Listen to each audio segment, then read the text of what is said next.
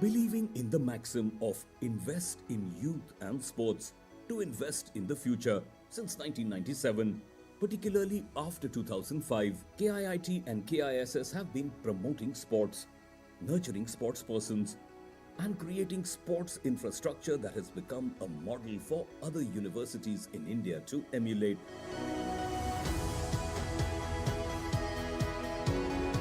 Very early on, during the formative days of KIIT and KISS, Dr. Samantha realized the importance of investment in sports, much like the universities in Western countries. Remarkably, within just 2 years from the base year of KIIT's establishment, in 1997, he successfully facilitated the creation of a vast indoor stadium known as the Biju Patnaik Indoor Stadium. KIIT and KISS have successfully built world-class sports infrastructure, all ideated, implemented, and monitored by Dr. Samantha, who did not have the luxury of playing any game or sports. His institutions encourage students to practice sports for recreation, wellness, fitness, and mental strength, and provide the right atmosphere for training and competing at the highest level. Dr. Samantha has always encouraged participation in sports through scholarships, patronage, and sponsorship. KIIT boasts various top-notch sports facilities, including athletic stadium, cricket stadium, archery ground, rugby ground, velodrome, and a hockey and football stadium, all named after legends. Additionally, there are 18 sports complexes with Olympic-sized swimming pools, practice pools, and high-performance gyms. KIIT and KISS have become the go-to destination for national and international sports events, with facilities available for all Olympic events. The universities have hosted prestigious events like the Khelo India University Games, All India Forest Sports Meet, and the first Janjatiya Khel Mahotsav. The campuses also provide luxurious accommodations and feature a multi-speciality hospital, ensuring the sportsperson's injuries and health needs can be promptly attended to during their stay. Over 1.5 lakh of sportspersons and coaches visit KIIT and KISS every year for participating in the tournaments throughout the year. Under the Department of Sports, over 300 sports personnel work tirelessly to manage facilities, conduct events, and provide specialized training for athletes and sportspersons. KISS has produced over 5,000 tribal athletes, with many more achieving success at international, national, state, and school levels. They have brought glory in Commonwealth, Asian Games, and South Asian Federation Games, to name a few. The institutions have championed gender equality in sports and emphasized the integration of sports and academics. Dr. Samantha has promoted sports like rugby and chess from scratch in Odisha, putting KIIT and KISS on the global map. KISS is the only institution in India to integrate chess into its academic curriculum and serves as an associate sponsor of Rugby India.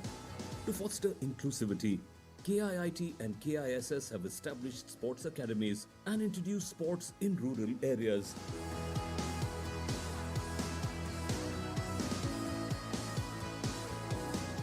Through KIIT and KISS, Dr. Samantha has nurtured 11 Olympians and continues to support students aiming for the 2024 Olympics. The world now recognizes Odisha's contribution to sports, with KIIT and KISS at the forefront of talent development. Dr. Samantha envisions providing quality sporting facilities in schools and colleges to nurture future stars. Unique recognition. KIIT and KISS are the nodal centers for FIFA Football for Schools program and FIDE Volleyball for All program in South Asia. KIIT has received the Rashtriya Khel Protsahan Puraskar 2022 from the Government of India.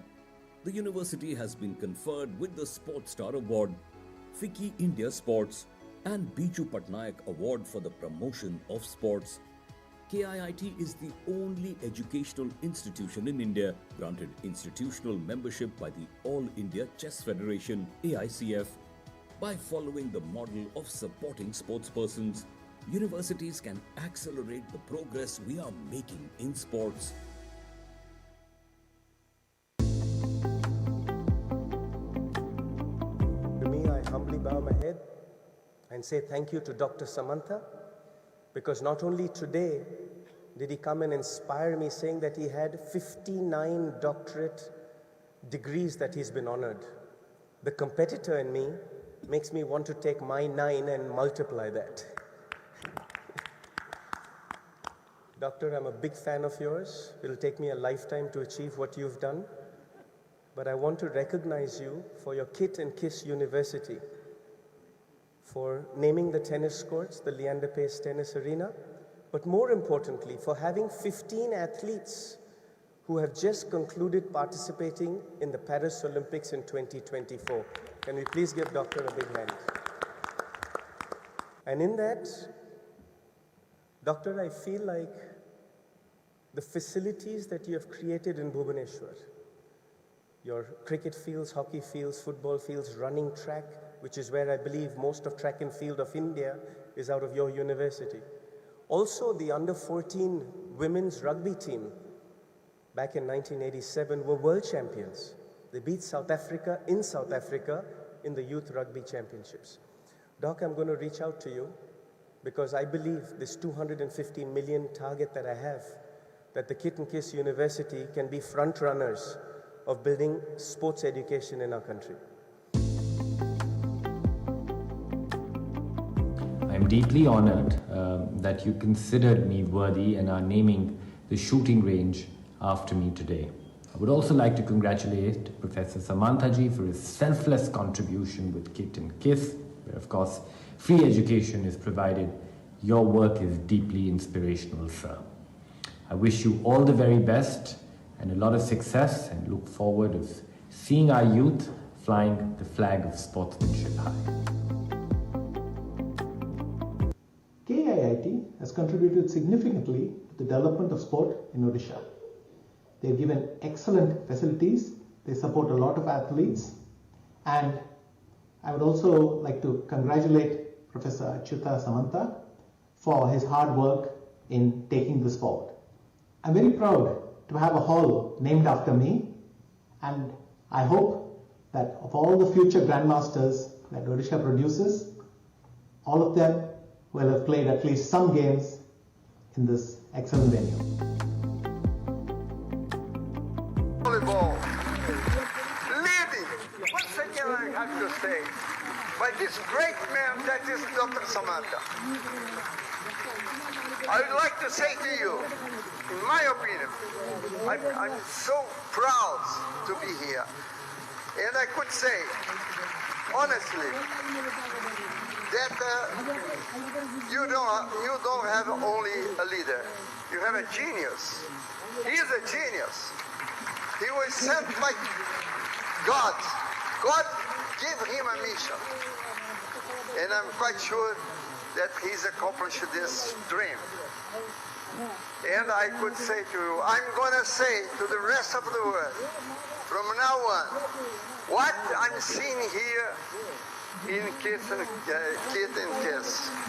I'm going to tell the world the job this great man is doing here. You must understand, I have never seen nothing the whole world like I'm seeing today. So that's why I'm so glad to see you, Dr. Samantha. You deserve a lot of help, because you must stay with us for a long time, not only because of me, but because of them. They need you. You have to stay.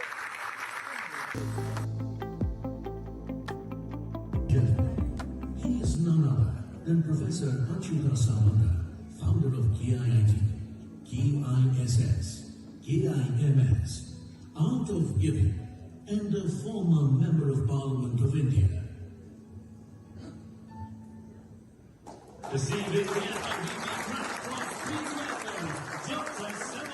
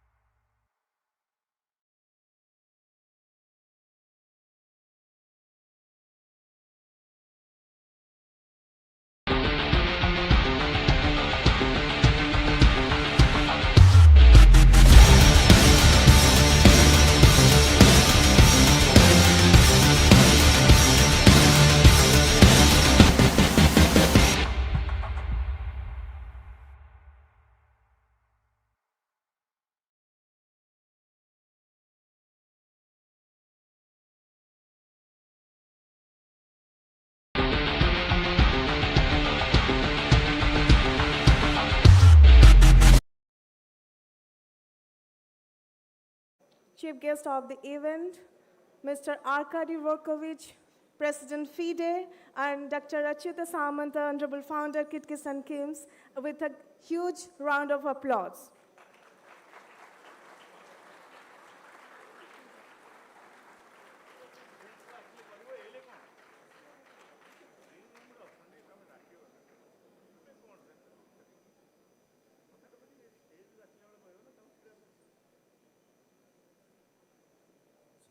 I request everyone to please be seated. They will be here in the dais within few minutes.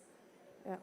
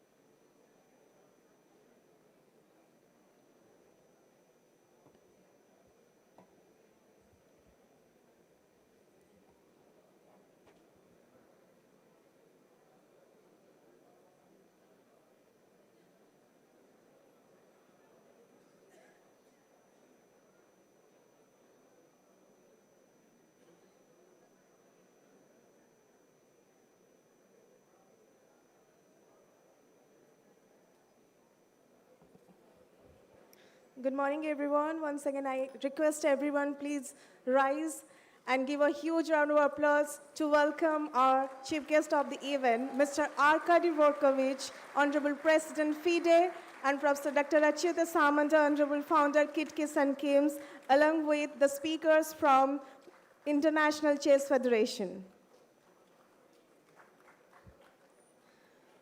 Now, may I humbly invite all our esteemed dignitaries to inaugurate this ceremony with the lighting of the auspicious lamp.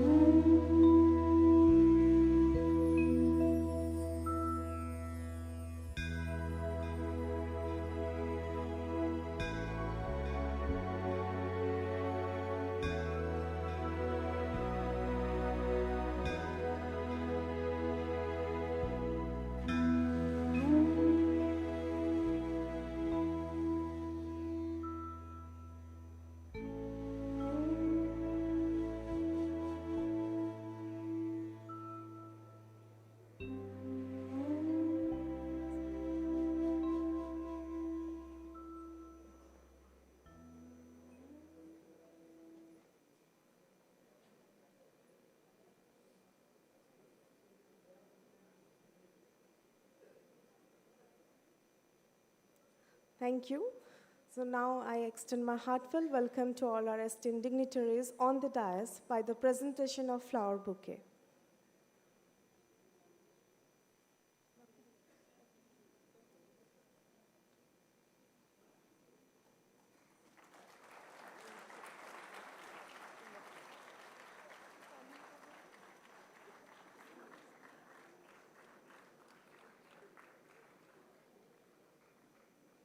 Thank you so much. So a very good morning and a warm welcome to all our esteemed dignitaries on the dais, off the dais, speakers, partners, chess enthusiasts, students, faculty members, senior functionaries from International Chess Federation, All India Chess Federation, and KIIT deemed to be university to the inaugural ceremony of the second day of the India's first ever international conference on Social and Educational Chess, hosted by KIIT deemed to be university in association with International Chess Federation FIDE, All India Chess Federation AICF. So on behalf of KIIT deemed to be university, it's my privilege to share KIIT and KISS have championed sports as an integral part of education, supported by world-class international standard sports infrastructure and dedicated academies across disciplines. This ecosystem has nurtured talent from the grassroots to the global stage, producing more than 5,000 sports personnel, 24 Olympians, 3 Paralympians, 11 Arjuna awardees, and 1 Major Dhyan Chand Khel Ratna awardees till date. Complementing this sporting excellence, KIIT's deep commitment to healthcare, social inclusion, and tribal empowerment, creating pathways of opportunity through education, sport, and well-being for indigenous communities, and demonstrating how institutions can drive meaningful social transformation. So I request everyone to give a big round of applause for Professor Dr. Achyuta Samanta, Honorable Founder, KIIT, KISS, and KIMS, who made this thing possible. So moving forward, to formally welcome the dignitaries on the dais, I now have the honor of inviting Professor Dr. Saranjit Singh, Honorable Vice Chancellor, KIIT deemed to be university, to address the gathering. Sir, please.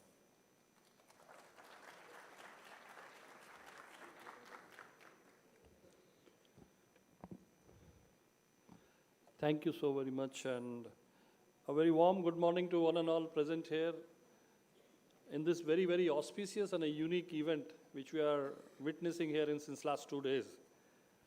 On the dais, very honorable and distinguished chief guest of this international conference on Social and Educational Chess 2026 under the aegis of FIDE, very honorable Mr. Arkady Volkovich, the President FIDE and the former Deputy Prime Minister of Russia, very honorable our own founder, KIIT, KISS, KIMS, Professor Dr. Achyut Samant, as well as the former Member of Parliament, Lok Sabha and Rajya Sabha, on the dais, very honorable Ms. Dana, Deputy Chair, International Chess Federation, FIDE, and former Finance Minister, Republic of Latvia, very honorable Mr. Jerry Nash, the Chairman of Educational Chess Commission, FIDE, and very honorable Grandmaster on the dais. I had a privilege of discussion with you yesterday, Abhijit sir, and our own honorable Registrar, Professor J.R. Mohanty, of the dais, all the distinguished members and august speakers of this edition of International Conference from FIDE, from various chess federations, especially from India, and various federations of state who are here, are participants of this international conference, faculty members of KIIT, KISS, KIMS, students from KIIT, KISS, KIMS. At the outset, it's my profound privilege to give a welcome address in such a unique and a splendid event which has been happening in this part of the country and especially at KIIT and KISS. And at the outset, I would like to thank my honorable founder first, in the sense that he is one visionary who has been chasing such dreams to bring in all such distinguished gathering to this part of the country. I'm sure to get personalities like Mr. Arkad here is such a dream for everyone. And he's been spending 2 days here. We can understand from his busy schedule. And this has all been possible, sir, because of your vision. Thank you, Founder, sir. Friends, if you go through the background and bibliography of both the guest of honors and chief guests who are here on the dais, you'll come to know that they are very distinguished statesmen. They have a good political career as well, but at the same time, there is one common thing which I have observed, that they both come from economics and business background. And one is the renowned economist, our chief guest, and the guest of honor, Madam Dana, is also from the business administration background. So if you look into the theme of this version of international conference, which is basically on education and how chess brings in value additions in the entire education framework, probably there is a lot to do. And I was been privileged to yesterday have a very brief chat with Grandmaster Abhijit Ji, where he mentioned that, Professor Singh, why can't you think of diploma in chess? Yes, sir, it's possible. So, sir, on this inaugural function of this edition of International Conference, on behalf of KIIT, as a Vice Chancellor of this university, I assure you that my School of Yoga and Sports will work with the Federation here in India as well as FIDE to devise a unique diploma program in chess. Sir, you will be very happy to note that we have now gone in a very matured state of National Education Policy 2020. And in the last 20 years, if something which has come in a big way, which has opened doors and windows in the education system, is this implementation of National Education Policy 2020. And what it has done, that it had made education as a holistic tool. And in that, there is a lot of provisions where we can bring in assorted courses, subjects, micro-credential learning, stackable electives in the form of coming from either sports or from technical societies, and it can be given to any students. So an engineering student may take chess here and probably can graduate with that particular certificate as well. So what chess brings in? Thank you. So what chess brings in? I'm sure as a game, every games and every sports brings in a lot of value, not only in the system, but also at a personal level. But I'm sure yesterday I mentioned with Abhijit, I always speak to friends, parents, and my students especially 5 things. And where the society has been heading, where the technology has been heading, where the industry is heading. 1 is problem-solving skills. 2nd is logical thinking. 3rd is entrepreneurial mindset. 4th is, articulation and communication skill. And 5th is, of course, ethics. And I feel if you bring in chess, and playing chess is a big way in academics, probably all these 5 things will be taken care of. And if it has been done, every universities like this will produce 360-degree holistic student as a complete human being. So I am extremely, extremely thankful to the FIDE, to all the senior officials, to the president, and all the members here today available, that you have come all the way from different parts of the country, and you have made us proud. And we will definitely look forward to the MOU which we have signed last year, but also, apart from having tournaments and activities and making this game more popular here in this part of the country and India, we will definitely bring in the part of curricular and studies as well. God bless you all. Have a good spent day here, and I'm looking forward to meeting all of you again. Thank you.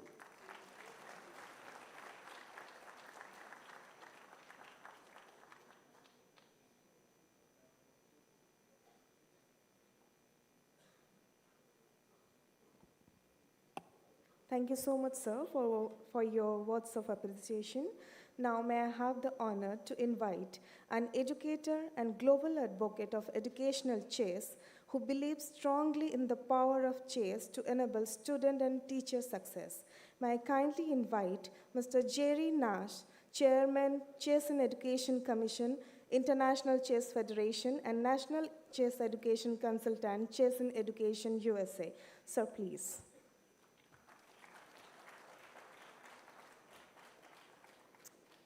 It is my great pleasure to return to Bhubaneswar. So this is my second visit. Some of you I have had the pleasure to see on now this second trip. I was here 2 years ago and had a tour of several states, and it was a wonderful experience. Although I really was staggered by the numbers, because you have to understand, I come from a background where no one played chess. No one.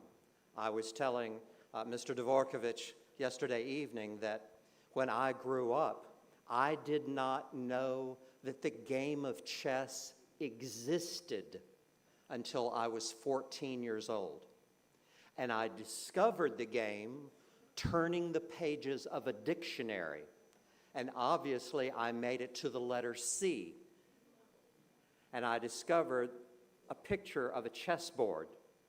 I became intrigued, and that's where my journey started. I have to tell you that when I was in high school, I was in advanced English class, and I was writing essays. And this was at the time when Bobby Fischer had just won the world championship. Everything that I wanted to write about was chess. And obviously, my teacher had had enough. She came to me one day and she said, "Jerry, can you make a living playing chess?" "No. So you need to forget about chess and move on."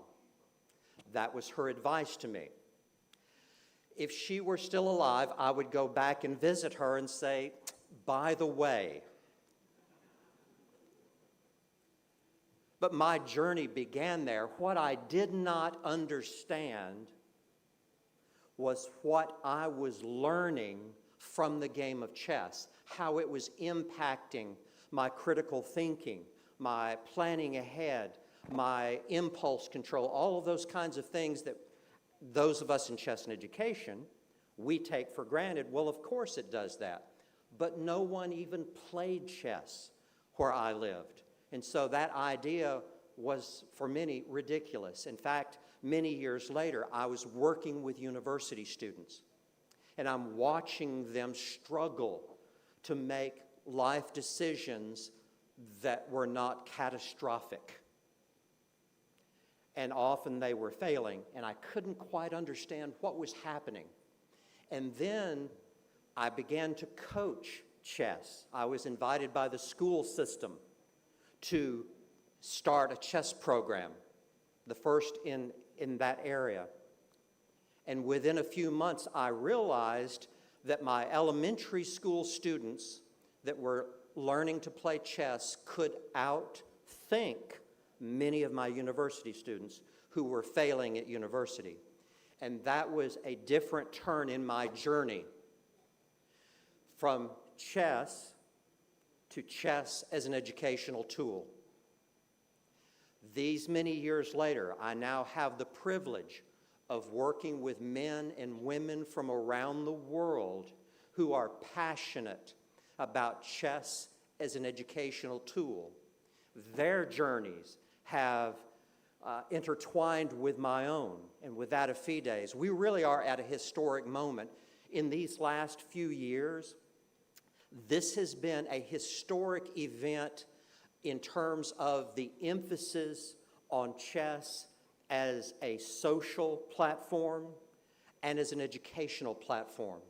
This really is a historic moment for those of us who have been laboring in the shadows for so many years. You have the benefit of so many people who have worked unknown for so many years and now are coming together and realizing we have the opportunity to make an impact. This conference is the result of many people working together. You are here observing what's been happening around the world, and today you will hear more speakers talk about their journeys. I hope that as you listen, you will think about how your journey will join ours because at the end of the day, it's not just about chess, and it's not really about chess. It's about chess is the vehicle to make a difference in the lives of others. And that's what we're put on earth to do, is to make a difference in the lives of others. And so it is my great privilege to be a part of this event, to experience again the welcome for this region and from this university. And I look forward to now our second day's activities for chess and education. Thank you so much.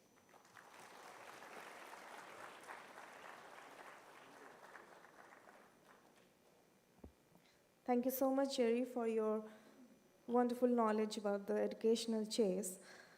Now, may I have the honor to invite who is a women grandmaster and who brings a unique global perspective, combining leadership in international chess governance with public policy experience.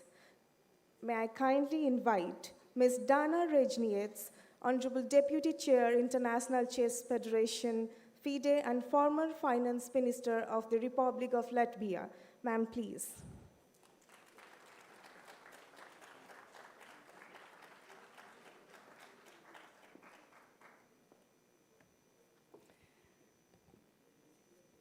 Good morning, ladies and gentlemen. Dr. Samantha, Mr. President, Mr. Saranjit Singh, the Vice Chancellor of KIIT University, Jerry, my colleague, Abhijit, Mr. Ranjan, yes. It's my great privilege to be once again here on the stage and say some welcome words at the second day, on the second day of our conference dedicated to social and educational chess. Today, the theme of the day is chess in education. We've got an extensive program ahead of us where various projects will be shared. You'll see some challenges discussed on how to integrate the curriculum in the national education courses, many other valuable things. And I hope that this will be a very saturated day, leaving some valuable things for you to take into your hearts, into your heads, and into your pockets with you. Einstein, I think, was the one who said that a real education is the thing that remains in your head after you have forgotten everything that you were taught in the school. So probably today you'll forget who was the one who was presenting, yes, and how they were doing that, but there will be some valuable things that you can take with you for your professional growth, for your everyday activities, for our great mission in introducing chess in schools. So it will be, I believe, a little bit like preaching to the choir, as Jerry would say, that we would be telling the things, how important the chess in education is to people who already are very positive about that, or the great believers in that, but I hope it will still be useful. And I have my personal feelings of happiness being among such like-minded people here, because I'm a great believer in chess and education myself. And here, I'd also like to share two personal reasons why that go on top on the empirical observations on the impact of chess. So the first one, as you heard, I'm a woman grandmaster myself. So I've been playing chess and training chess since I was 8 years old. And it was 6 days a week that I went in for chess. Only Sundays were free. So 4 to 5 hours a day. That's the way how you can become the national champion. That's the way how you can become the European champion. That's the way how you can become the second in the world. So that's some of my accomplishments at the youth age. And that's basically the thing that you need to understand, that if you want to achieve something, it's not enough to have only talent, you have to work a lot. So I did it, but then at some point when I finished my high school studies and I had to enter university, I took a very heavy decision to quit chess. Why? Because at that point I understood that I don't have resources to continue heavy training because my parents were poor. I mean, they could not afford paying the coaches, and understood that if I don't have good coaches, I will never become the world chess champion. And you know, I felt like I failed. And I really felt that if I cannot become the world chess champion, I need to quit, because I'm a failed person. And this is the mindset that you embed in a little kid, little girl, who is going in for chess as an athlete. Either you are the world chess champion or you are a failed person, which is totally wrong, but it took me years to understand that it's totally wrong. And even if I don't become the world chess champion, the chess world still needs me. And even if I cannot or I don't want to stay in the chess world, the skills that I've gained from chess have made me a better personality, better politician, better business person. I've used those skills, and I'm not a failed person. And I'm actually one of the probably most successful persons in my village. Yes. And this is something that I hope with our chess and education programs, we would embed in every little kid who goes into chess, who touches these pieces, that it is already a success, that they get those skills that will make them probably not the world chess champions, but the champions of their lives, and they will never be a failed person. And the second reason, well, I'm such a fan of chess and education, I'm a mother of 4 kids, soon to be a grandmother, by the way. So, when I was thinking what professions to give them, so, they have to finish the school, they have to enter the university, where to guide them, at some point I understood that it's a pointless discussion with myself, that the labor market, world changes so rapidly that today, when they're finishing their high school, I cannot guess what professions would be demanded after a few years. I mean, COVID showed us how rapidly and how quickly the shifts are there. And it's clear that in our lifetimes and in their lifetimes, they will have to be retrained several times, probably in various professions, probably in various areas, nothing to do with their initial studies. So more important than giving them some profession was the ability and the opportunity to give them skills, concentration, creativity, focus, innovation, complex problem solving, and several others that chess, it's not the only tool, but it is a wonderful tool, can give them in the regular study process. And then their mind will be better structured, then they will be better adapted to acquiring new information, to possible retraining, and to doing whatever careers they choose in their lives.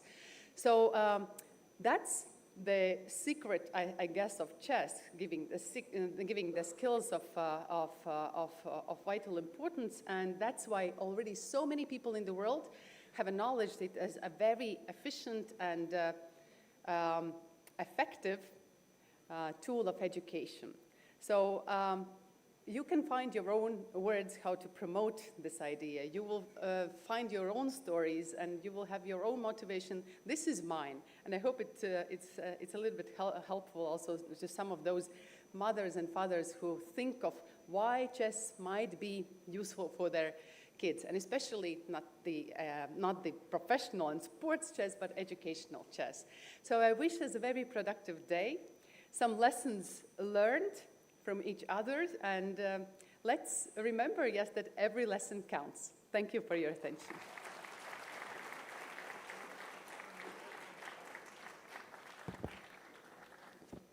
Thank you so much, ma'am.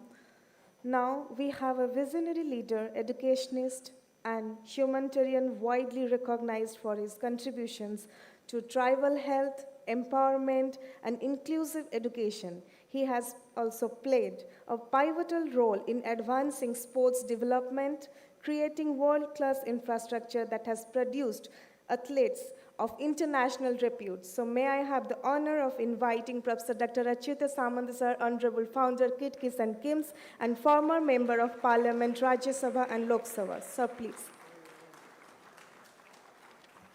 So, good morning everybody present here. On the occasion of this second day inaugural session on Social and Educational Chess 2026, we have with us our Honorable Chief Guest for this occasion, Honorable Mr. Arkady, the President of the FIDE, and also the former Deputy Prime Minister of Russia. We have also with us our Honorable Ms. Dana, Deputy Chair, International Chess Federation of FIDE, and also the former Finance Minister, Republic of Latvia. We have also with us on the dais Honorable Mr. Jerry Nash, Educational Chess Commission Chair, FIDE. We have also with us our respected Grandmaster Abhijit Kunte, International Grandmasters on the dais, and also our own Honorable Vice Chancellor of KIIT Universities, respected Professor Sanjay Singh, our Registrar of KIIT University, Professor Gyananjan Mahanti, and also all the respected and the eminent personality from chess, from FIDE side present here, and also All India Chess Federation present here, Odisha Chess Association present here, respected Mr. Ranjan Mahanti, who is the instrument behind this entire 2 days program, is also present here, and our respected family members, both from KIIT University, KIIS Universities, my lovable Kitians, Kisians, and also Dr. Gagrendu Das, Director General Sports, and his entire team. At the outset, though Mr. President and everybody has been welcomed by our Honorable Vice Chancellor, still, as a founder of KIIT schemes, it has been always my great pleasure to extend once again heartiest welcome to President FIDE. Thank you very much for spending 2 to 3 days here. I am very much grateful to you, sir, because I remember I was in Goa for the international chess tournament was going on. Ranjan Mahanti was there, and your others are also there. And Mr. Narangji, All India Chess Federation President, was also there. So we have signed one MOU, very strong MOU, between KIIT, KIIS and FIDE to host this type of conference first time in India. And it is very befitting as we are pioneer in social service or societal work and also education. And these are the 2 themes for FIDE for 2025 and 2026. So we are grateful to you for giving this opportunity befitting to our platform. Thank you very much, you and your entire office bearer. Similarly, I welcome Ma'am Ms. Dana, who has been pioneering the entire things because of her last visit to KIIT and KIIS. She was amazed that this is the befitting venue to host this type of things. And she has informed the President FIDE and it was materialized. Thank you very much. Yeah. And Dr. Grandmaster Abhijit Kunteji has visited and he has been a great well-wisher of KIIT, KIIS and also particularly chess. So I thank you very much and I welcome you also. And also I welcome Mr. Jerry Nash, Educational Chess Commission Chair, FIDE. Thank you very much for coming and gracing this occasion and inspiring all of us. And it is also my great pleasure to extend thanks and welcome to Mr. Kermen Gorabe, the FIDE event manager and FIDE secretary, sitting in the audience side, perhaps. And Ms. Yana, event commission secretary. And I also extend welcome and thanks to keynote speaker on social chess, keynote speakers on educational chess, and all the other honored delegates from FIDE and AICF. I am not taking much time because we are all here to listen to the Honorable President FIDE.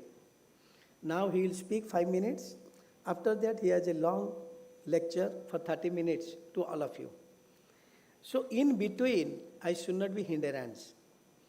But only things I can say that I hope all the honored delegates, etc., definitely staying comfortably, enjoying this entire 2 days program. Yesterday program was very fantastic at the Mayfair Convention Center inauguration in the presence of Vishwanath Anandji as the chief guest. We are very much grateful to him. The entire day today will continue. And I request delegates from FIDE and also the AICF and others to be present in the evening hour to enjoy the cultural program performed by our KIIT children. Kalinga Institute Social Science KIIT home for 80,000 tribal children, 40,000 pass out and 40,000 in the campus.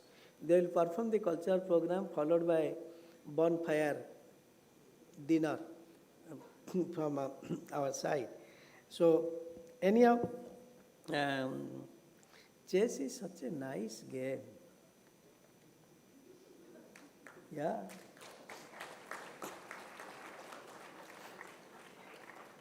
Irrespective of caste, creed, religion, gender, it is being played like anything. It never requires more space, more equipment, instrument, nothing else, very small things. And it can be played. One poor fellow can sit with a rich fellow, front to front, and can defeat him. One 8-year-old boy or girl can sit with the 80-year-old persons and can defeat him. So such a nice game, but it needs intelligentsia, mind. It needs the minds. And very nice games.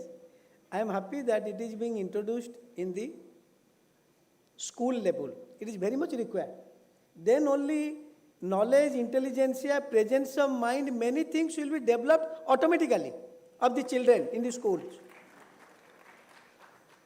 So once again,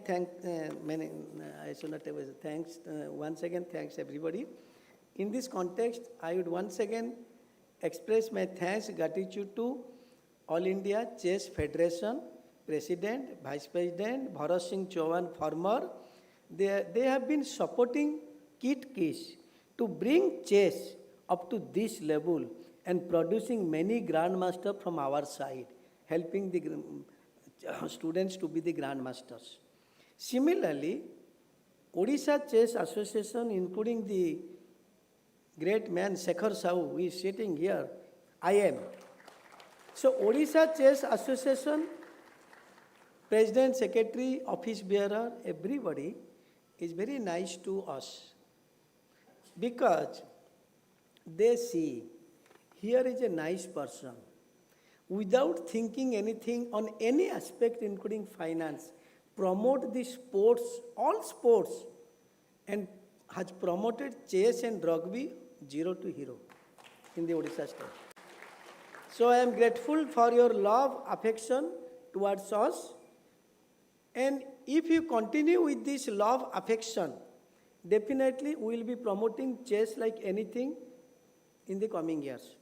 And same thing or same guarantee I wish from the FIDE president present here, and also Ma'am Dana, who is very dynamic, knowledgeable, good administrator, and also politicians, ministers, all credit in her career. So entire FIDE people are sitting here, all office bearer.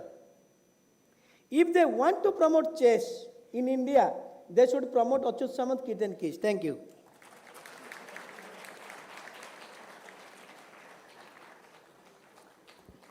Thank you so much, sir, for your wonderful words. So now may I have the honor, who is a globally respected leader playing a key role in strengthening chess as a tool for education, inclusion, and international cooperation.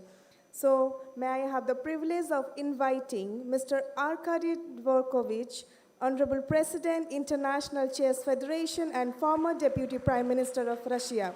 Sir, please.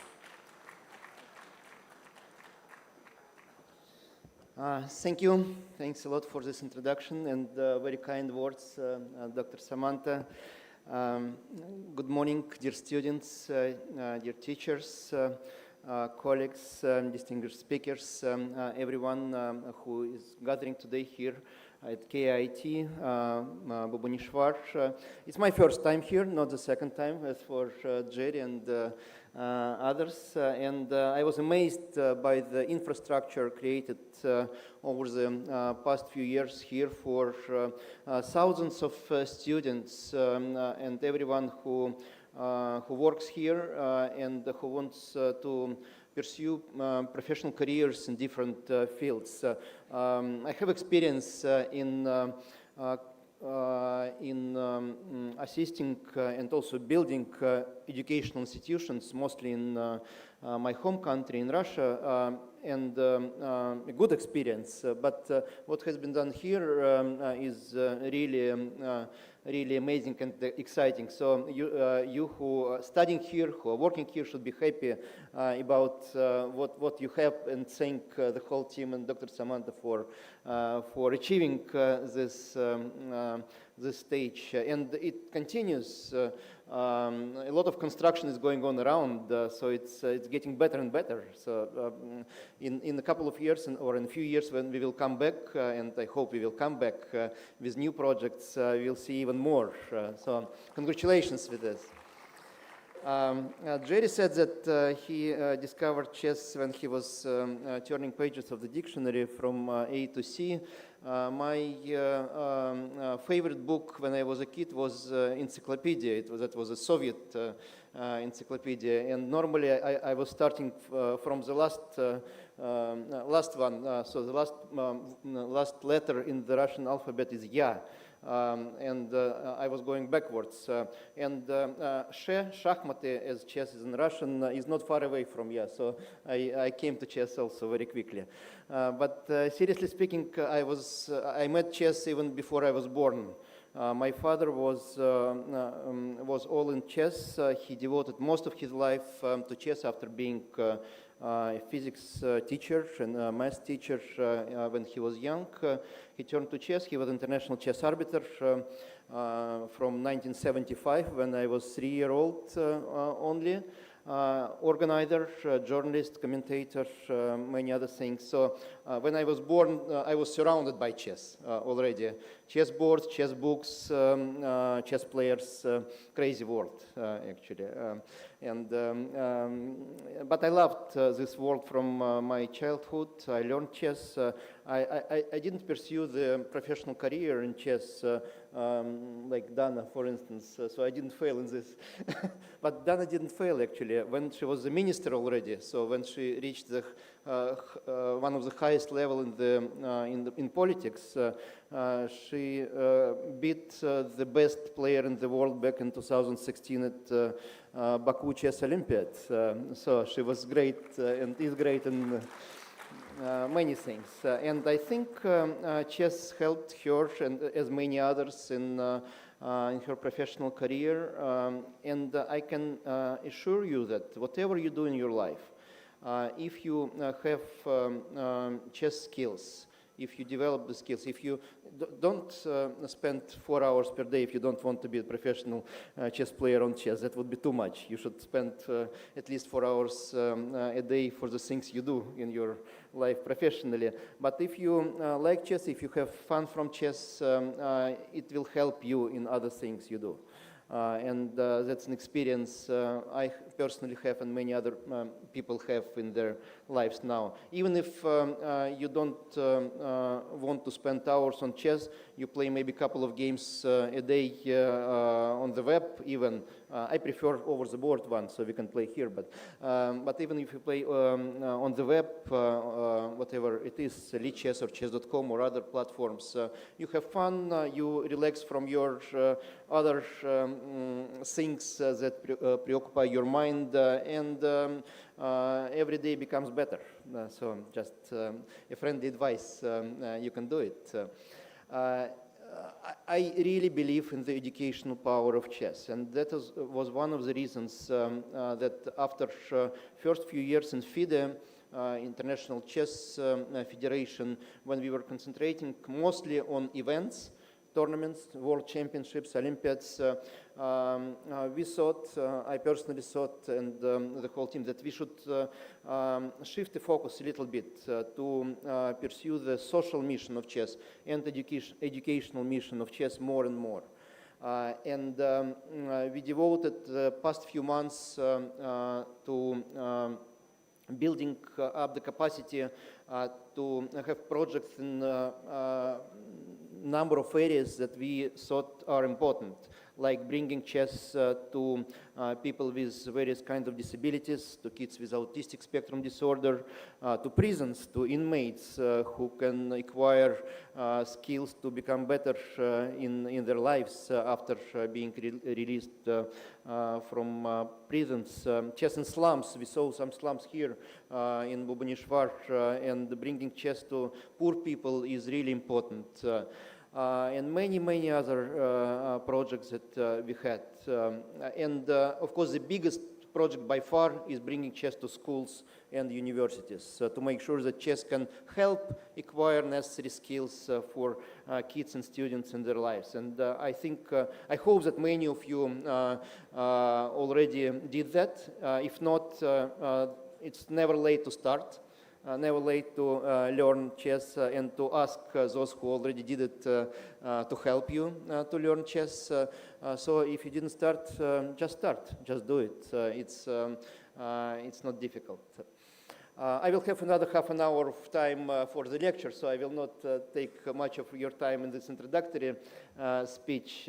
I just want to finish with again quoting, as I did yesterday, my dear friend and deputy world champion Vishwanathan Anand, who repeatedly noted that probably one of the most important things chess can teach you is to take responsibility for what you do. Take responsibility for each move you make. You should think about each move, and you should understand the consequences of any move you make, whether it's on the board or in life. And when you made the move, only you are responsible for the move you made.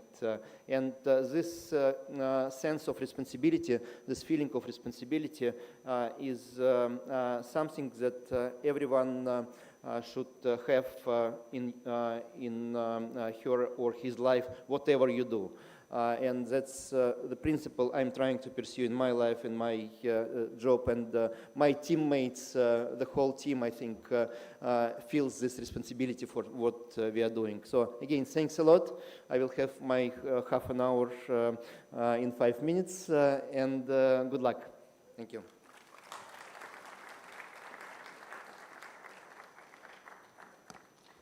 Thank you so much, sir, for your kind presence and your wonderful words.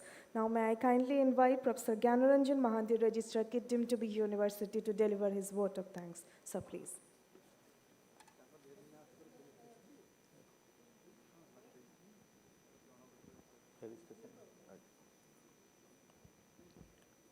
So, namaskar, good afternoon to everyone.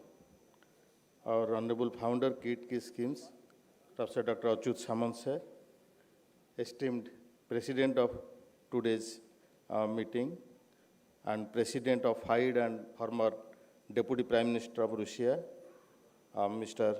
Arkady, esteemed Ms. Dana, the deputy chair International Chess Federation and former finance minister of the Republic of Latvia, esteemed Mr. Jerry Nash, the Educational Chess Commission chair FIDE, our Honorable Vice Chancellor, KIIT Dignitary University, Professor Dr. Saranjit Singh, esteemed Grandmaster Abhijit Kunde, of the dais, all the esteemed delegates, keynote speakers, players, officials from FIDE, AICFA, Odisha Chess Association, our Director General Sports and Yoga, Dr. Gagan Das, esteemed Mr. Ranjan Mahanti from AICF, all my esteemed colleagues, the faculty member, head of the school, head of the administrative heads, and my dear students.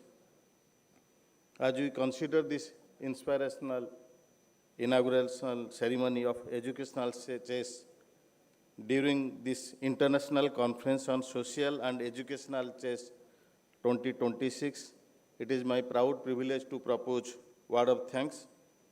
At the outset, on behalf of KIIT University, I express our sincere gratitude to each and everyone present here, both on and off the dais.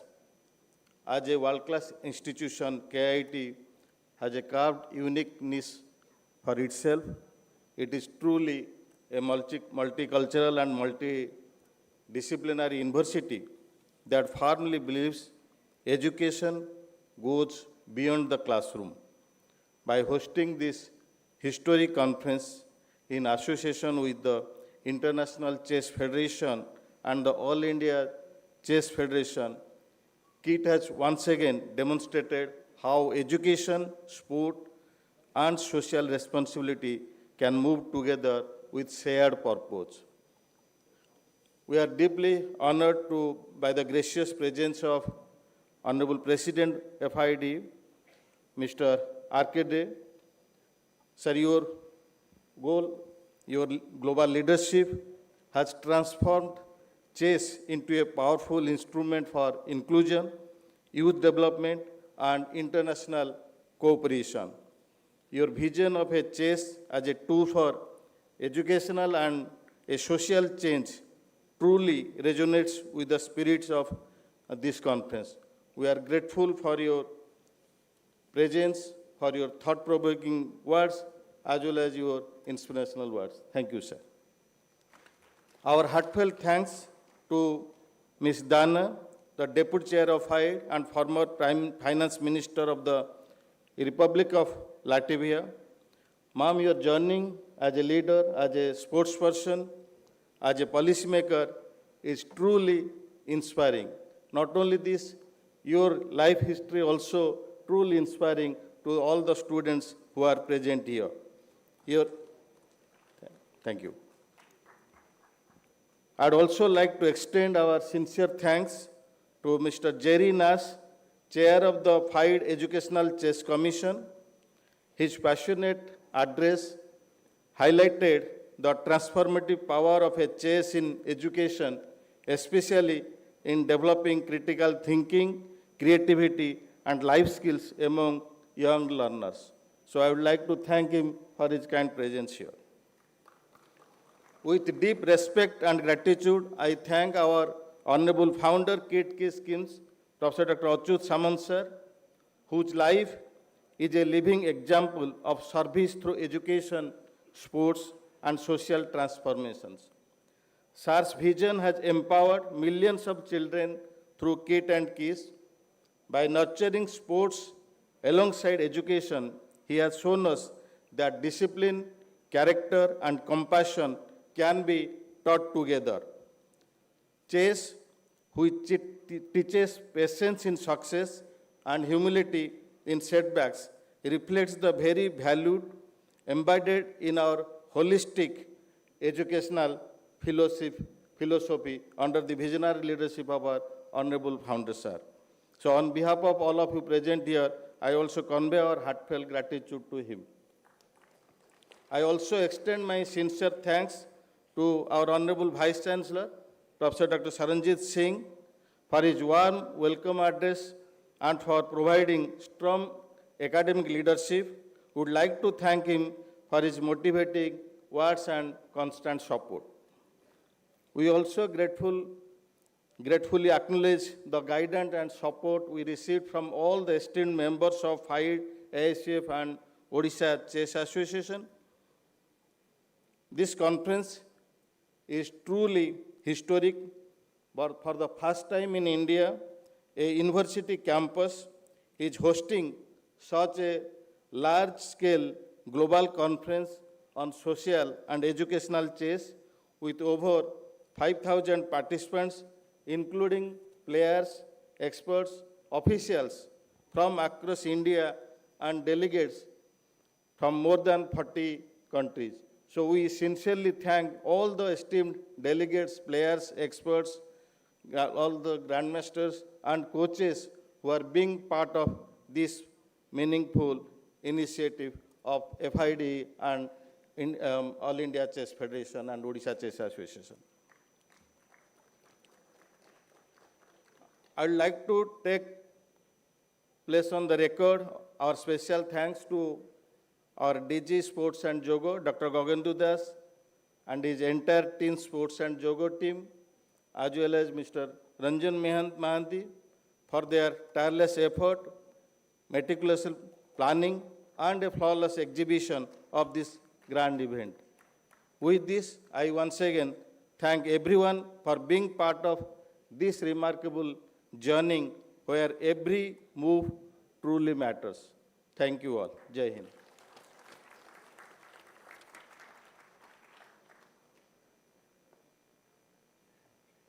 Thank you so much, sir, for your words of appreciation.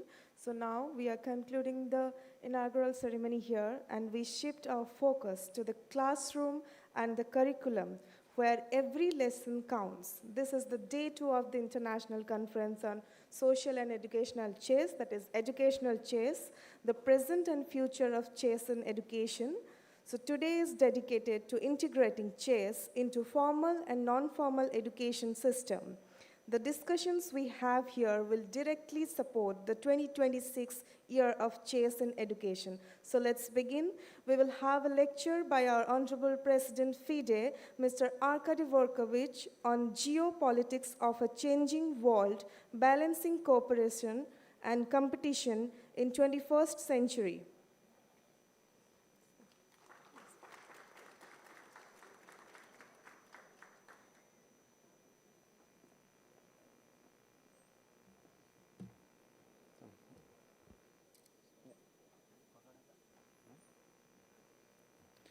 Thank you. Thank you. As you just heard, it's not going to be about chess, but with some elements of chess. Let me start with mentioning that, as was noted already, I was a practicing economist. I had an experience of working for the Russian government, including in the role of the assistant to the Russian president and the deputy prime minister for quite a few years. My focus was economic policy. I was not a politician. I was not a member of any political party ever, so I was not doing practical politics. But most of the time I spent on the practice of economic policy per se. So tax policy, budget, monetary policy, banking regulations, industrial policies, agricultural policies, policies in logistics, transport and communications, science and innovations, and even sport. So all those things were in the focus of my work. And now, for the last couple of years, I'm teaching economic policy at 2 universities, Moscow State University and the New Economic School in Moscow. So what I will be speaking today is based on what I normally teach to the students in Russia. Here the audience is mixed. We have students, teachers, and my colleagues from the chess community.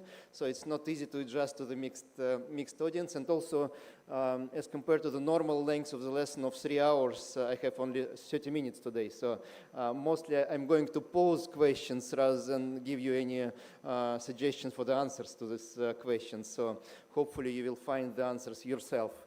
Let me start with noting that today's world is really crazy and really uncertain. Every morning I'm waking up, and all of us are waking up with the thought maybe something happened during the night in some part of the world, some new tweet from the President of the United States or from any other part, which country is under threat this morning as compared to the last morning. So you never know.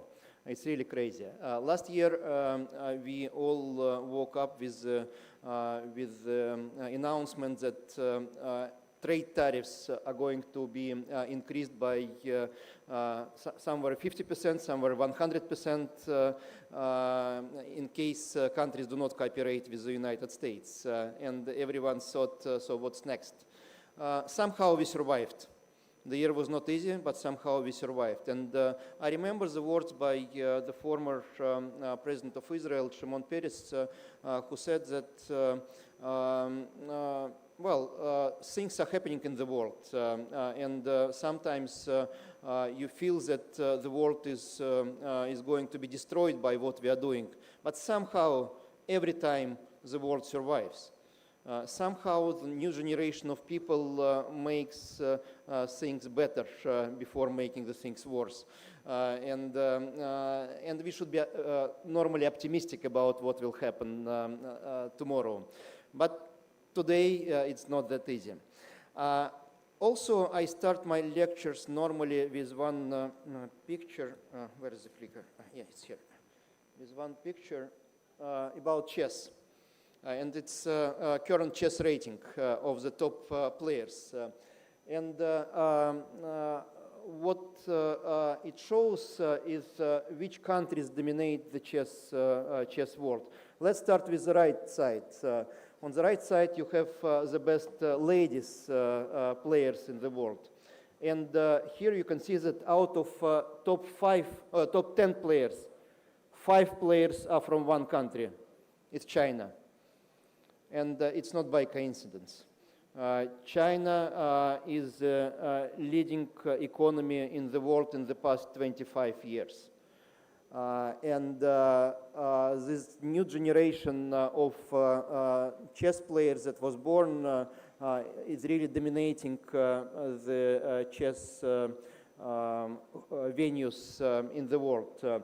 Hu Yifan, the highest rated player, and 4 other players, including the world champion Zhu Wenjun, are really on the top. Then you have right now only one Indian player, Hampi Konero. India is now one of the fastest growing economies in the world, with a growth rate from 6 to 7%. Of course, you will see more Indian players on the left side, and there are more on the right side as well, but it's very competitive now. Of course, besides Hampi, you have Harika Dranavali and a few others now, the young prodigy Divya Deshmukh, of course, they will come back to top 10, I think.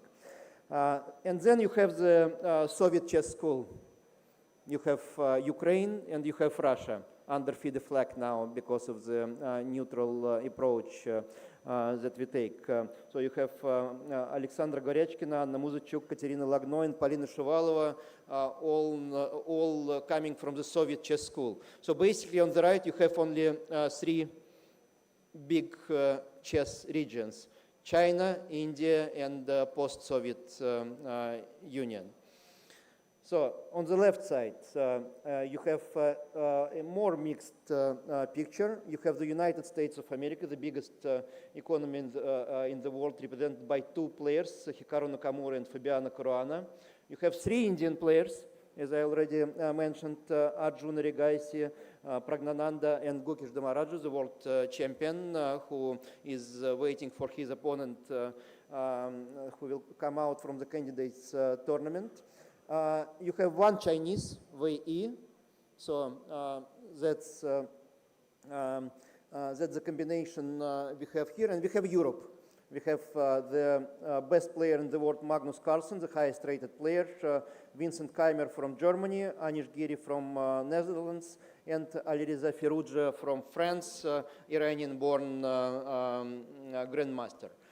So here the picture is a bit more mixed, no post-Soviet school.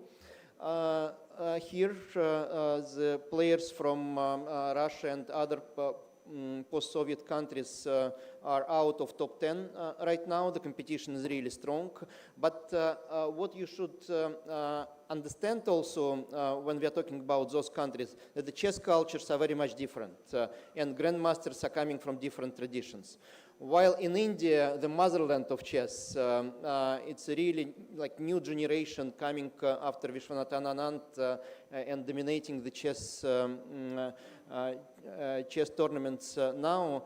In China, the tradition is different. It's based on the centralized training in the very big schools where only the best go to international level, while others do something else. In India, you are free to go to any competitions around the world. In China, it's different. Only the best go to compete internationally. In the United States, most of the grandmasters came from somewhere else. Well, Hikaru Nakamura was born already in the United States, but by his name you can feel that his parents are from other parts of the world. Fabiano Caruana came from Italy. Other top US players like Wesley So, Philippines, and others. So United States, as in any other field, getting the best talents from all over the world and brings them to the top. So that's another school. The Soviet chess school, of course, has a big tradition and it continues. And in Europe, it's a free world. In Europe, in every country you have talents, and some of them become top players. Normally, governments have nothing to do with this as compared to China, Russia, or India. But players have more possibilities to play in the tournaments. Tournaments are all around Europe. Every week you can go somewhere and play. So it's very, very much dynamic. And the next picture I usually show to the students is indication that there is some correlation between the economic power and chess power. Here you cannot understand anything basically, but this picture is the dynamics of gross domestic product per capita in PPP terms, so adjusted to the price levels, from 1300 to 21st century. So long-term trends. You can see the green side that starts from 1700 only. You can guess which country it is. Of course, United States of America. It didn't exist before. The US GDP started only in the middle of this picture, but it's the biggest economy in the world still. It had its spike after the Second World War. United States had the biggest share historically in the global economy right after the Second World War. Now it's a bit lower. Lower because of what? Because of the rise of China in particular. But back in 13th century, the biggest economy in the world was the orange one. What is the orange one? It's India. India was the biggest economy in the world back then. Then the minimum shares that India had in the global economy was in the 70s, and now the share of India is growing. Still much lower than United States and China, but growing faster than both of them. So this picture shows to some extent, and other colors are other countries, of course, but it's not the point of this speech, of this lecture. What this picture shows that the changes are gradual, changes are slow, but over centuries the picture can change a lot. So nothing dramatic will happen in the next 5 years, I can assure you. But what will happen in 50 years, nobody knows. And this picture can change substantially, and you will contribute to this. The students who are sitting here will contribute to this change. It can be dramatic. And I'm quite confident that the share of India will grow in this picture. And the share of Europe and most likely United States will go down, most likely. One thing that is missing in this picture is Africa. Africa will be the fastest growing continent in terms of population, almost for sure. And the share of Africa in the global economy will increase, but probably not as much as we saw from the example of China and now seeing from the example of India, since Africa is starting from the very low level. And even if with high growth rates, it cannot become the leading continent in the world in the next 50 years. But who knows what will happen in 150 years? Nobody knows. And we will see. Our grandkids will see, grandkids will see what will happen in 150 years. Also, it's known from economic theory that population matters. So countries, regions, and continents with higher population will eventually have higher share in the economy. With higher availability of technologies, spreading technology, spreading best practices, better governance, and other things that are important for economic growth. One important phenomenon that happened that we could monitor and participated in over the last 15-20 years was changing dynamics between the leading advanced economies that are members of so-called G7 group, United States, Canada, Japan, Great Britain, France, Germany, and Italy, and BRICS countries. BRICS was a concept developed by an economist. It was not a political union by any means. 25 years back, even 20 years backwards. It was just an economic paper. And then the leaders of 4 countries, India,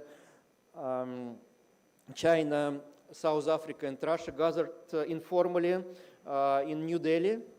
I was there as well as the assistant to the Russian president. They gathered in New Delhi and decided that maybe we should become a kind of a club.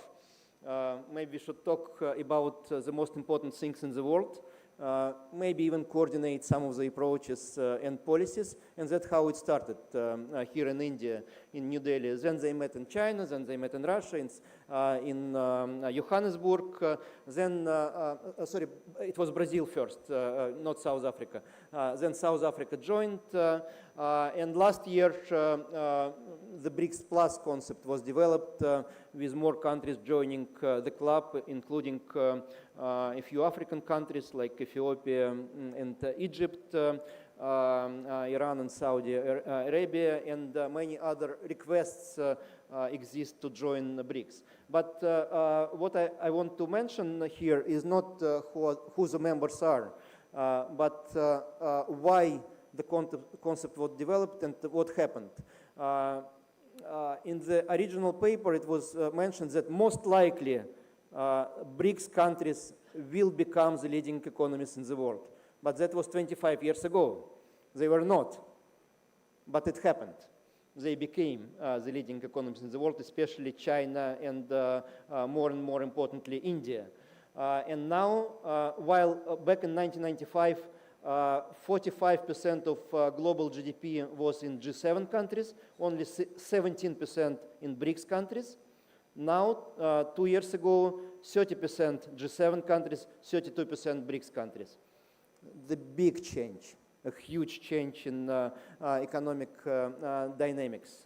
And 2025 data will show that it is already 27-28% vis-a-vis 35%. BRICS is coming to 40% very quickly. And G7 countries will go down to 25% very quickly as well. So that's the reality everyone is facing. And that explains the changing geopolitics as well. And that explains also the attempts of US administration, of European Commission to reinforce the previous former economic power of those regions by various means. United States does this from the position of power, having influence on trade policies, on technological landscape. Europe is in a more defensive position, I would say, rather than attacking position. That's also an analogy to chess, maybe. And it's not clear whether Europe will be successful in this policy. It's not clear about the United States either. But of course, the US economy is more dynamic and has bigger potential by definition yet. Though there is a big change in the competitiveness level over the past 10 years.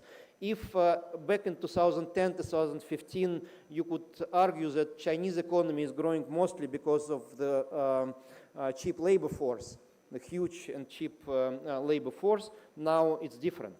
Labor force is not as cheap as it was before, and it is one of the reasons why the growth rate is not 7-8%, but only 4% already. But from the technological perspective, the Chinese economy is already almost as good as the US economy.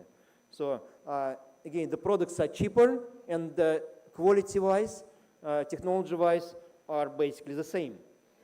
Meaning that the competitiveness level in China is really higher than in the United States. And that is why there is a technological race now in the most advanced areas, most advanced technologies like embedded artificial intelligence, quantum technologies, or some other important things. And that will define the future landscape.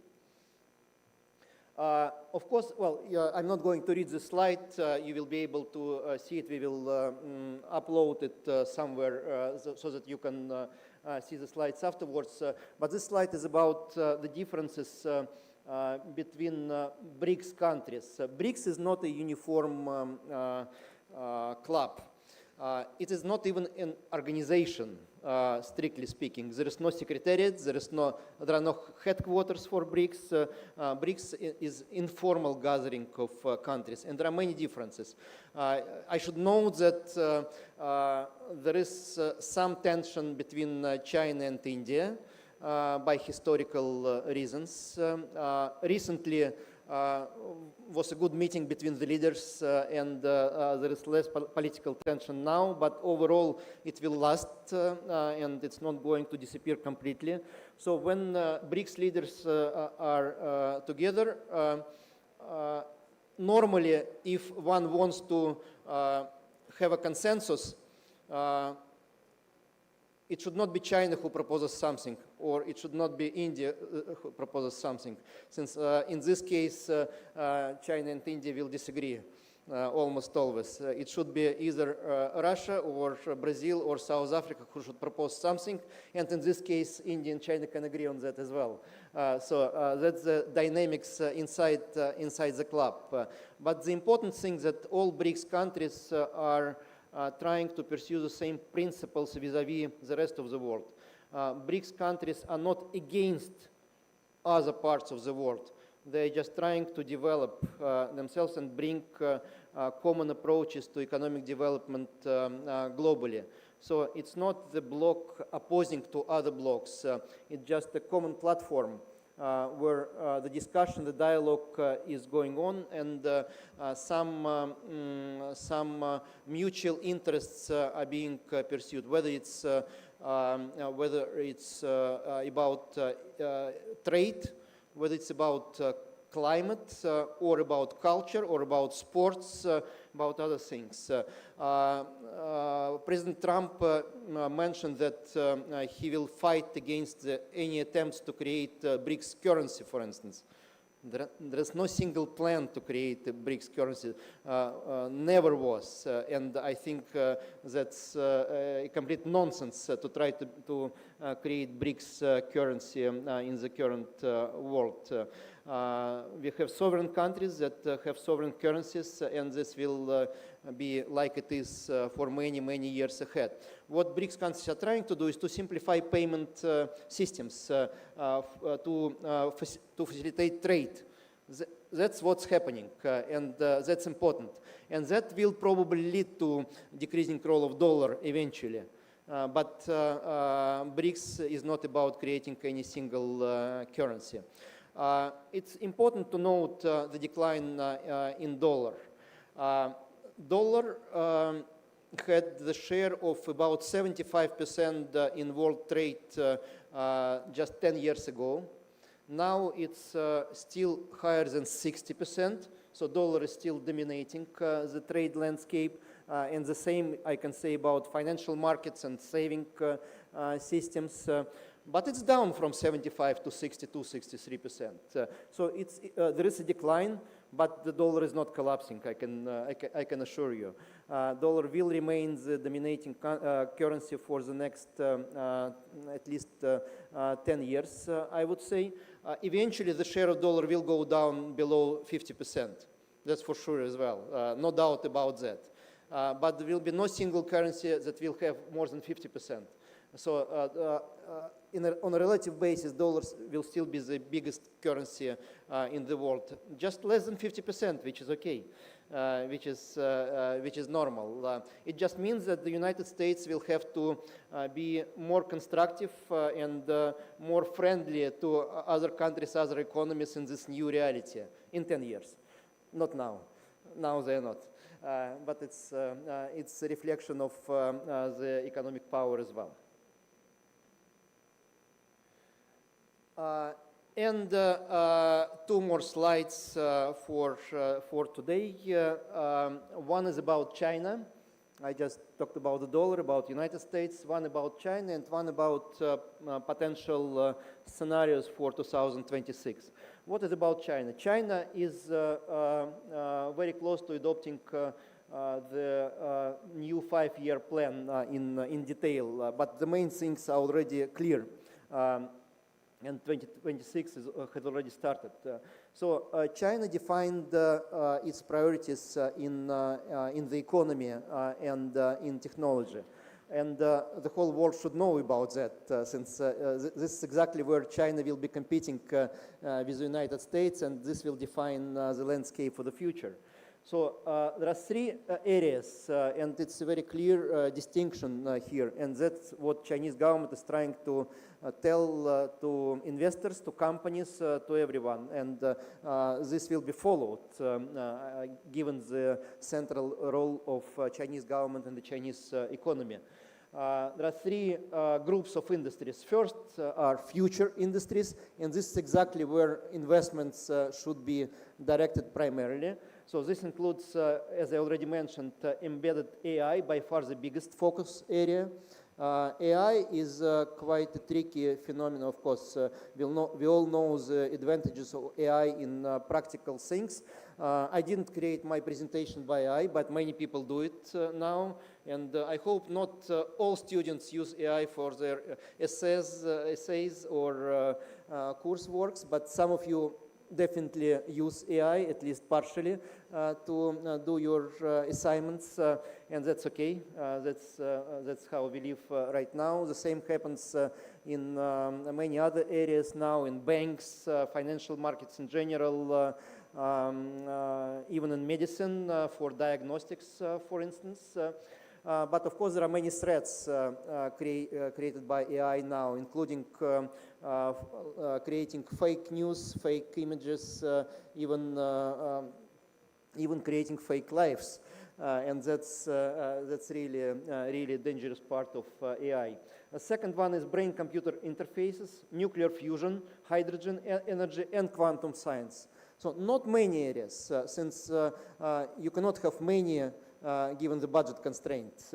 You still have limited resources, and the whole economic policy is about how to use limited resources in an optimal way. So only 5 areas are defined as priorities, and China will focus on those. If you look at more or less the same documents from the United States, you will find more or less the same. Plus maybe more focus on biosciences, I would say, as compared to what is mentioned here. A second group is emerging industries. So those are industries in the earlier commercialization stages, like biopharma. In US concept, biopharma is up in the first group. Then you have manufacturing and 6G communications. The problem with both groups, first and second, is that it's not clear yet where those things will bring the highest value added. One can say that, yes, you need to invest in quantum science, quantum technologies, but you don't know where this will bring profits to you. There are almost no things that you can do now with using quantum sciences. And for instance, if you think about potential examples, one example that professors were mentioning to me, for instance, you cannot optimally put luggage into the airplane like with 100% optimality or 100% precision. but do you need 100% precision to put luggage in the airplane? Or 99.5 is sufficient? Without quantum computing, you cannot do 100%. You can do only 99.5, but maybe it's okay. Okay, you can probably with 100% precision put another couple of suitcases into the airplane, but that doesn't bring a lot of value. Maybe there are some other things that that can be resolved with quantum computing. There are, of course, and I think we don't know about the human body enough still, and quantum computing will help to understand what's happening in the human body, and maybe will increase our lifespan from 80, 90 years now to 150 years, maybe. Maybe that's a thing that we will do. But for most of these things in the first and second area, we do not have enough commercial applications yet to make those investments profitable enough. So we should be careful. And then there are mature but vulnerable sectors where China is not yet self-sufficient, and they will try to be self-sufficient, including high-end semiconductors, advanced materials, industrial digital machining, and a few others. Here there is value added. It's normal import substitution. You should not be focused too much on import substitution. You should not be self-sufficient in all things you do in your economy, in your country. But some things are critical, and especially after COVID pandemic, and after we saw those trade wars of the last couple of years, countries are more and more thinking about being self-sufficient in critical areas, and those are the ones that are critical. For Russia, the critical areas traditionally were basic ones, food.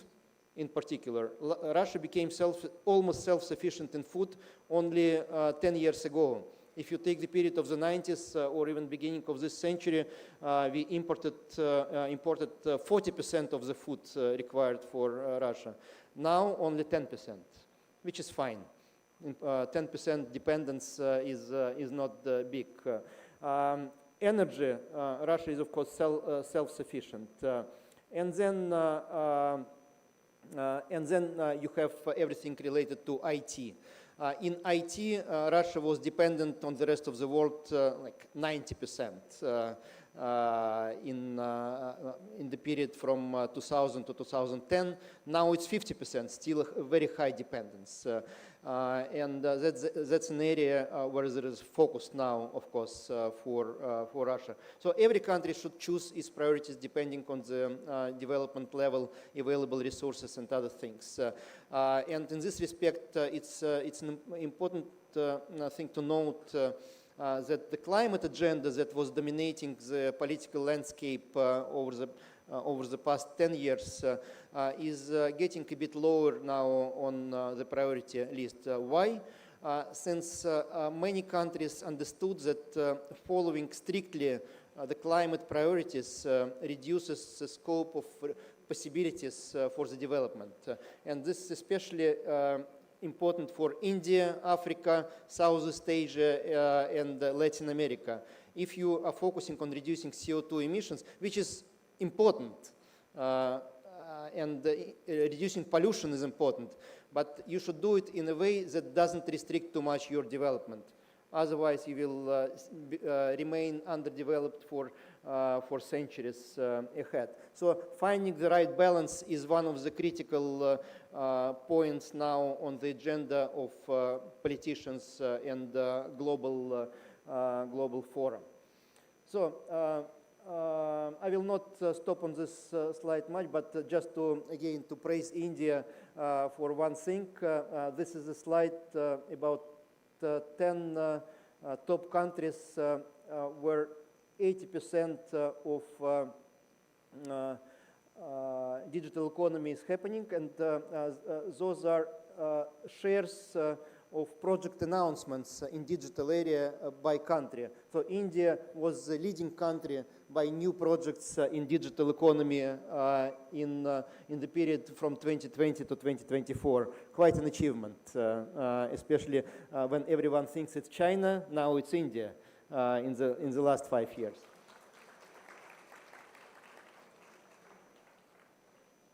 And the global investment landscape, you can see that I will put your attention only on the lower right slide.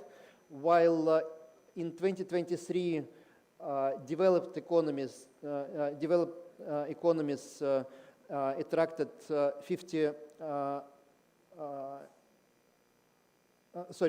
48% of foreign direct investments. Already in 2024, only 42% of foreign direct investments, while developing countries, so less advanced countries, attracted more. It was 51, it became 58. So the focus of investors is now more and more on developing countries vis-à-vis developed countries. That means that growth rates will continue diverging. Advanced countries will continue growing at a slower pace, while developing countries will grow faster.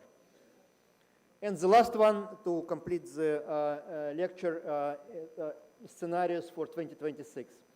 There is an optimistic trajectory, which is very unlikely, where we will have cooperation and resilience.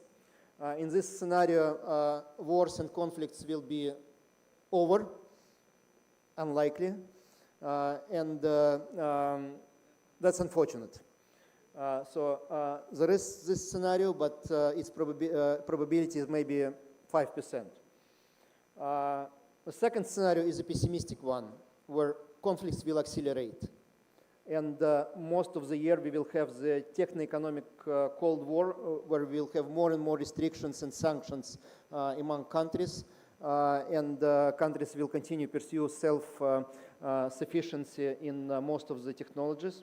Armed conflicts and tensions will spike. AI threats will become even more pronounced, and we will enter the global recession by the end of the year, which is not unlikely at all. I would say the probability of this scenario is higher than 50% right now. Besides the last point of the recession probability is probably 20%. But all other things are probably very probable, very likely. And finally, usually the scenario that actually happens in the real life, the middle scenario or baseline trajectory, or modeling through, where in some cases we will have the end of the conflicts. Hopefully the biggest one will end this year, but new conflicts will appear, maybe of smaller size, and the world will continue to be fragile. But in this scenario, we can also have some progress in ending trade wars, while still sanctions will continue dominating the landscape, and costs from these sanctions will remain high. On the one hand, sometimes some countries benefit from sanctions, like for instance India benefits from Russian oil now at lower prices, but of course for the global economy that's still an additional cost, and that reduces the global growth rates inevitably. So that's it for today. I hope that was helpful. A bit insightful. Hopefully you will start thinking about those questions, those matters, and my real hope is that you will find answers to those questions. Thank you.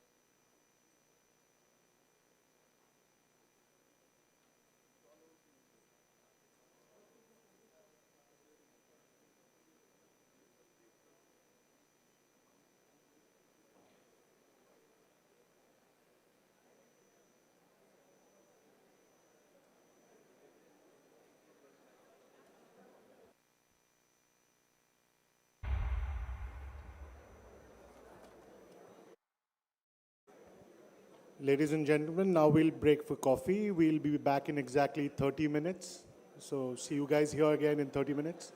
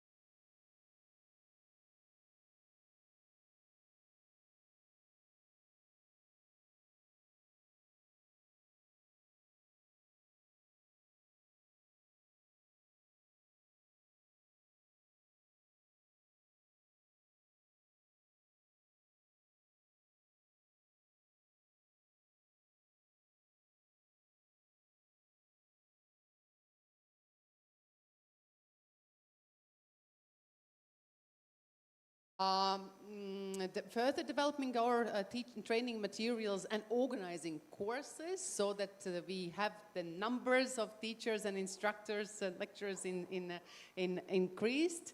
We want to engage policymakers, ministers, other high-level officials so that they engage with their thoughts, emotions, and with some promises on expanding chess in education. We want to further development methodological materials so that it's easier for teachers to go in the class, and FIDE as an organization can also suggest something, because quite often it has been the case earlier in the day that we go to a country, we charm the minister, and they are ready to introduce chess in schools, and then the question is, so what's next? It's like, let's see. So now we do already have, the answer to this. What's next? Train the teachers, have the materials, buy the equipment, and go. Yes, so easy. And if you don't know your own way, we have several other excellent examples we can give to you and advise and guide. So for this task and planning and operational phase, we have also organized a team representing all the continents. So these are the key persons engaged in the work. So Abhijit, you are the one responsible for the region here, a key person there. But the idea is that these leaders would also arrange smaller task groups or teams around them. So each and every of you who feel you have time, energy, passion, and you are available and wish to contribute, please reach out and we'll find some task for you to work on. So I already mentioned that we want to build the partnerships with ministries of education. So we'll prepare a template of the MOU that all our agents, federations, NGOs, the ones who are actively promoting chess in schools in their countries, they could approach their ministries with and suggest a formal signing of MOU. We would be willing also to see as many ministers as possible invited as the guests to Olympiad. We have an exclusive opportunity in doing so, because during the World Chess Olympiad hosted in Uzbekistan, we will organize an education summit, another excellent place where there would be an exchange of views, presentations of achievements, results of the survey, etc. And we wish to see a high-level political representation there. So if you meet your ministers, you have the mandate to invite them, please. Global survey, I already mentioned, so that's going on now. Why it's also important to have these results? I think it will be an excellent material for us as the chess world, to present the global impact of chess and education to other organizations, to United Nations and to other institutions that might be helpful then in promoting chess. We need to be able to speak to people outside the chess world, and for that you need numbers. Not only numbers, but numbers help, right? So story, passion, vision, and then some arguments. Some numbers is always good. So we want to show the global reach and potential effect that any politician, any organization helping us to promote chess in education would have. Yes. So one of the priorities, and we specifically would mention it here because we are in the premises of KIIT University during this year, it's to establish a global university network and to prepare and develop a university chess program guidelines. Why? Because we see that universities are our key base for innovation and research and scientific part, and secondly, they have this say at the political level as well. Practically, if they have the guidelines on introducing such programs, it will be very helpful material for them. We do have already several universities who have promised their engagement. A few of them are mentioned here. We are looking forward also to KIIT and others to engage and come on board. So conferences I already mentioned. So once this one is finished, please save the date for the next conference.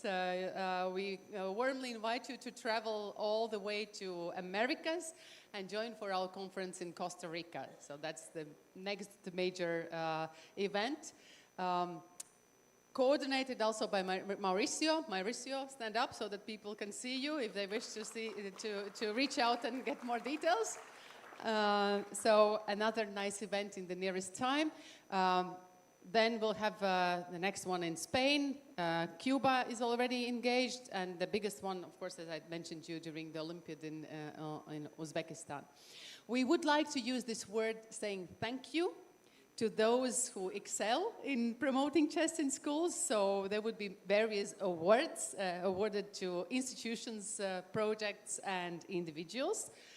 Olympiad and Education Summit as being the place where we would be willing to do so, because we want the chess world also to see the heroes of educational chess. So that's another activity for this year, with the highlight, as I mentioned already, event in Uzbekistan. So this is an opportunity for you. Share your stories, because all round we'll try to also provide publicity to various initiatives carried out worldwide. We want you to send in your stories. We'll be publishing the same as previous year. Every week will be dedicated to some specific project where we want to tell how impactful chess has been in a school, in a city, in a country. So please help us with materials, with interviews, with nice pictures, quality pictures, videos, and we'll help you to share the stories. Engage in research. You are specialists. You can prepare nice materials that we can use promoting the idea. Participate in our projects. If you want to carry out some pilot project in your region or in your country, please reach out to Education Commission. We'll help you with that, with advice, with possibly also a development fund, because we have some budget allocated to educational chess as well as a priority this year in FIDE. Advocate for chess in education at the high political level. I already gave you the mandate to invite your ministers to Uzbekistan, but otherwise, I mean, Mr. President, me, other also FIDE high-level officials, commission members, they are there for you to help. If you see that you need a meeting with a minister, but you cannot open the doors, sometimes the trick is to invite the international organization. The representative from FIDE might open the doors that otherwise would not be open for you. So take us as the ambassadors to your ministers, to your policymakers, to your partners, and use us to convince them. So that's not all. We will have, for example, also the World School Chess Championship co-organized by International School Chess Federation, many side activities during our youth events dedicated to education and chess. So we are happy that we have strong partners as well present here, including now also KIIT University, because, you know, one soldier is a strong one, yes, but an army is a much stronger power. It's like finger, you know, you can do much with one finger. You can write some SMS, you can pinpoint to somebody, you know, but if you have 5, once you can make a fist. You can fight for or against something, and you can hug people strongly, yes. So be our partners. Thank you. And I will continue my comments from earlier today about the value of chess in education. But before I do that, I want to say how much I appreciate FIDE leadership with Darna and Arkady. Their support for chess in education, really from my perspective, is historic. And it has made a difference in what we have been able to accomplish. And so without that support, many of the things that we've been able to do over the last 3 years would not have happened. And so I want to say how much we appreciate you. I want to talk a bit about chess in education. Now, that's kind of what the conference is about today, so I'm not going to spend a lot of time, but I think it's important to define what we mean. because over the last 3 years, we have emphasized again and again and again, what do we mean when we say chess in education? Because I grew up in a culture where chess in education meant a competitive chess program that took place at a school. That was the definition. That was all that it meant. And it was guided by how many trophies that you won and how many, titled players you might have and how many tournaments you went to. And there was really no aspect of education about it. And so that's been part of the culture in many countries, not just in the United States. So when I talk about this, I talk about what is chess in education, what do we mean by that, and we mean chess used as a tool to teach academic, 21st century, and life skills. It's not that we don't value competitive chess. That's an important part of the whole picture. But when we talk about chess in education, we're talking about our focus is not chess. It's the skills that chess can help deliver. So that's what we mean. So our vision from the Education Commission is that we want to make chess an essential tool for educating students.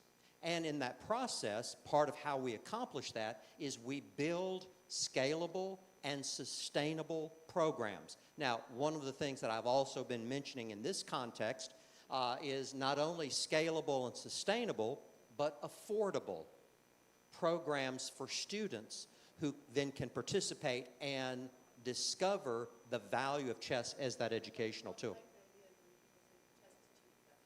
Exactly. Yeah, okay. So yes, so when people say chess is cheap, that's not exactly true. It really does require an investment. Yes, a chess set might be inexpensive, but chess in education demands a tremendous investment of time and resources and people.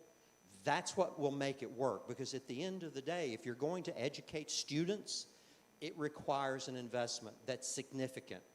Anything worthwhile requires a significant investment. Why chess in education? I won't spend a lot of time there because we're going to spend some time talking about that together. But I want to point out, I recently read a book by Jonathan Haidt called The Anxious Generation.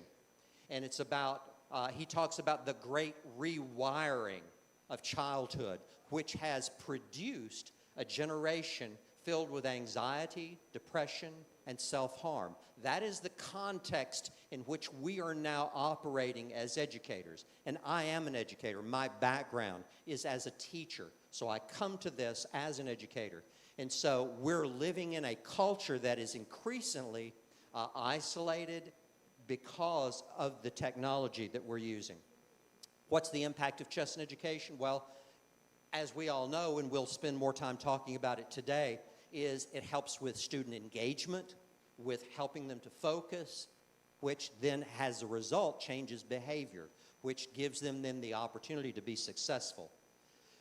Chess in education addresses many needs. We talk about 21st century skills, creative and collaborative learning, critical thinking, and all of these kinds of skills that you see mentioned. This is the tip of the iceberg. So when we talk about chess in education, our focus is on developing these skills using chess to do it.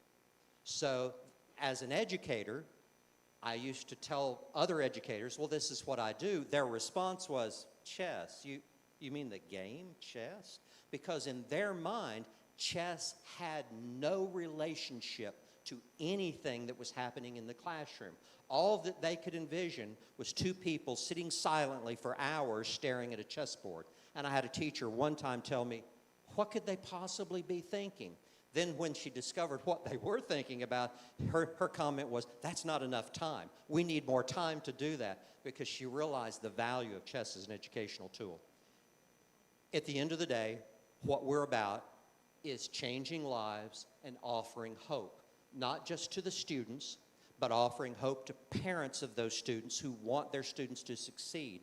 We're also offering hope to educators, because many of our educators got into the system because they wanted to make a difference in the lives of students. And they struggle how to do that. And what we're doing is we're helping them to discover a tool that they didn't know that they needed. And then when they discover it, they're excited to go back into the classroom and use that tool to change lives. That's what we're about. Today, we'll have a lot of different topics in the whole realm of chess and education, with skills development, with research, with challenges to programs, university programs, technology. All of these things we'll be talking about today. So I hope that you'll stick with us and that you will learn, because we really do have a panel of experts that will help you to get the idea of what the potential for chess and education truly is. Thank you for this opportunity. Have a good rest of the day. Thank you, Dana, and thank you, Jerry. Now, I would like to welcome the next set of panelists to the stage. I would like to welcome Ms. Diana Dengler, head of the chess at Overseas Family School in Singapore and a co-founder of the Munich Chess Academy and Chess Foundation.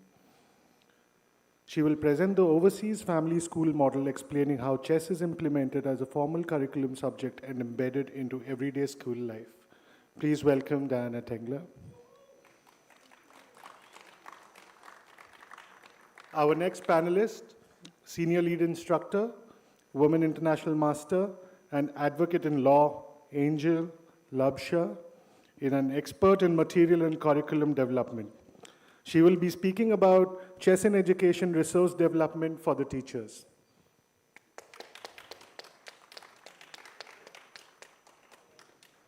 And finally, I would like to ask Ms.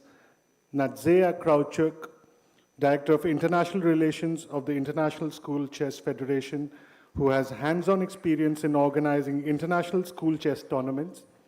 She will speak about the role of competition in supporting educational chess programs with a particular focus on events organized by ISCF. Thank you. I need a pointer.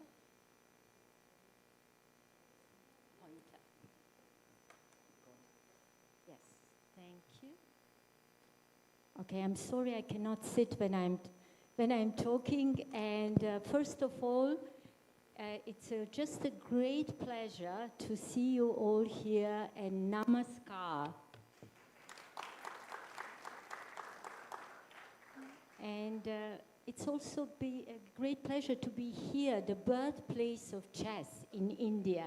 And thank you to the organizer for invitation and to creating this opportunity to share about practical experience of chess in education. Today I won't speak about benefits of chess. Instead, I will talk and I will share how chess is lived, supported, and respected at Overseas Family School in Singapore. Overseas Family School is an international school with around 3,000 students from more than 65 countries, and we have students from kindergarten to high school, and chess is taught by 2 full-time teachers, including me, and we are part of the school faculty. But rather than explaining everything only in words, I would like to share a short video.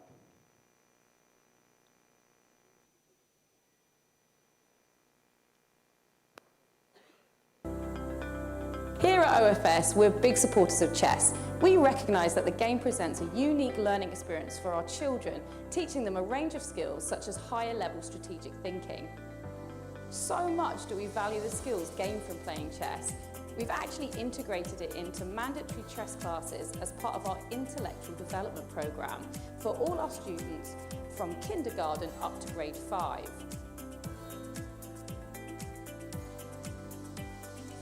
At Overseas Family School in Singapore, all kindergarten, grade 2 to grade 5 students have 1 chess lesson per week.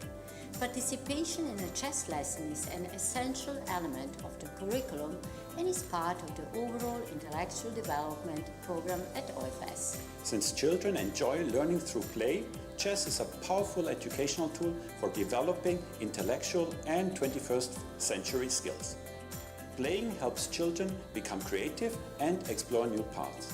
It improves their concentration and memory and helps them develop problem-solving skills and strategic thinking. Having fun while learning is very important. In chess lessons, we let the children absorb the concept of chess at their own pace and naturally develop a love for the game. We start every chess lesson with a short meditation. This practice helps children clear their minds and to focus, creating a calm and attentive atmosphere where they can relax and learn in a safe environment. Next, it's time for some brain gymnastics. The students learn various chess tactics, engage in chess mathematics, solve chess maze problems, and exercise forward-backward thinking with chess. After hard brain work, it's time to stretch with chess yoga. We do poses for each piece, from the king to the small pawn. The pawn is a good metaphor for the children.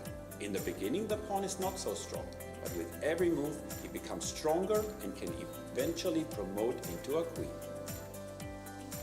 To keep motivation high, we conclude with "We are the champions" before we go to play and let our chess pieces join the chess party. During playtime, students can use different chessboards in the chess room, allowing them to practice and enjoy the game in various ways. When students face challenging situations in a game, they learn to think creatively to solve problems. But the chess lesson wouldn't be complete without our special happy dancing chess training. We have our own chess song, The Queens and the Kings, and after hard work, it's time to sing, dance, and leave the chess room happy with big smiles. With chess, we can help prepare the next generation with the skills they need to succeed in a changing world. We've also had the honour to collaborate and support the Singapore Chess Federation by hosting various events such as the school's national chess competition, where all students in Singapore get to compete against one another. We've also had the privilege to welcome world champions to our campus, such as Viswanathan Vishayanand and Ju Wenjun, which truly inspired our students and further ignited their passion for the game. It is our belief that chess teaches our little learners focus, the ability to visualise, change perspectives, as well as develop personal qualities such as patience and thoughtfulness. Students are ultimately trained to be critical thinkers and to consider their actions before taking them, all of which will benefit them in the future and their day-to-day lives. And that is ultimately our end game.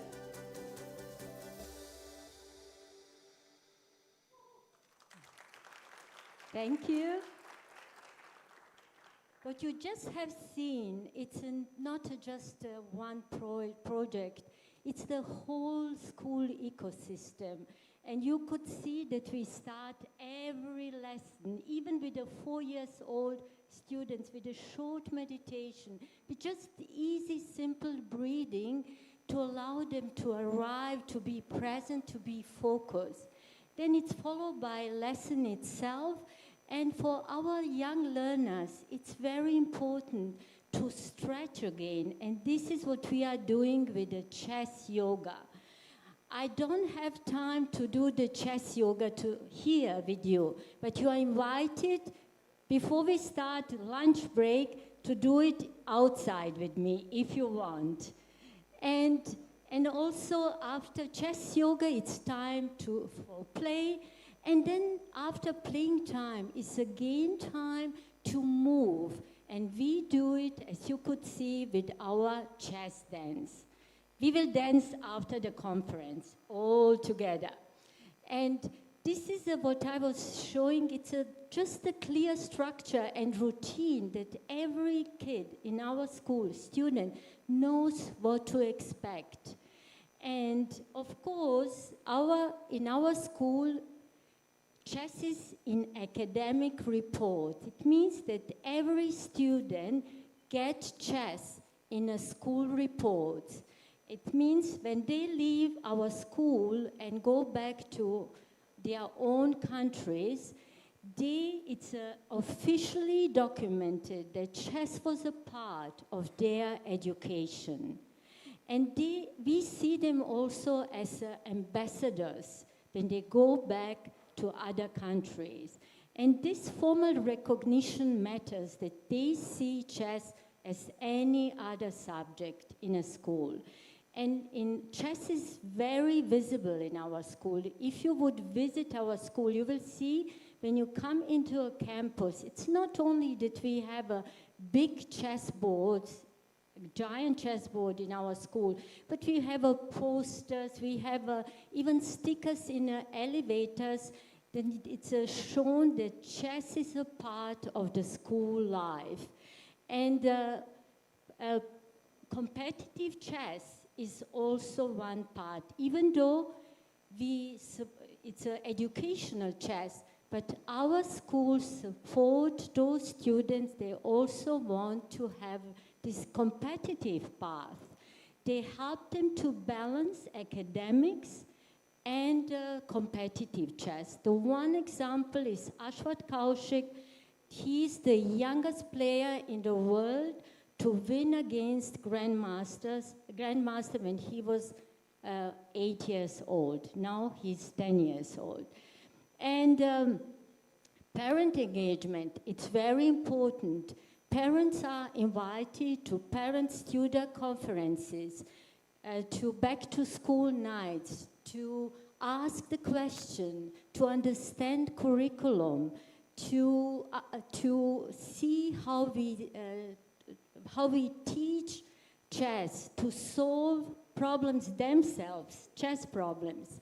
And this is also important because parents see chess as a serious part of their child education.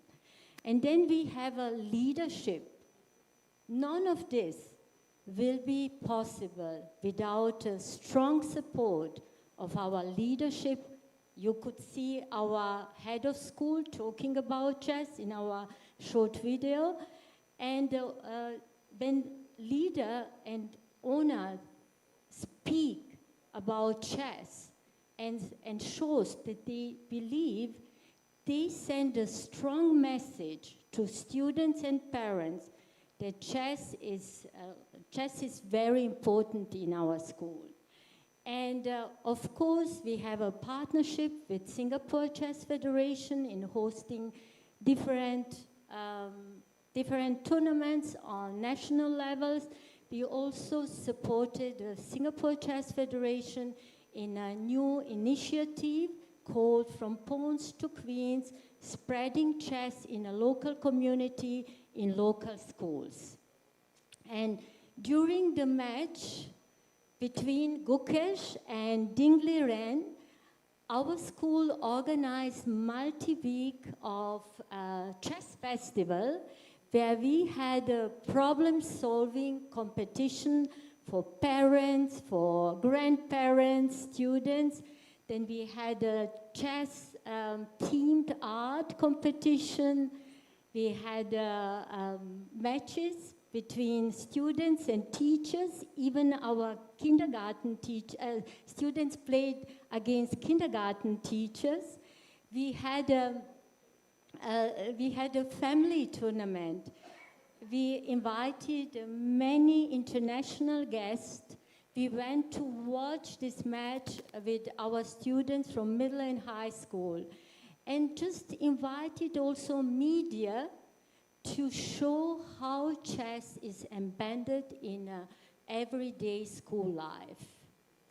And just before I finish, it's just to want to remember that in our school, chess is lived in everyday lesson, and it's supported by teachers and leadership, and of course parents, and respected as a part of the formal curriculum and the school culture. And before I finish, I will just invite you to watch a shorter video. It's about the highlights from our school and about the role models that they inspired our students.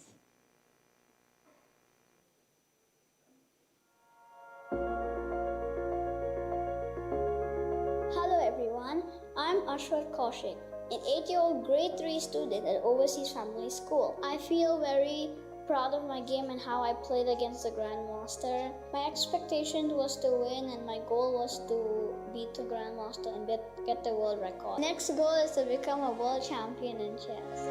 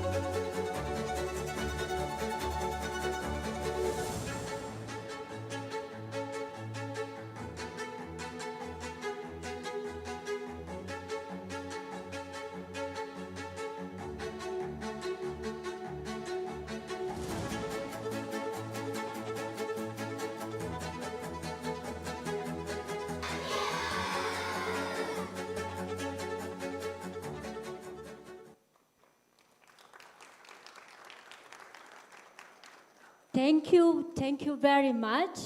And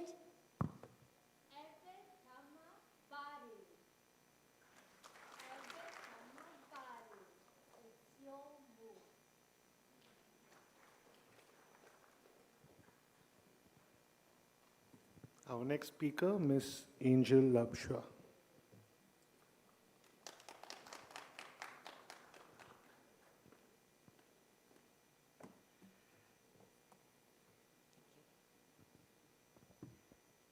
Good afternoon, everyone.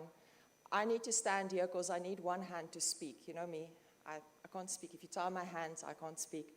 So good afternoon, ladies and gentlemen, all protocol observed as well. I'm so happy to see the kids in the room as well. This makes my heart beat even faster. So this is my third visit to this specific venue, to KIIT University as well. And the previous 2 times, I came to play.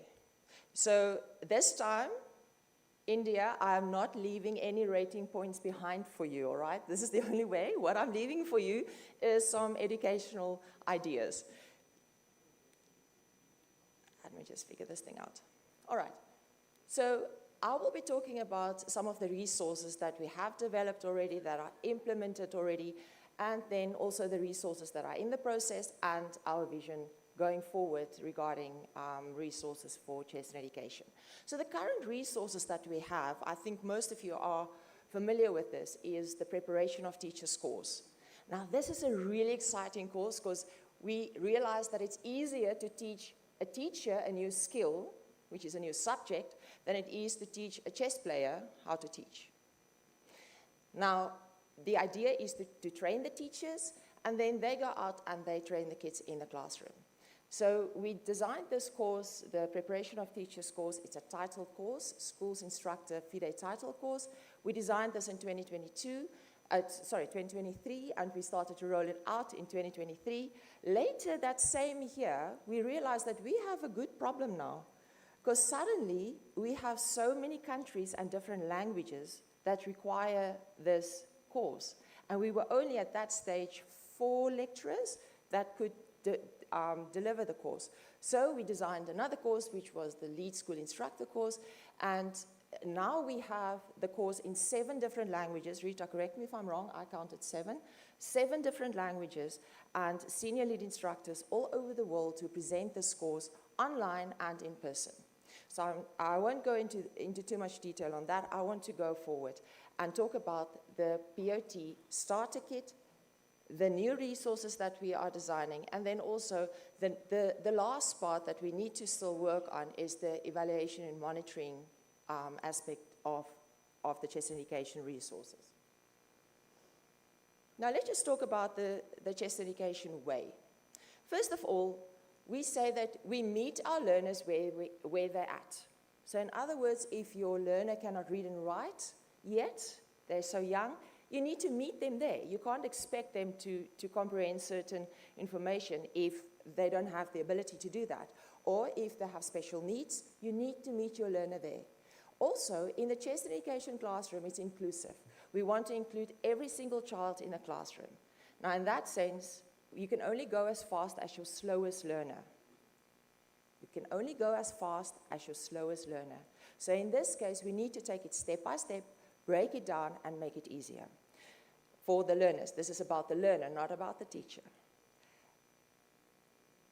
I will give you some ideas on how to break this down as well. We also encourage competition light, like I mentioned on the previous slide. Competition light, where we introduce competitiveness, but on a very subtle and soft way. So kids don't feel the burden of losing in that sense. Now we also, after we started implementing the course, we realized that now, especially in certain countries, the government wants to roll this out. And in South Africa, we had a very nice rollout recently in one of our provinces, where they said, we want a starter kit. You know, so the teacher, now we train them, they walk into the session today, they don't know how many squares there are, even on a chessboard. By the way, it's 64. So how many squares there are on the chessboard. 4 days later, they walk out, they know all the basic rules of chess, how the pieces move, up to special moves, in 4 days' time. These are the teachers. But now they walk out and they realize, but okay, they got this knowledge, but they're still very uncertain how to implement this. We designed the starter kit where they then get the course book, printed course book, they get the curriculum that I will talk about in just a moment, and they also get all the equipment, like the color counters. If you recall on Diana's video as well, you could see those color counters on the chessboard that they use, building blocks that are counter blocks, the chess dice, the coin of truth that you can see there that we designed. So this is to solve some disputes in the classroom. It helps a lot. If there are any arbiters, that might help you as well. But do the course, then we'll tell you what it's used for. So the coin of truth, which is on one side the FIDE logo, and on the other side the education logo. So all of this in a starter kit. And we also try to get some stakeholders and partners involved now to get the chess sets. So whenever, let's say, a government wants us to train the teachers, we produce the whole starter kit. So each teacher gets at least, let's say, 10 or 15 chess sets that they can use in a classroom with all the equipment with it. And I remember the first time I presented a course in one of our provinces in South Africa, and I brought this whole kit with. I will never forget the look on those teachers' faces. They were so excited because now they saw all the equipment in the starter kit, and they were curious, what is it being used for? So that works really, really well if you can equip them as well. The other struggle that we had, or challenge that we had, was the curriculum. So teachers now knew chess, but they didn't know how to roll this out exactly. So I wrote a curriculum, a 30-lesson curriculum, that includes a step-by-step. So 30 lessons are normally, it's about an academic year if you think about it. So 1 lesson a week, so about 30 weeks. And it sets out every single step-by-step, every lesson. So this is just one of the examples. What I decided, or what I realized is, it must be fun for the teacher as well. It must be fun for the teacher as well. So I tried to make it also colorful, make it illustrative, and also instructive. There are different colors, so you will see that the different sections, the different chapters will have the chapter at the top, and then the different sections will have different colors. So your objectives will be blue, and your teaching material or information will be green, and so on. So the teacher knows, if I just want to recap what are the teaching activities, for instance, they know I need to go to that chapter and that color and that page there. The other thing that I designed that I think is quite nice, and the kids absolutely love doing this in the classroom. Now remember, we want it to be inclusive, and we want to introduce competition light. So I designed these mini game tournament score sheets. So depending on the session that you introduce will depend on the points that they get for certain actions. So in this case, for instance, castling. This is the session after castling. We will have a mini game tournament. So the kids come into class, and today we're just going to play. They each get a score sheet like this, and they play a game. But now last week, they learned about castling. So this week, they get points for certain things, because now we already did promotion, we did checkmate, we did check. So they still get points for executing those actions, but it will count less because this is not the main focus for the session. So on castling, if they can castle, the first one to castle in the game, they get a certain amount of points. And they write their game partners, you will see it's not opponent, game partner's name in, they sign it off, they add the scores, they get a score for shaking their opponent's hand or their game partner's hand, they get a point for resetting the chessboard. So at the end, no one goes home with 0. This is the idea. The kids must all feel like I gained some points. I did something right, and it's not just about checkmating the opponent. All right. Then the other one is hand and brain. So we have different activities. Yesterday, I had a master class. Where are my tornado team? Is my tornado team here? Where are you? I see them. They just put their hands up in there. Yesterday, I had a master class, and we did the tornado activity. And even for adults, you guys enjoyed it. I mean, I had to beg them to stop and go eat their lunch, you know. We have different types of inclusive and collective activities that we can introduce. One is hand and brain, but you can add all the different learning activities that they need to do, or the different skills that you want them to develop. You can all add that into the activity and give them certain points on that as well. The curriculum also includes the different skills that are being developed in different lessons. So the teacher can guide the teacher also to see that even if the kids don't understand the immediate action, like let's say we introduce the night move, they don't get it right the first time. And it's okay. It's okay. Let them try again and again. But the teacher can see that if certain skills are being developed by them learning the night move, even though they don't execute the night move correctly immediately, the teacher also feels comfortable and satisfied that at least the kids learn certain skills in the process. Okay, the kids at the back, I saw you have cell phones. This is your chance, all right. So this is also about storytelling. And in the curriculum, we have a lot of storytelling. Now, this storytelling is different from what FIDE management and other members mentioned. Their storytelling was based on success stories. This storytelling in educational chess is based on using stories to entice the kids and for them to learn. So in this case, this is an example. Don't you just love my Sherlock Holmes? Look at my king, Sherlock Holmes king. So this is the Sherlock Holmes murder mystery. So if you scan that code, it will take you to a worksheet where you will find that on all the positions, there's one king missing. So it might be white or black, depending. So the king that's missing, what happened here is that king was murdered. And someone removed the body from the crime scene. So you have to figure out, where was the king last seen? In other words, where would you put the king on that board to find the checkmate? All right. So we have many of these ideas and stories, and to make it interactive. And often what I do in the classroom, if I say, story time, then you see all the kids suddenly stop whatever they do, because now it's a story, and it's fun. All right. The new resource. This is something that we're quite excited about. Rita, I don't know, I said POT So what I did, I took the mathematics as part of this. So this is like the next level of the POT course. Now, again, we encountered a very good problem, a very good problem. We had the POT course, the Preparation of Teachers course, where we introduced the basic moves to the teachers for them to use in the classroom. Now, our idea was more children will choose chess if they know chess. So I'll say it again. More children will choose chess if they know chess.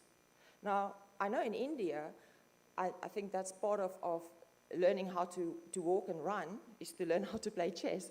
But in other parts of the world, it's not that common. And like kids learn how to run and kick a ball and throw a ball and hit a ball, chess is not natural like that in schools. So if we teach the teachers, and the teachers introduce this at a certain age to the kids, they might choose chess as an after-school activity because now they know chess. That was our initial idea. So that worked really well. It worked so well that some of the teachers are now choosing chess too. So now we have a problem because now the teachers want to take the kids to the next level, which will be your club level. But they don't know how because these teachers just know the basic moves. So we are in the process now of developing the next level, where we introduce things like basic things like pins and forks and skewers, you know, those basic principles, basic terminology, but also certain opening principles. We don't jump into opening lines and names and all that, but opening principles, endgame principles, mating patterns, different types of centers, different imbalances on the board. So we look at all even the happy places of all the pieces. Yesterday I had a session on happy pieces with my teachers and my educators, and they loved it. Even the educators love that. So we have a different way of doing it, but we are keeping the chess and education principles all intact in the same way. Make it fun, make it inclusive, meet your learners where they are at. So there are two areas on this. On the one hand, we have our teachers, and on the other hand, we have our existing coaches that will be part of this road. But the teachers, there are advantages because the teachers know how to teach, and they are very good at following a curriculum. So if we give them a curriculum, they can follow it to the T, and you know if you ask them to teach the kids this, they will teach them that. The disadvantage often with teachers is that they might say, you know, I'm a bit wary because what if the kids beat me? Yes? That is a concern, but it's a good concern because I always tell them, well, then you did your job absolutely fantastic. And now we need to find a stronger coach to take the kids to competitive play. So if we can just get them to that point where they understand that this is the material, I need to teach them, and it's not about me being stronger than them and having to be able to beat them at the game to teach them something. So the solution will be a step-by-step curriculum. The coaches, the advantage of the coaches is that they know the content. They know what to coach, but they don't know how, necessarily. They want to jump in with the most difficult principles you can possibly think of. So my biggest challenge normally when I work with competitive players or coaches is to get them to break them down. Not in that sense, but to break down their thought process. I don't know how to put that, but to break them down, to break down their thought process. And this is what I came up with, the 1, 2, 3 method. The first thing is, whatever topic you think about, any topic, I'm talking to you now as a professional player or a strong player or a coach, all right? Now you need to break down the information that you have. So the first thing is, think about one thing about that topic, one thing. Let's use the example of a pin, One thing about a pin. If you are only allowed to tell kids, remember they know only the basics. If you're allowed to tell them one thing about the pin, I would say something like, it's to hold something down, you know, to hold something down, or to restrict something. That's one thing. Now, you can mention 2 types. Now, if you have to think about 2 types of pins, that's easy, a relative and an absolute pin. You need to find another terminology to make it easier for kids to understand, but the basic principle, a relative and an absolute pin. If we think about 3 steps or methods, I'm sure there are many we can think about, but you are limited to only 3. The 3 most important ones. You can decide what it is, but limited to that. So in my mind, what I would say is, you pin a piece, attack a piece, and capture the piece. And that's it. For that lesson, for the first lesson in a pin, for instance, you only use this method, and you're only allowed to add this information. Once the kids get that, you can go deeper into the topic, even with a center, for instance, or opening principles. If you say one thing about an opening principle, control the center. 2 types, for instance, you can mention two different types of centers. I know there are 5, but you can mention only 2, because we need to break it down, make it simple. And then 3 methods, for instance, also how do you get to whatever you mentioned in number 2. So this is just a guideline to help you. If you are a top player or top coach, just a guideline to get you to break down your own thought process. Don't exceed this. If you exceed this, it must be the next level. The next lesson. Okay. My last comment for you. Teachers make kids wonder, discover, question, and think about things differently. They make learning real and fun. They make learning real and fun. They make kids see the talents and worth in themselves. They make sure that kids experience challenges and victories. Teachers make a difference.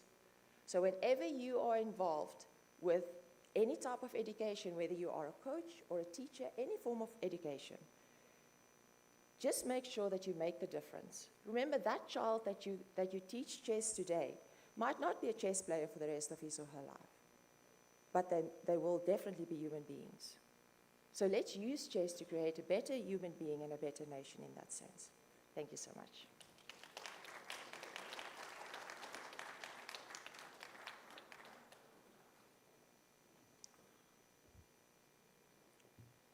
Now, I invite Ms. Nadia Krawchuk to say her views.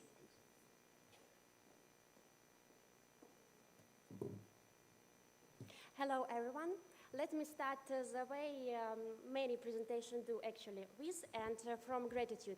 First of all, on behalf of the International School Chess Federation, we would like to say thank you to the whole organizing team and to the host country, because, you know, you have managed to create this atmosphere where all participants, they don't just attend conference, but really feel looked after. So thank you for that. And special awards are going to the FIDE Educational Commission, actually, with whom we have worked very closely from the very beginning. And it's such a pleasure to work in such a cooperation environment. But let's go to my topic, and I try to do it in a way both to respect the audience and the clock. So, just a few words about our federation. As I told, I have an honor to represent International School Chess Federation. Our federation works to bring chess into schools worldwide. International School Chess Federation was established during the 45th World Chess Olympiad in Budapest, and we are official partner to International Chess Federation. Our president, Timur Turlev, he's a leader who has a truly global vision, someone who believes in education, in chess, innovation, and opportunity for kids, which we should create. So, about tournaments. Tournaments are not our federation's the only one and the main activity, but they are an essential one. Our flagship event, organized jointly with International Chess Federation, is the World Schools Team Championship. The first edition took place in 2023 in Aktau, and in 2025 we successfully brought it back. Let's take a quick look in our event, which takes place in Washington, D.C. in October. The numbers speak for themselves. 55 teams from 47 countries with a total of 263 participants. It was a true celebration of school chess, competitive, educational, and full of energy. I believe we managed to create a special atmosphere in Washington, a real celebration and unforgettable experience for children, first of all.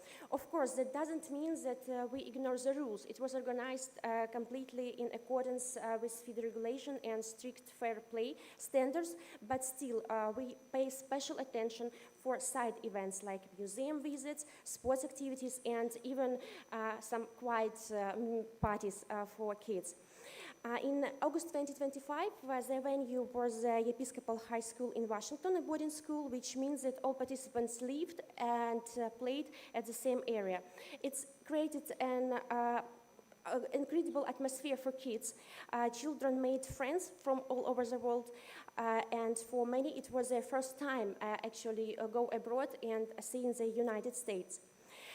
Together with FIDE, we absolutely plan to continue the line of work, tournaments. In 2026, the World School Team Championship returns in a new format. The idea is simple: to extend the championship's outreach to bring it closer to schools and federations across the continents. We introduce the continental stages organized under the auspices of FIDE and in close coordination with the continental chess federations, with the winning teams advancing to a grand final.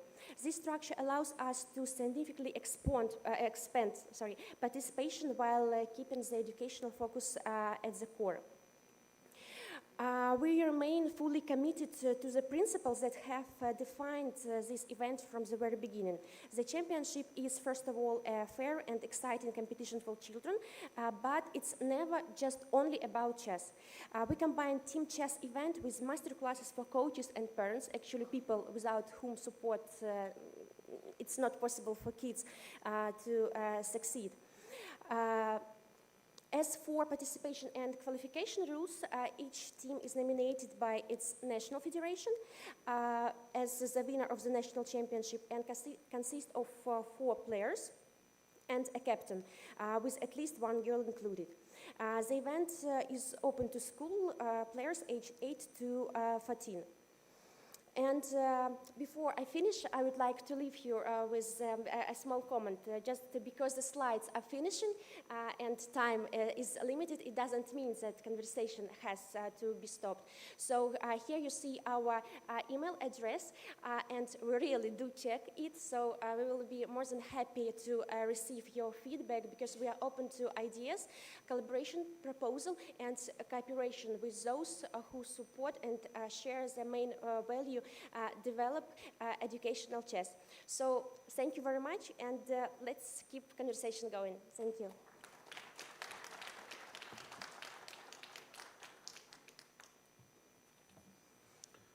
Thank you to all our panelists.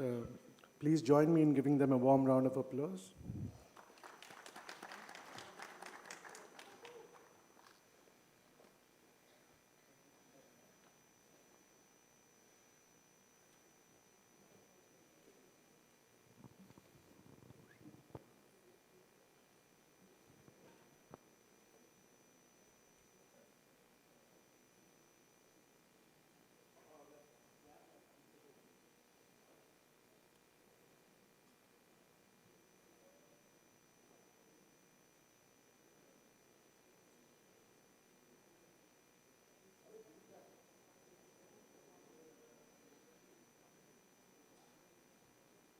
Jempi వచ్చేసి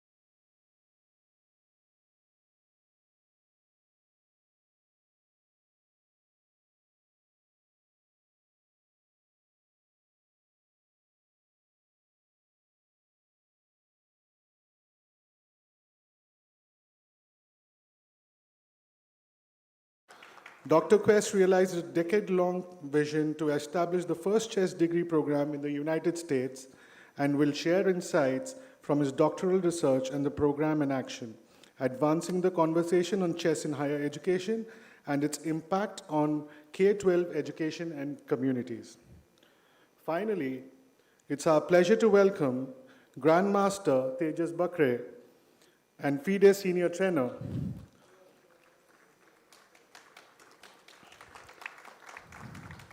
Mr. Tejas Bakre has played a pivotal role in advancing chess development through multiple initiatives and will present an in-depth overview of the Chess in Schools program as implemented in Gujarat, highlighting its structure, execution, and measurable grassroots impact. Please welcome all the panelists. Thank you, gentlemen. And it's my pleasure to host this panel discussion. Some background in that when you're making a presentation to ministers of education or to education leaders, often one of the questions that's asked is, well, what does the research say? Now, I understand that's important. On the other hand, most of us are probably aware that many educational decisions get made without any reference to research at all. But I think it's valuable for us to discuss that role of research in measuring the impact of chess in education. So I'm going to start with you, Dr. Chatio, if you would, and then I won't continue to introduce. I'll let you take your roles going down the line, and then if we have time, we'll maybe have time for one question and some quick responses. Okay? Dr. Chatio, please.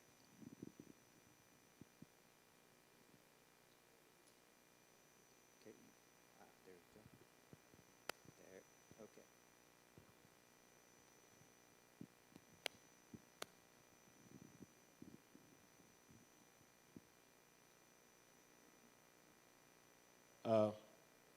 Good afternoon. Good afternoon. Yes, I was checking my time. I am going to, I'd like to stand. Thank you. And I have my timer here.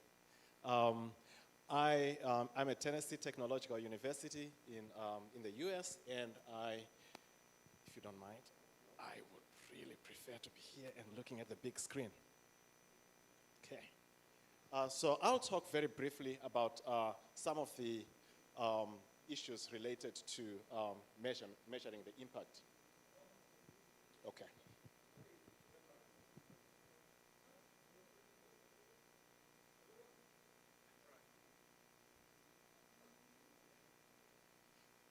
So the title of my talk, I'll talk very briefly, is Beyond the Board, Capturing and Measuring Transformation Through Chess.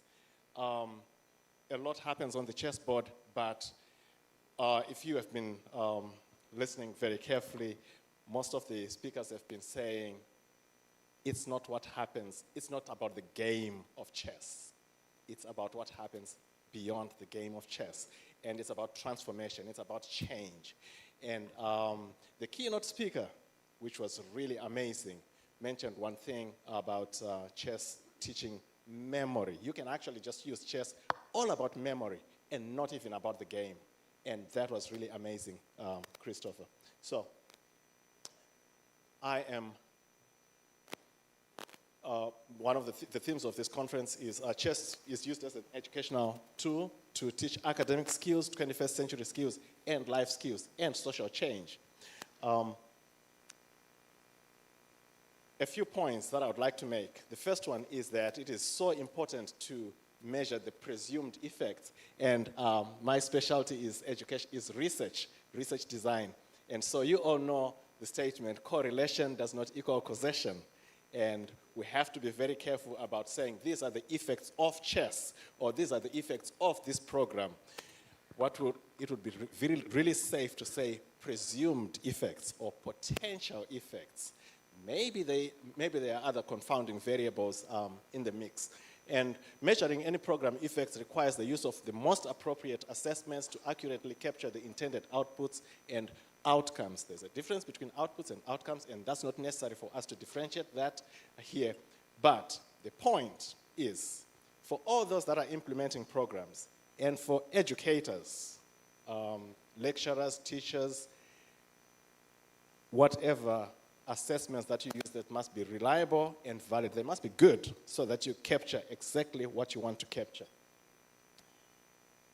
Now, I also need to say, yesterday I was so impressed by this presentation, Andrea,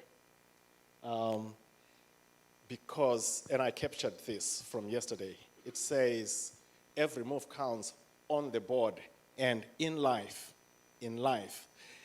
Chess is more than a game. It is a tool to empower, and we need to assess empowerment. It is a tool to educate, and we need to assess education and educational outcomes. It is a tool to transform. We need to be able to assess those, that transformation.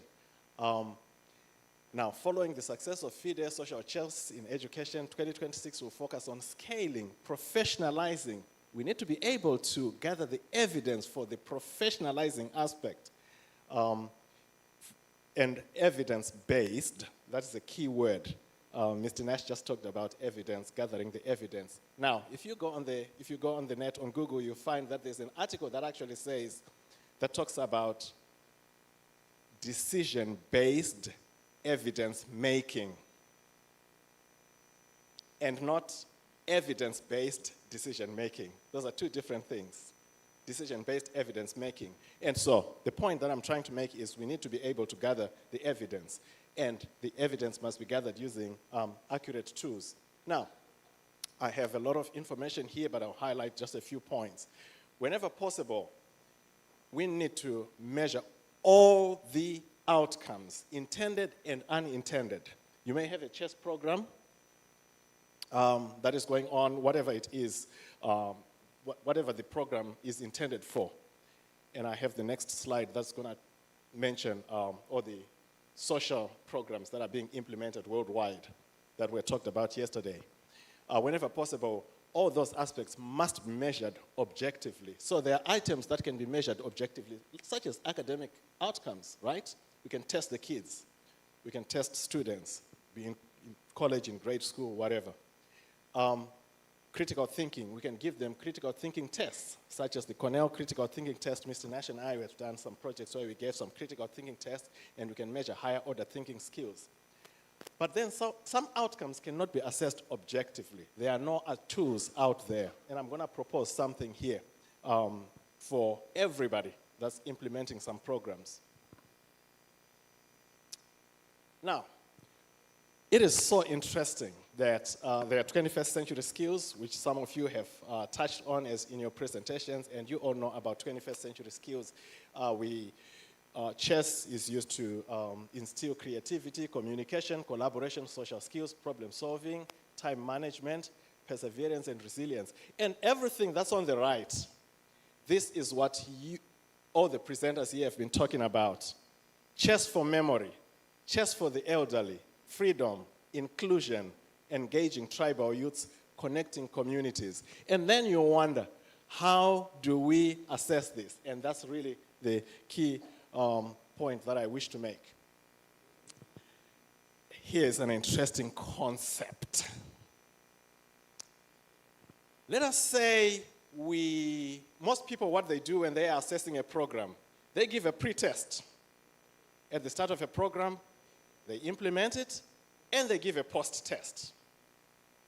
Right? And that's what most people do. And that's okay, if and only if the aspect is objective. 2 + 2 is equal to 4. We know that. So if a student or a participant knows that, or they do not. So if they get it right on the pre-test, they get it wrong right on the post-test, we can actually measure that change.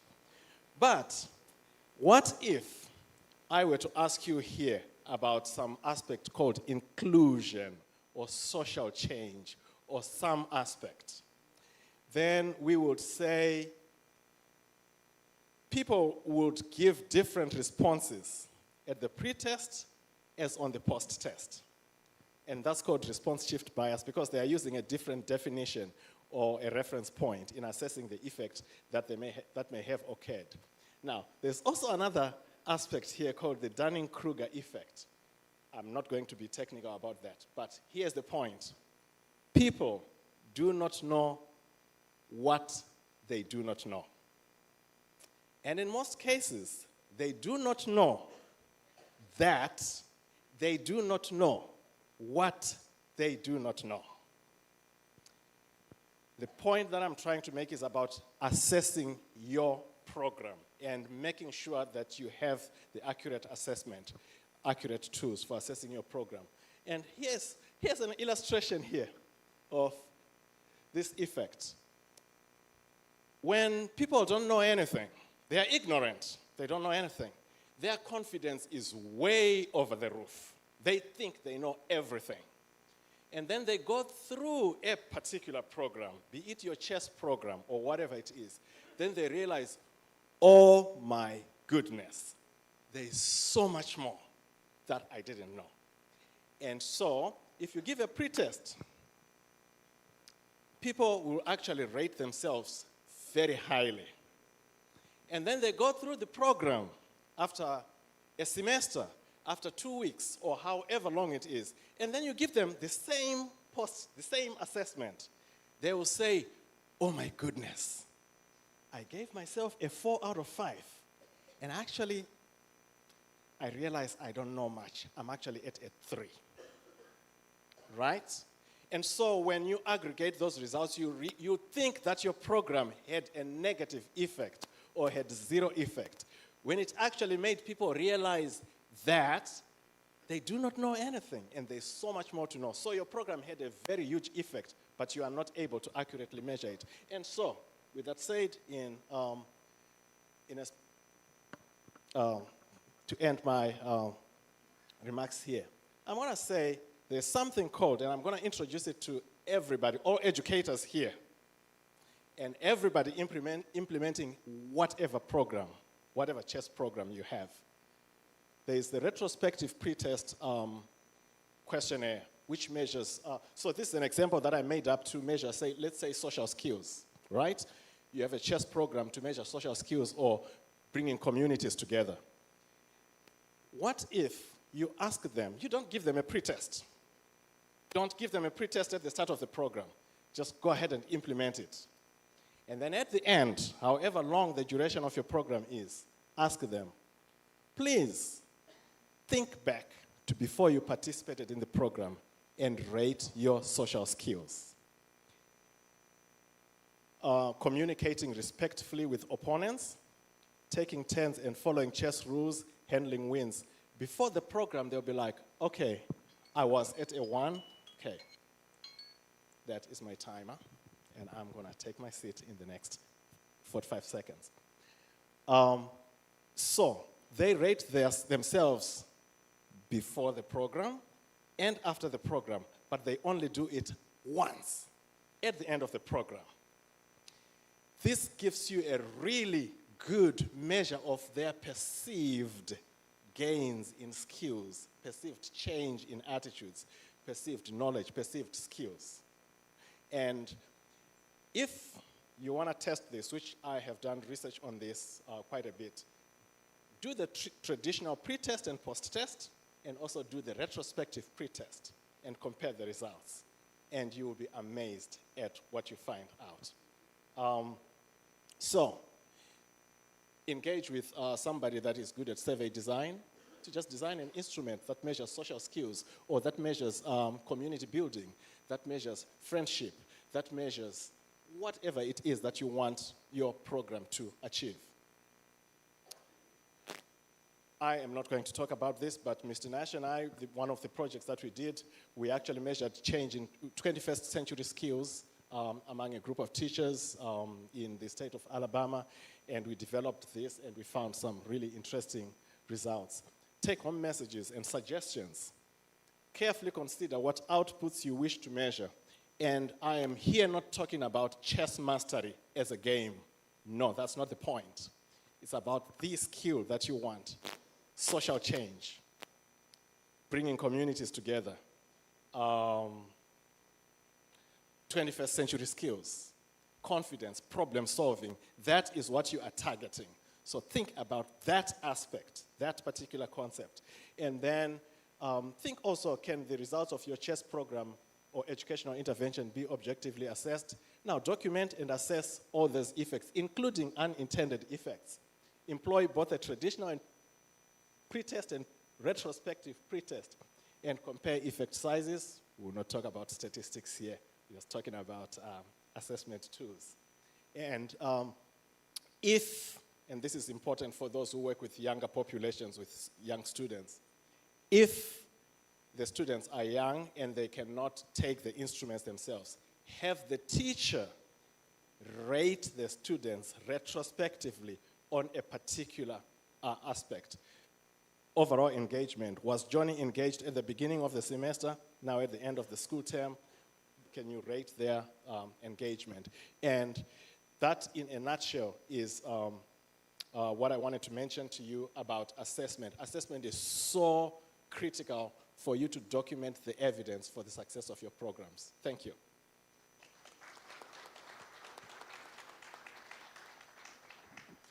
Thank you.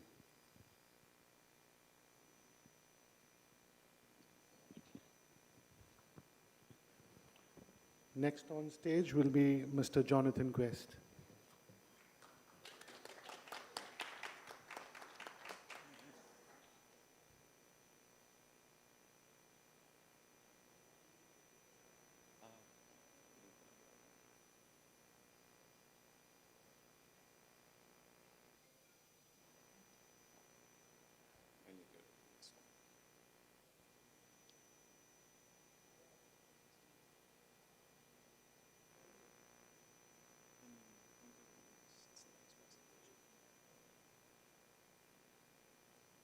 Well, first off, good afternoon, everybody.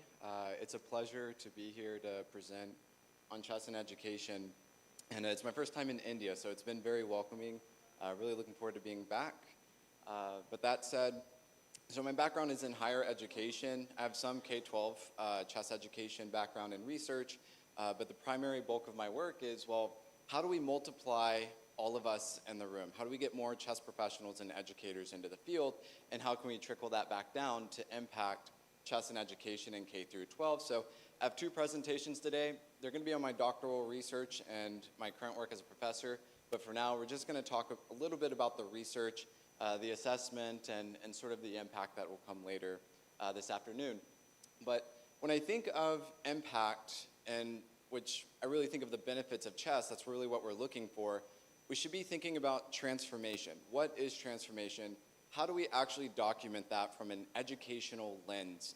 And if we can, rather than in hindsight, can we capture that transformation as it's happening? So the topic today with transformation, we're going to talk about the theoretical framework that I used for my dissertation, human agency.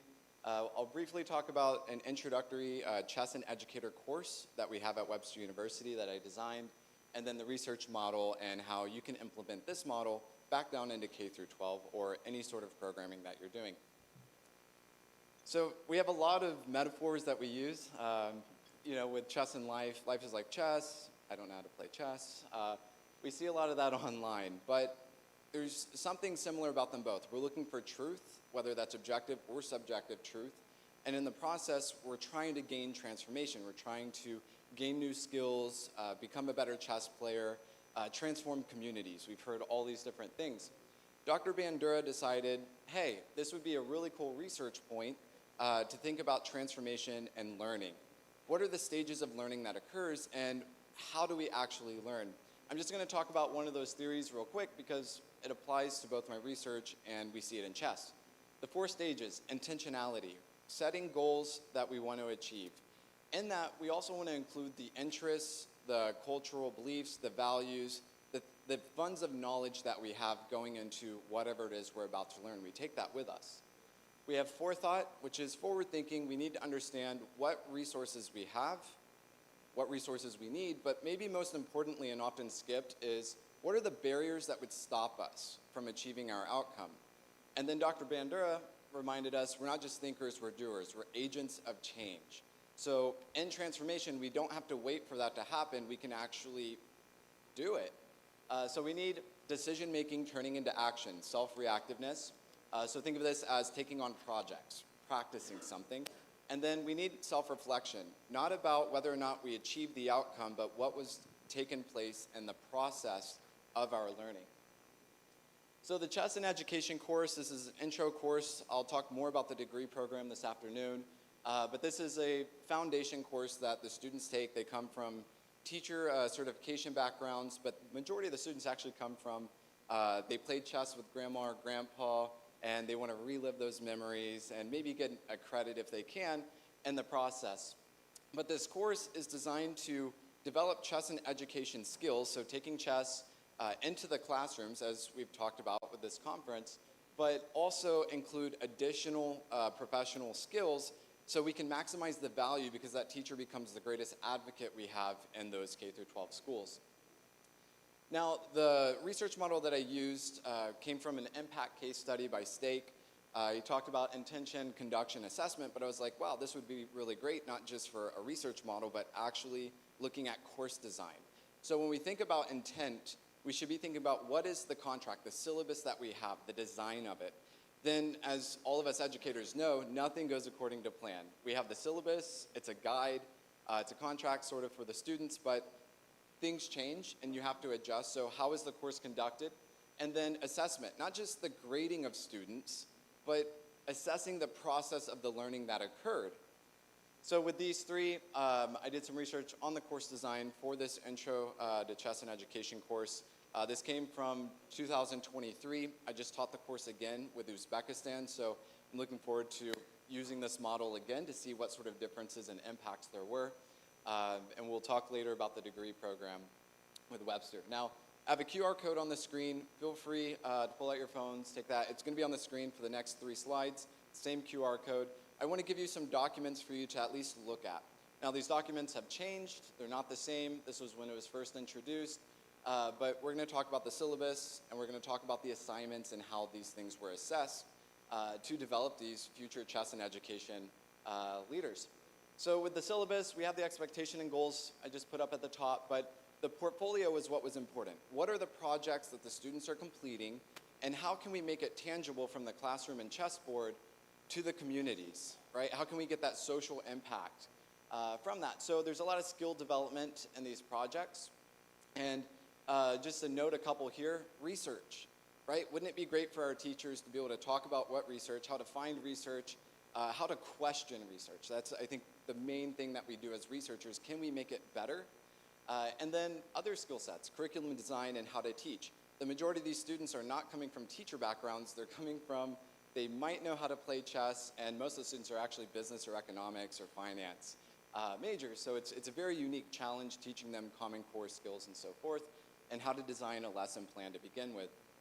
And then some other ones, educational technology, journalism, community programming. We want to take the learning outside the classroom, make some real world change. We'll talk about that a little bit later. So now this next sort of document I have here, we have the projects on the left going down, and then going across the right are the stages of human agency, Bandura's framework. I was like, hey, I haven't seen anything like this used, so let's just combine the framework. What would it look like for a student to have intentionality, have forethought, some decision-making and action, and being able to reflect on the assignment that they do? So I kind of take some other stuff from other parts of the syllabus that have lesson requirements or project requirements. I cross that over with the human agency definitions, and then therefore we kind of get somewhere a blend of an experience. Now, the one thing I'll say about these projects is that all the students have to demonstrate skills in both areas, right? But I leave flexibility in the assignments for them to choose what they're interested in. So for example, research, there's a lot of research in the field, as we've heard just between yesterday and this morning.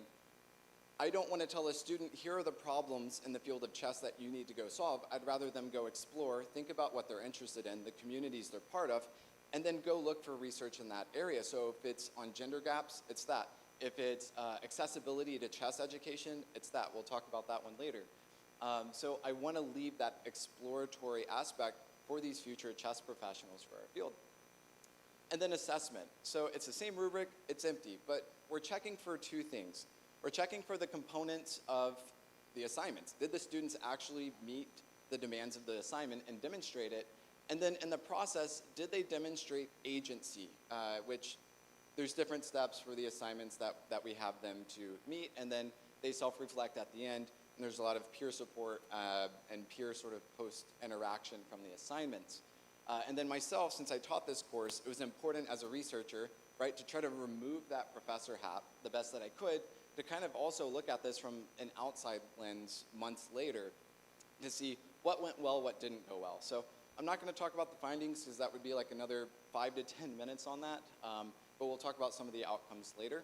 But I want you to think about this rubric regardless of what it is that you're teaching, whether it's in chess, outside of chess, but since we're here for chess, I want you to think about how you can be an agentic educator using human agency in the process of your course creation, because you're going to then be able to build it for your students. We want them to be, we want them to have creativity. We, of course, want certain outcomes and skills met as the demands of like standardized testing and so forth, but it should be a creative endeavor for them, an exploratory aspect.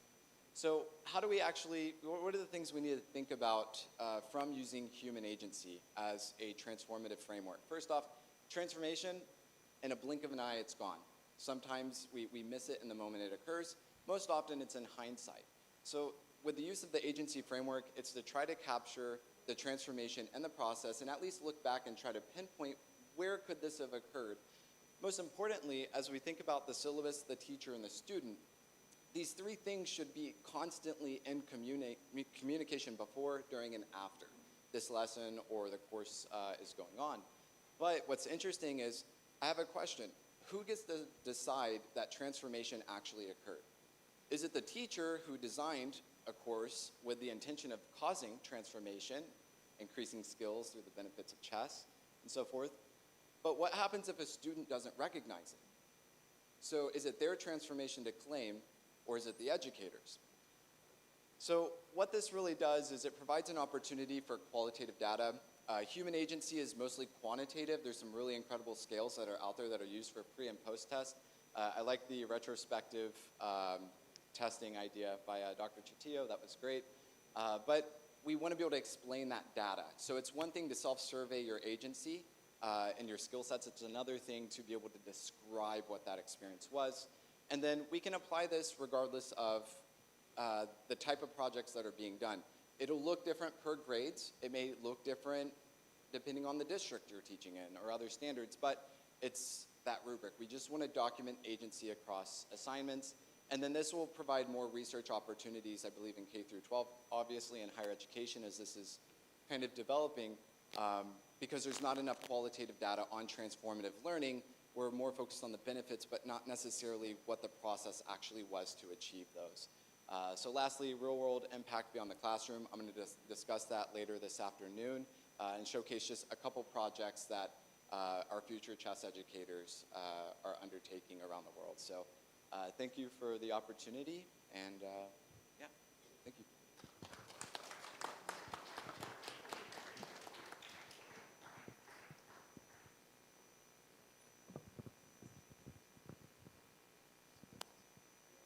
Thank you, Jonathan.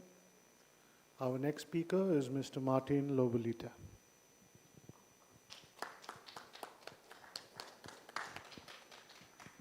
Well, hello. Thank you very much for this opportunity to meet you and to have this great event. Well, my presentation is a bit. I wanted to change the focus. Although I did research with chess player, what we did, I have the pleasure to work with Guillermo Campitelli, PhD in psychology. At the time, we did research comparing chess players with people that didn't play chess and how they solve different tasks where they have, or they should have no clue. And we we observed in those studies that the heuristics of the chess player were better to solve the problems than the others. But now we're talking about chess in education, so I don't want to talk about methodology. We are discussing about future projects of research at the National University of 3 de Febrero. But for the moment, I want to address a different topic. As you can see, let's go. Well, I think that there's a topic, a subject that I have not seen mentioned in chess and education. It is that I think that before measuring the impact of chess in education, we should define what we understand by chess. It may seem quite awkward, like someone said about time, a famous philosopher, when they don't ask me, I know, but when they ask me, maybe I don't know. And well, and we should define also the kind of teaching of chess in school we need. I'm not going to address the topic that is related to a certain educator and his ideas about education. There's no time for that, but I'll talk about chess and metaphors. Well, as you can see, this, some of you might know, this is Ludwig Wittgenstein. His Tractatus Logico-Philosophicus. I have a degree in philosophy, that's the reason why I bring it here. And you can see that quote from him, from his Tractatus, the limits of my language mean the limits of my word. Where the same mantra, it could say the main idea, but I will not, let me get it back. Okay. But I wanted to focus on another main idea, something some Jonathan Rawson, the Grandmaster, said. I will introduce him. And well, I put a mantra because the philosophy of Wittgenstein were really particular, attracted people also from outside philosophy. But well, that's a simple definition. So we get into chess as a metaphor. Well, the book that matters is the book that interests me. It's, as I say, it's a book from Jonathan Rawson. And well, you can look at the quotes there that I selected. The book talks about many things. It has no game in it. And the first one says, chess is not the meaning of life, but it does simulate conditions for a life of meaning. The second one, now I will comment on them. He says that this book is a philosophical offering on chess as a metaphor for life as a whole. The question that drives my inquiry is simply, what has chess taught me about life? At this moment, I want to recall what Sherry said some minutes ago. It's not in chess and education, the focus is in making the difference in life. And we also say that, correct me if I'm wrong, and that the focus is on what chess delivers. So we start with this presentation of the book. And now we go to what is a metaphor. Well, it's a rhetorical figure. It goes back to Aristotle. Well, I won't read it. You probably know. But, well, maybe you want to check. I'll talk about some more things about Jonathan Rawson, if it's not familiar to you. He's a grandmaster. He has a degree also in, he has a PhD in psychology. His last work is about spiritual things. but it's always from the scientific view. And he wrote these two books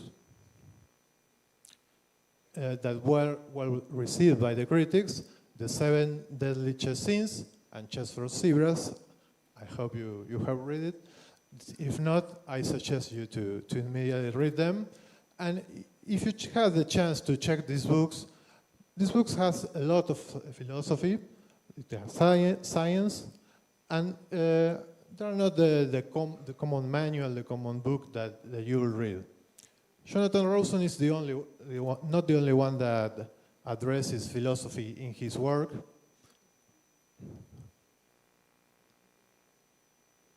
For example, I just selected these two books, Willy Hendricks, that the first book has a provocative title, Move First, Think Later, but also based in scientific research, scientific evidence, and The Origin of Good Moves, he does some, let's say, well, polemic claims, but that we won't address now.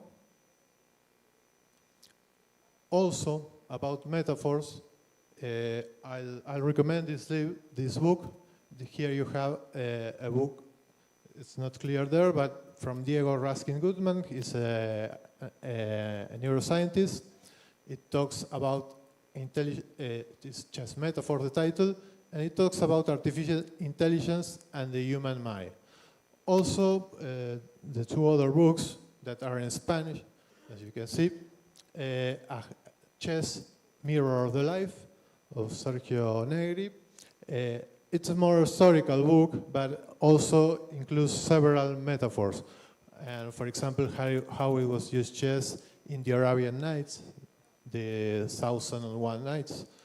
And the other book is not about chess, as you see, it's about theory of games. Theory of games, as the subtitle says, it's about decision making, and well, but they use a lot of chess to explain. For example, they include the collaborations in mathematics and philosophy of Manuel Lasker.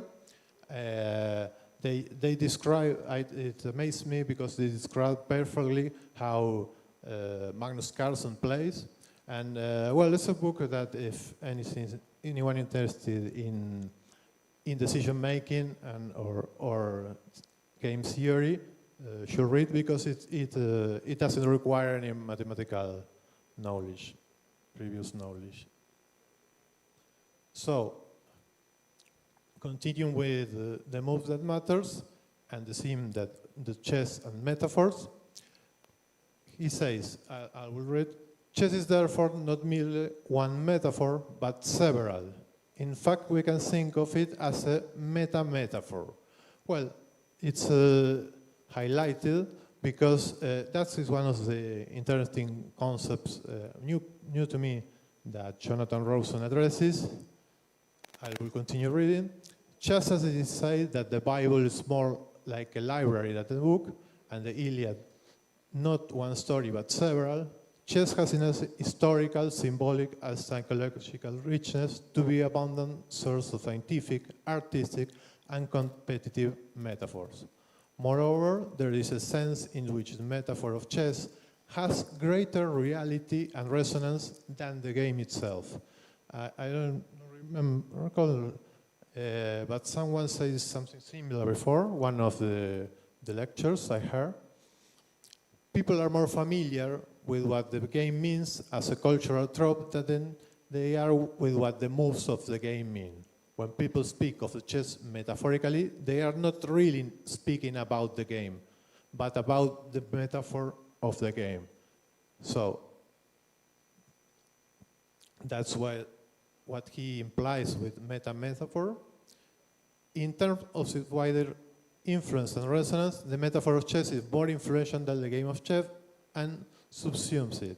Chess reveals that the metaphor is sometimes the preeminent reality, or at the very least an existential toy that allows the man and reality to play with each other in a contest where no one can predict the result.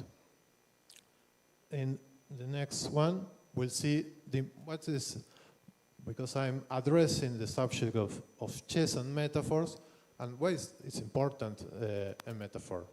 Well, it's answered also by Jonathan Rawson in the book.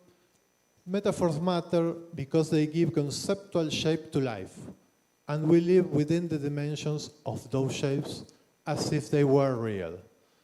When I read this, in most of his books, I noticed that we have the same,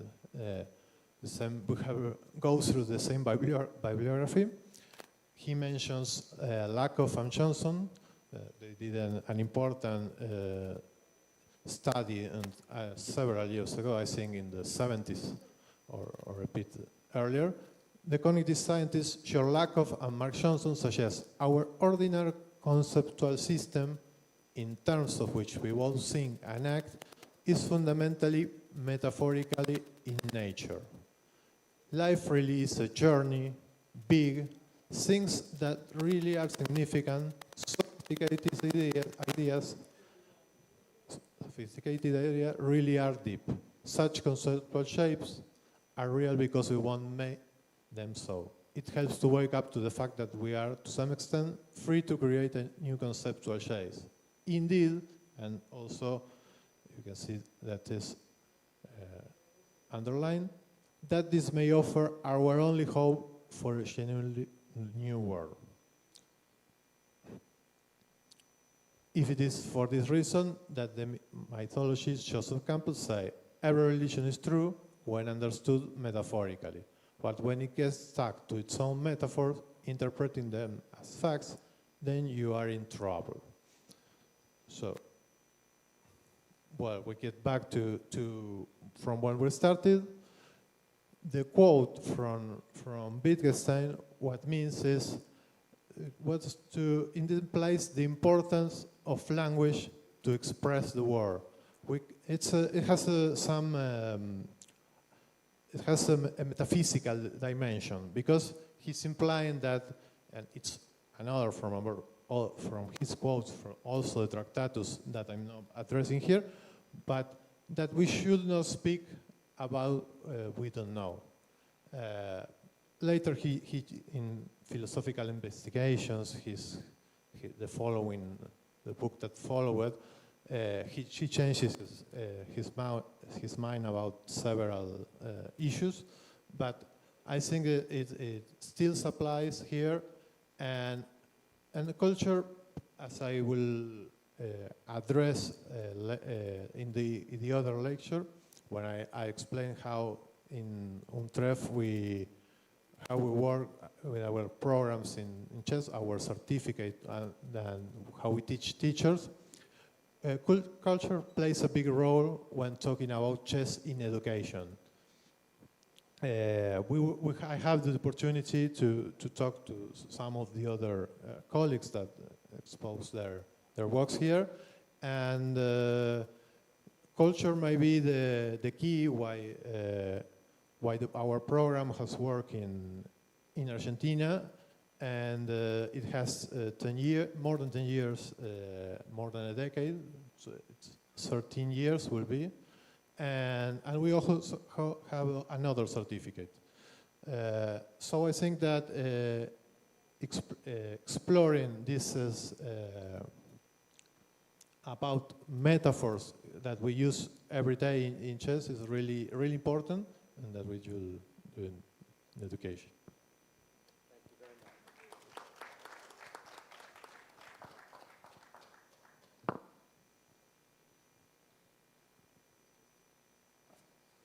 Thank you so much, Martin. Our next speaker will be Grandmaster Tejas Bagre. Good afternoon, everybody. Okay, so let me quickly go through the program that we started in Gujarat recently with the chess in schools. Of course, Gujarat has been on the global map for various reasons, but now, as we all know, that Gujarat, from a sporting point of view, will be on the global map, because 2030 Olympics has been, Commonwealth Games has been assigned to Gujarat, and of course, we are trying for 2036 Olympics. Anyway, let me just start with the programs that we started a few months back. The first one was, of course, chess awareness and training sessions, which we held in schools, chess competition and talent drive. We had special programs for women. We collaborated with the August month, which FIDE celebrated as the Women Month in Chess. And of course, training the teachers program, which we did to the Ahmedabad Municipal Corporation schools and also to some local organizations.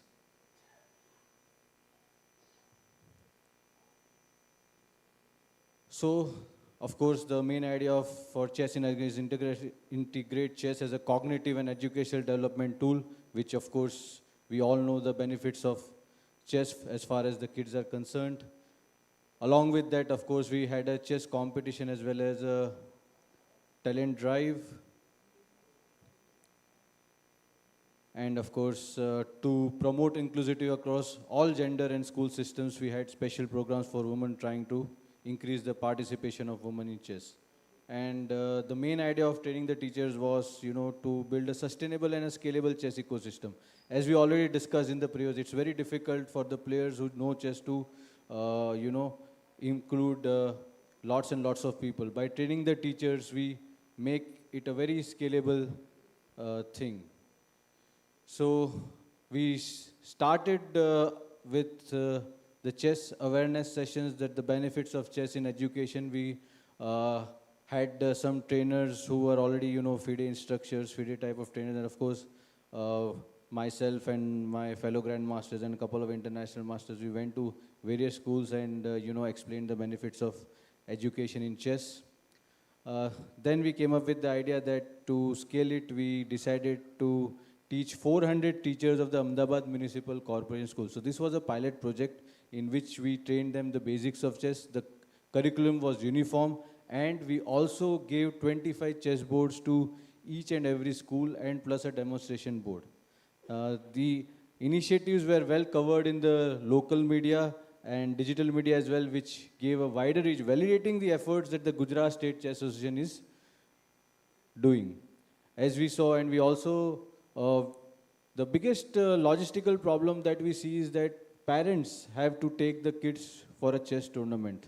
Normally, they do not even, if they are not very active in, seeing the websites or are not, joined any programs or WhatsApp groups, they will not even get information regarding the chess events. And the schools are so busy with so many activities that it is very difficult for a school to organize a proper event. Normally, there are local academies who work with the school, but then we cannot give them the events which normally the FIDE-rated events are. So what we decided is that let us, from state association, take care of all the logistics of providing the chess boards, providing the chess clocks, providing the licensed FIDE arbiters, and let us give the kids an opportunity to play during their school hours a proper chess event.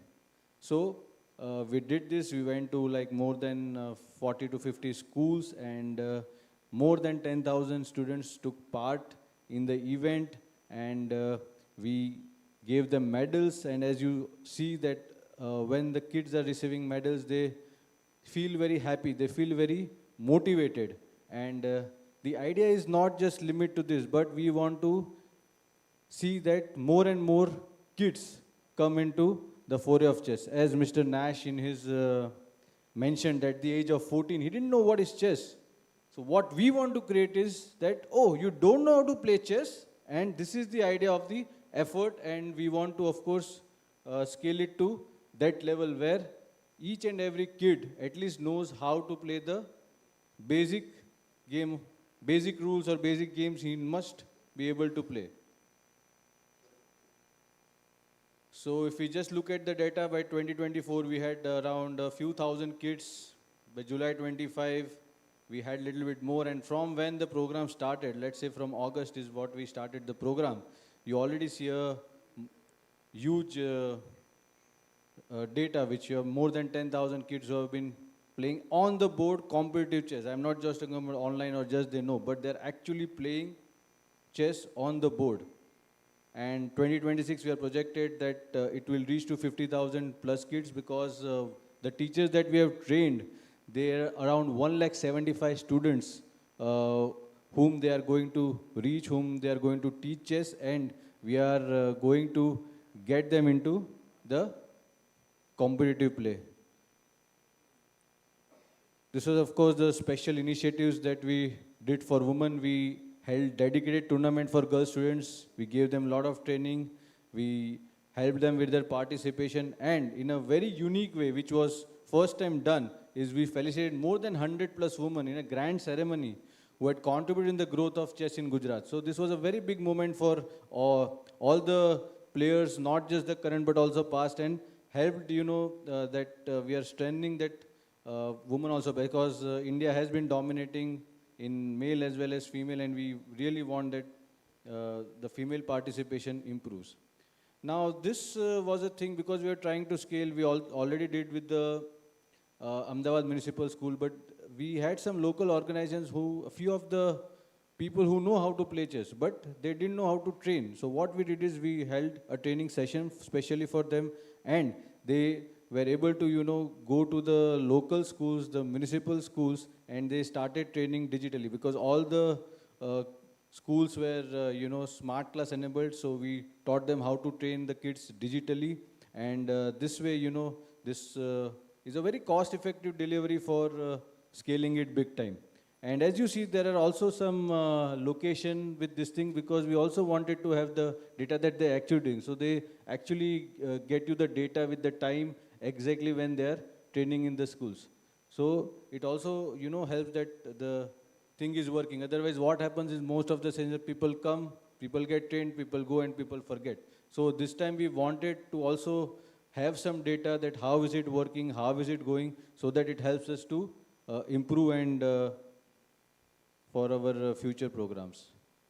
So these were some feedback which we got from the schools, that students have been actively playing chess during the school recess hours, and chess has also been adopted as a constructive home activity. These were the pictures taken by the school teachers and some parents who were very happy, because as you all know, today the distractions are humongous in nature, through the social media, and they were very happy that they are playing chess, which will of course help them improve their focus, discipline, and analytical thinking.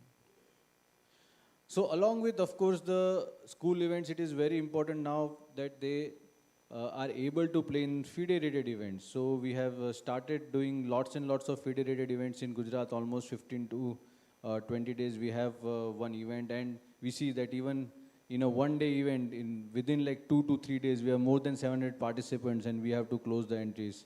So the program that we have run, for the students, we are seeing it, because as soon as we give the entries for, the international open tournaments, immediately within few days we get. So it also helps us see that, it is not that just we are going and the kids are just learning chess, but they are also coming into the competitive field of chess. So this helps, it becomes a strong bridge between training and competition when we organize international rating events, because I think just training will not help them. We have to give them good competitive exposure also. So of course, we have our 2026 vision. We want to, this was a pilot project done just in Ahmedabad, and we want to expand it to all major cities of Gujarat. We want to, strengthen the women and elite skill programs. We want to increase FIDE-rated events. We want to position Gujarat as a global model for chess in education, because the way the things are being planned, we see that, we can really go up to a figure of at least 3 to 4 lakhs this year. Of course, we have also started with a new thing, that we have gone into universities, and we have started doing chess events in universities also. And it is very soon, in probably next week or so, we are going to announce something which is very big, which has never been done before, and we will soon announce that. And we have also gone into universities to give full scholarships to the FIDE-rated chess players, or to the state champions, or who have done, well in the national. So what happens is, we are doing at a school level, but when the universities are encouraging by giving full scholarships, it helps strengthen the program that we are doing, because then parents will be interested, schools will be interested, and the whole ecosystem will come together. So this is a very important thing that we have started, trying to go to universities and, try to waive off the fees and see that, it helps the chess players for their future. Because not obviously every chess player is going to be a professional. But if they have played chess at certain level, which is a good level, then universities will encourage them in whatever courses they are taking up. I express my profound gratitude to Mr. Dev Patel, who is Secretary of All India Chess Federation and President of Gujarat State Chess Union, whose visionary leadership and unwavering support has been central to spearheading this initiative. His sustained guidance and comprehensive logistical backing, because you need a lot of logistical support. Every school that we are going, we are actually spending at least 15 to 20,000 rupees, on different aspects. And, we have distributed more than 10,000 chess boards. So that requires a huge amount of logistical support, which he has been very kind in providing it. And it has, helped empowering our children from all sections of the society to access, learn, and excel in the game. Thank you. I know you are all quite hungry, including me. So thank you very much, and I hope you have a great evening after this. So I'd like to say thanks to all of our panelists today. And of course, we have more to come, so I'll keep this short. But the field for research in chess and education is still open, and there are questions to discover and work to be done. So I look forward to the contributions that you will continue to make. So thank you. Thank you all.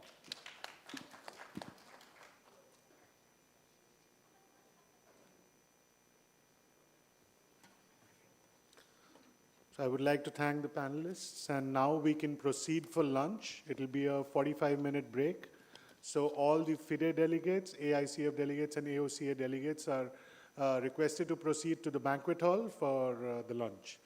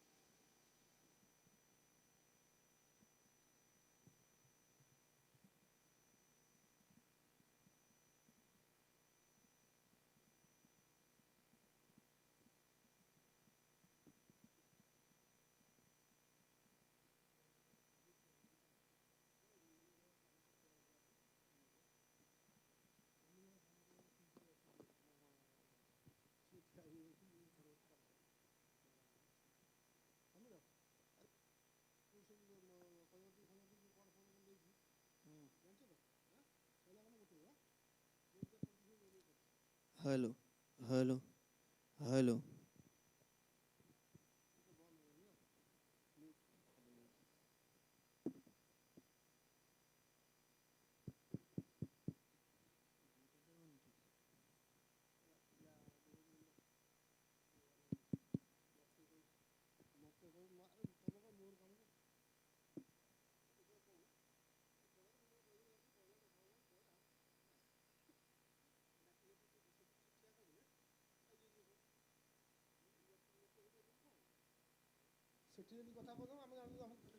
Hello, hello.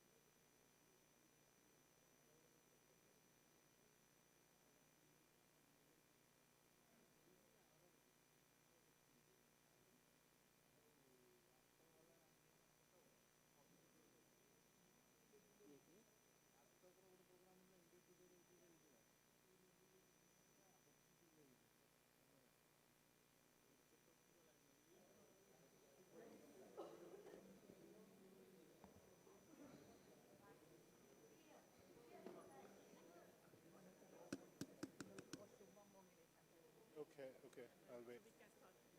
In a minute. Because I don't know him in person, so I'm relying on Okay, yeah. Same for me. I don't even know. So I'll give you the sign. Sure.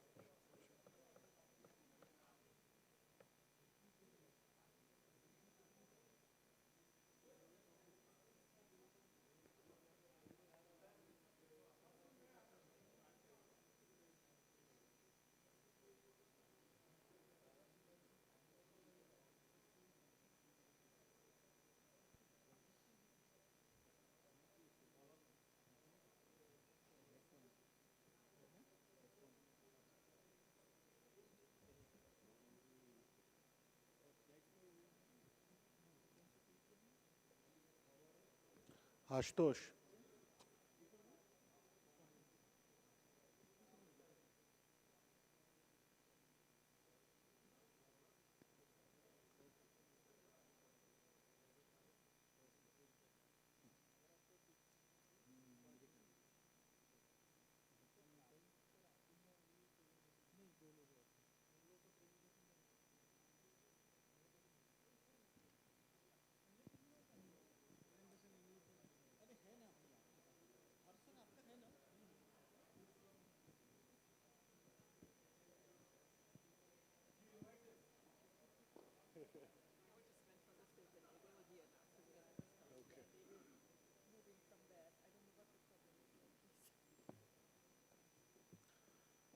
Ladies and gentlemen, welcome back.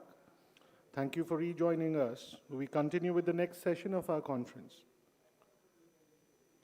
With a global perspective in mind, we now turn our focus to a chess in education roadmap for India. This session serves as a crucial national case study on implementation, policy alignment, and scale, highlighting how chess can be embedded meaningfully within India's diverse educational landscape. This panel discussion on the CIE roadmap for India features Mr. S.L. Hirsch, Mr. Anil Raizada, and A.K. Verma. S.L. Hirsch is a respected chess leader and educator, having served as FIDE Zonal President, designated Zone 3.2 from 2004 to 2006, and having earned a coaching diploma from FIDE KAKDAK in Moscow. An international arbiter, he has officiated at premier events including the World Championship and multiple chess Olympiads. And currently, he contributes his expertise to the All India Chess Federation Chess in Schools Commission. Our other guest here is Mr. Anil Raizada, Secretary of the Uttar Pradesh Chess Association and Vice President of the All India Chess Federation. We'll share the chess in schools journey of Uttar Pradesh. He will be sharing the chess journey of schools in Uttar Pradesh. And also, it's my honor to introduce Mr. A.K. Verma, Head of Operations of the All India Chess Federation. We look forward to the insights on national coordination, implementation frameworks, and the way forward for chess in education in India. I may invite the first speaker, Mr. S.L. Hirsch, to take the stage now.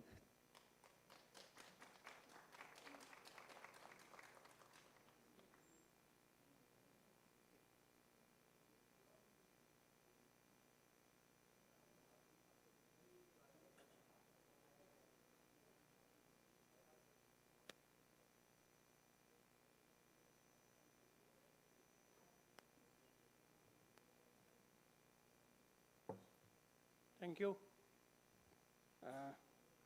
First of all, I express my hearty gratitude for giving this opportunity to join this great and global conference on the chess in education, chess in society.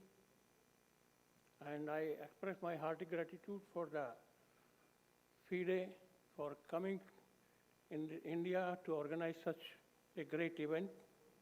All India Chess Federation, which is working 24/7 for the chess, and now they are also working for the chess in school, chess in society, chess in education. Mr. A.K. Verma, very dynamic CEO, and with me, Mr. Anil K. Raizada. And I also express my gratitude for the coordinator of this event, Grandmaster Abhijit Kunte, and I am here because of he respects me like anything, because when he was a kid, I used to go with him, and now I am senior, so he is looking after me. This is the real social chess.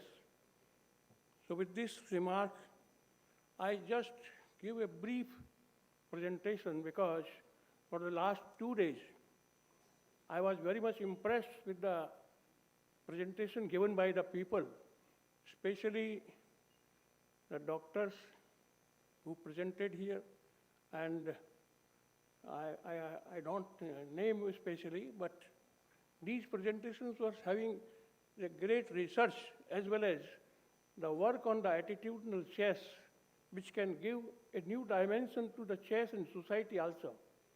And I was very much impressed with all the speakers, and especially from India too. I saw yesterday the Andaman Nicobar presentation, which was on the sea, and the presentation given by Abhijit Kunte. These were very inspiring. So my presentation is very limited on the subject, chess in a school. And that was a big old dream with me. Mr. Justice Mahesh Sharma is from the judicial side, but he was the chess lover. And we were always thinking that how we can bring the chess in school to bring the more students across the board. And finally, in the year 2022, the government of Rajasthan, through Mr. Neeraj K. Pawan, I think Geoffrey Borg met Neeraj K. Pawan, and Sir Jerry Ness, sir, he was in Bikaner in 2023, also met when he was divisional commissioner, and they recognized that chess is the only game which can improve the mental skill of the students and the society as a whole. It's a very vital tool to inculcate the discipline and the psychological treatment, mental treatment, and all faculties of the society chess can develop. And after that, they given a specific order in Rajasthan government that chess should be regular game, and every third Saturday of every month, it should be the extra curriculum, especially on 19 November 22, government of Rajasthan announced that every chess player should come across the board throughout the Rajasthan. So on that particular day, it was wonderful that 56,000 schools, they brought the students over the board, and that created a world record. That world record, I just show you a picture. This is the certificate given by the World Book of Records. And this shows on the date 19th November 2022, 38,21,009 students from the 57,000 schools on 19 November. And they acknowledge how this happened, because in the remote area of the villages where no chessboards were there, the students draw the chessboard on the floor and put the stone, putting the name king, queen, and this. So this was the enthusiasm in the students, and that brought the chess on record.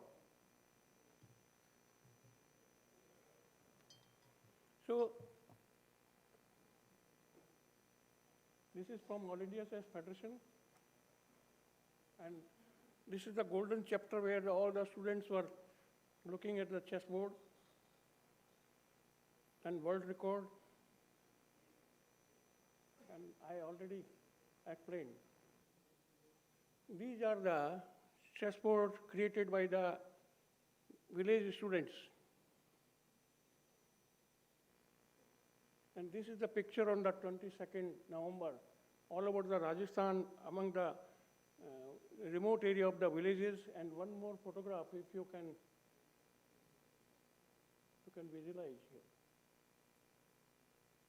See, this is the floor where the chess was drawn by the students, and the stones were used as chess pieces.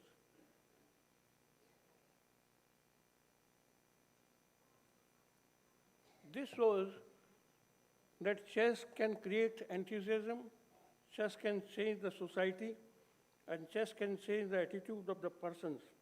And with this, and yesterday, when I was here and I was listening very carefully, and Arkady Dorkovich, I like to quote, chess has a unique ability to bring together education, social programs, public instructions, when it is organized well, supported by the strong partners, as we saw here, the KIIT, KIIS, and IOC, they are the partners for this.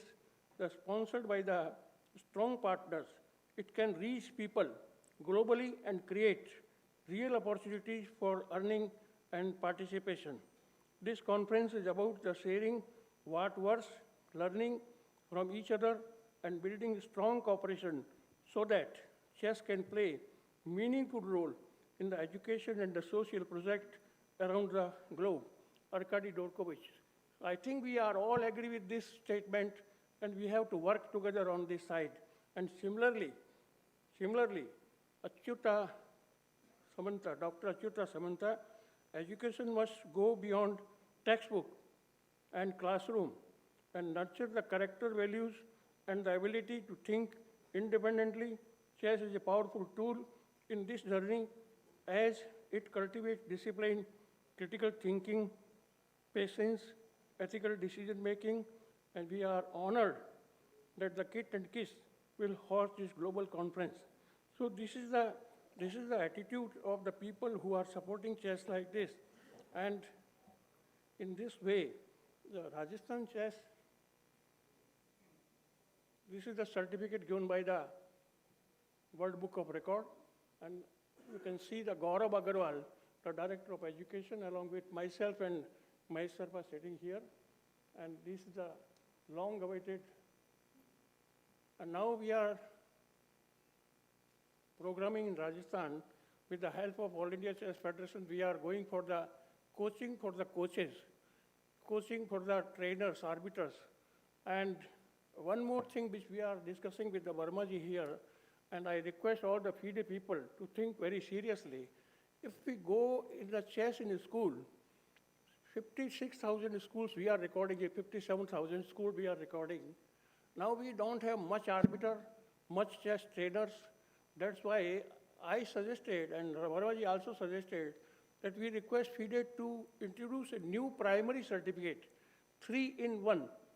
One person, one teacher should get the training as a coach to teach the children for the beginner level, and one license to him directly as an arbiter, how to pairing and make the organization and organizing capacity. Organizer title, arbiter title, and coach title, that should be at the primary level, and that will boost in India. And I think that will be a game changer in the chess in the school program. This is my request, and with this all simple and very brief presentation, I thank you everybody here. This is the one part which I want to show, that in Bikaner also we went in the prison. And these are the prisoners, opening made by the police commissioner, and the feedback was very important.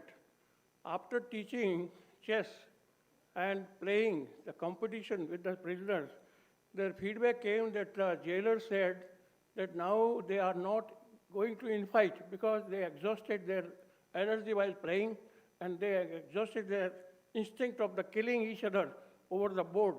Sometimes they are killing elephants, sometimes they are killing knight and rook. So now this is okay. And finally, all the prisoners requested us that kindly request the jailer to provide us a chessboard so we can play in our barrack also. So this was the change in the prison. So now the future progress and momentum, we are working with this. And this is some photographs I'm showing Geoffrey Borg when he came and met our Secretary Education, and now he assigned me some more work to work with the chess in the school program. And Jerry Ness, you can see at Bikaner, and it was a large enthusiasm when he came there. Minister of the Sports, Mr. B.D. Kalla, Director of Education, everybody was there and he conducted a very good seminar there. So I think these people are bringing a new dimension for the chess, and that will change the society, and society will be the peaceful tomorrow, and chess can be known as a tool for the bringing the peace in the society. Thank you very much for kind listening. Thank you.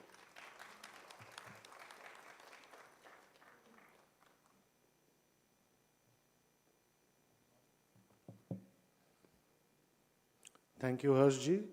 Now I would like to welcome Mr. Anil Raizada, Secretary of the Uttar Pradesh Chess Association and Vice President of the All India Chess Federation, for his presentation.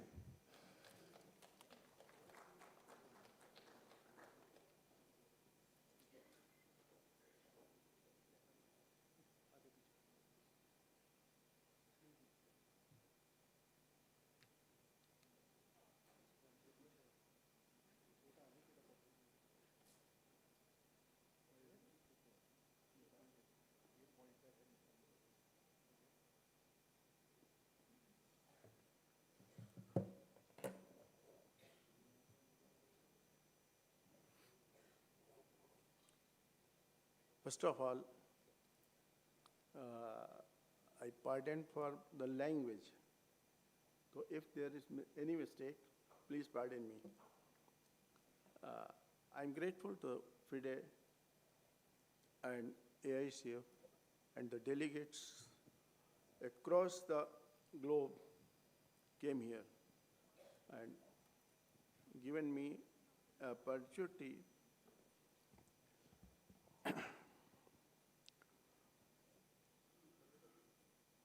to give a small report of our state. It is my responsibility to represent India's largest state here at Global Meet. So, very brief one. Whatever you people discussed here, we at Uttar Pradesh, we did everything. We have a case of depression who recovered through chess. We are having programs in villages and everything we did. But what we lack the documentation. Today I learned that documentation and to express everything here, next time, anywhere in the world, we will try that our state's performance should be there.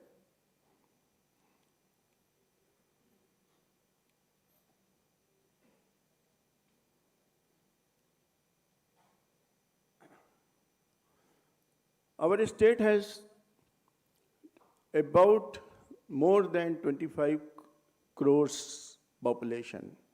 There are 75 districts, 1,000 state line distance in our state.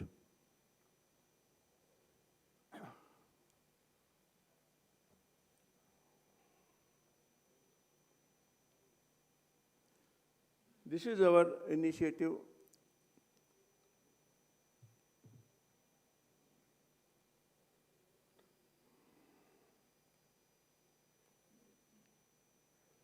We have divided our state for the promotion of chess in 5 zones.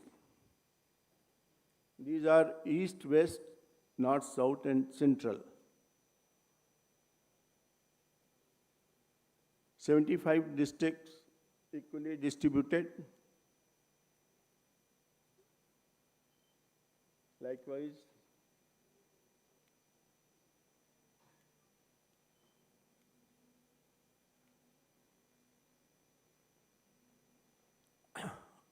and for that, this format is for the school, chess in schools program. And after training programs and teaching programs, we will hold the tournaments. Tournaments will be held in such manners: district level, regional level, zonal, and interzonal, the final one. These are the financial regulations for those.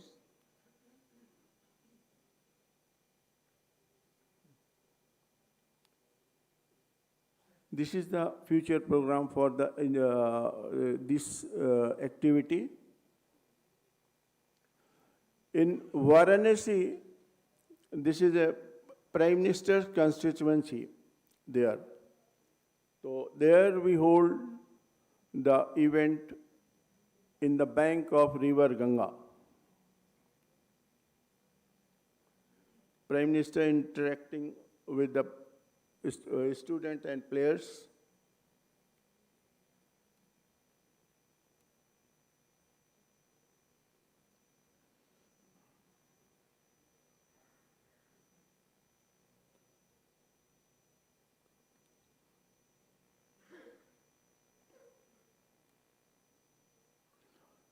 We have pursued government of Uttar Pradesh to introduce the chess in schools at primary level.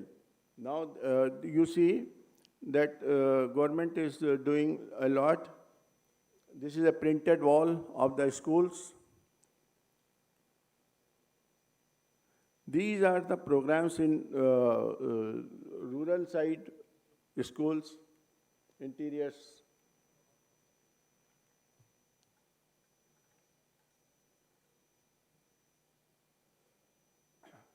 And the government of Uttar Pradesh has initiated in more than 180,000 schools the chess in a school program. I hope this small report will bring you that what we are doing there in UP or India. Thank you.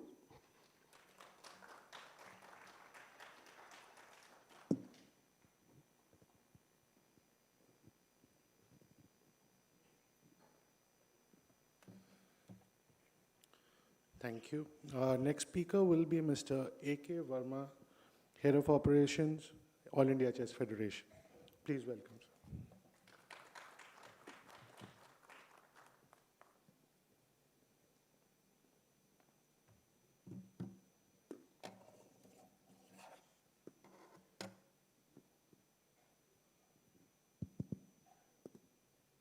Good evening to all. At first, once again, I welcome you all for this FIDE Social and Education Seminar from the All India Chess Federation. We all are here, foreign delegates, everyone, many representatives from the FIDE, our All India colleagues and all, everyone, a warm welcome to you all. We are very delighted that OK Chess was originated in India, and we are trying our best that how the chess can develop. But again, chess is as complex as the life is, and so it could keep on going. But I'll tell that this is the birthplace of the chess, and even including all the top officials, governments, even our most dynamic Prime Minister is trying to help the chess and promote the chess in the India. So we are in this way, we are very lucky. As we know that India has got the one unique slogan, Vasudhaiva Kutumbakam, means world is our family. And so we are trying our best. Because at first what chess is giving, I think we all know it better, that chess, whether the chess in education helps you in education or not, but certainly it's going to give us a better life, much better life. Someone was yesterday talking about whether the chess can become a career or not. I'm not sure whether the chess can become career or not, but certainly it's going to boost our career. We are going to be the most powerful people.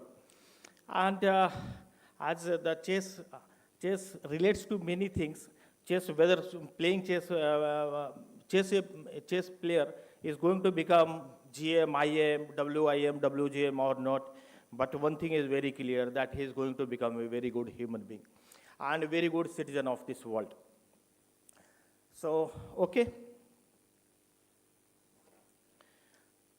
So I'm here to present the roadmap for the Indian chess, what we are planning in the federation, and how do we can make other changes, dramatic changes, much more changes in the Indian chess.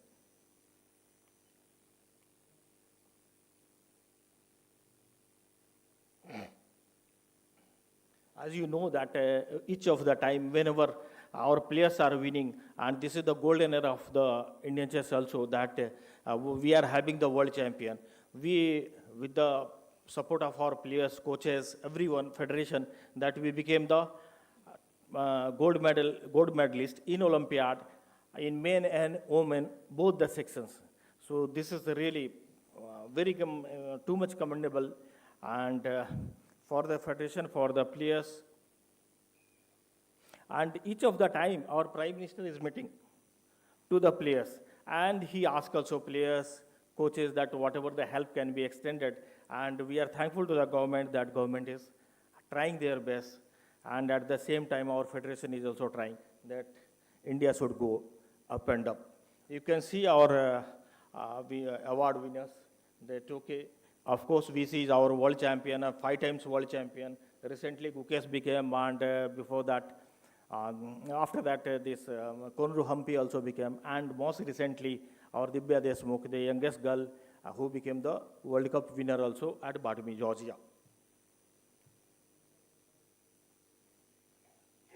But apart from this, we keep on trying. So I'm not saying that we are satisfied and we are okay. We have achieved we have become the world champion or world medalist, and so we are satisfied. We are not. And so certain points which we need to improve, we must improve, and we are trying harder for that, because that's why I have written like this, that despite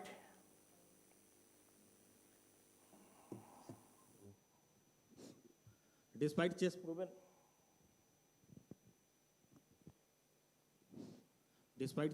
cognitive and academic benefits, and India's a strong competitive chess culture, world-class chess champions, its integration into formal education remains fragmented and inconsistent across the nation.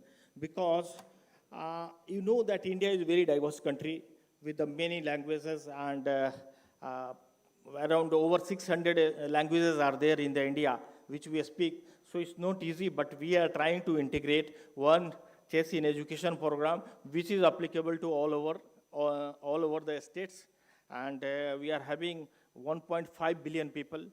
So, but right now All India Chess Federation significantly supports at the grassroots level, and its budget is also substantial, and we are trying. Though groundwork is laid, systematic challenges prevent scaling education in India's vast education. Because you know that India, we are having some 1.7 million schools are there, nearly. And with the many millions students are there in the schools. And so right now, not more students are engaged, because formally with the federation, of course, this number is not more, but it's 2 million. And we are having the 33 affiliates also. And we are having districts around 787. So chess is the game where, unless we go at the very micro level, chess growth won't be there. So this is our dream. This should be our dream, that there should be a chess club in each of the house. And I think FIDE also tries a lot for this slogan, to complete this slogan. And through this, if we have after this, if every house is having the chess, so blocks are there in India, blocks, talukas are there, block or taluka, then districts are there, some 787 districts are there, and then 33 states, and then nation, and then worldwide we can try. So our key strategy is to approximately 1 million students currently engaged in chess, and through the CIS, private academies and different things, the chess introduced in select private government schools, but no standardized nationwide curriculum integration. And of course, for this, I am trying with the Jerry Nas, who is chairman of FIDE Chess in Education, that okay, how do we can do in the much better format. And definitely tomorrow we are having meeting, and we'll try to formulate the formula whereby the FIDE, All India Chess Federation, with our states or with all our districts, to integrate and make a better program which can run throughout the India. Then significant urban and rural divide. As you know, the economic situation of the India, so there is some division between India and urban population and rural population.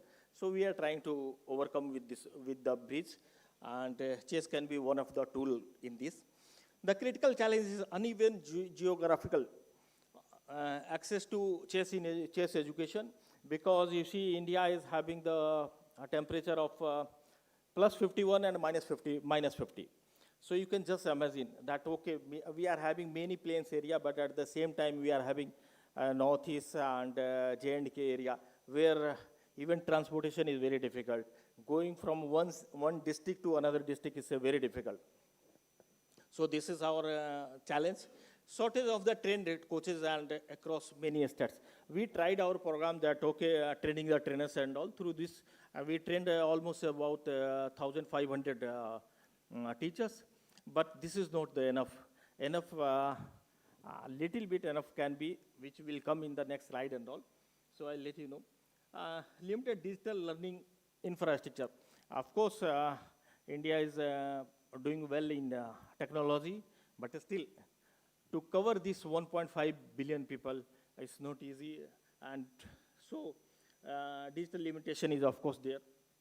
Then lack of standardized curriculum framework. What we discussed that, okay, of course we'll try, and we'll try through the FIDE, through our national federation and state and districts. Because again, I'm saying that unless we go at the very micro level, chess development is really not easy to achieve the target that chess should go to each of the house, because chess is not only the game, as we know that it's one of the best social service.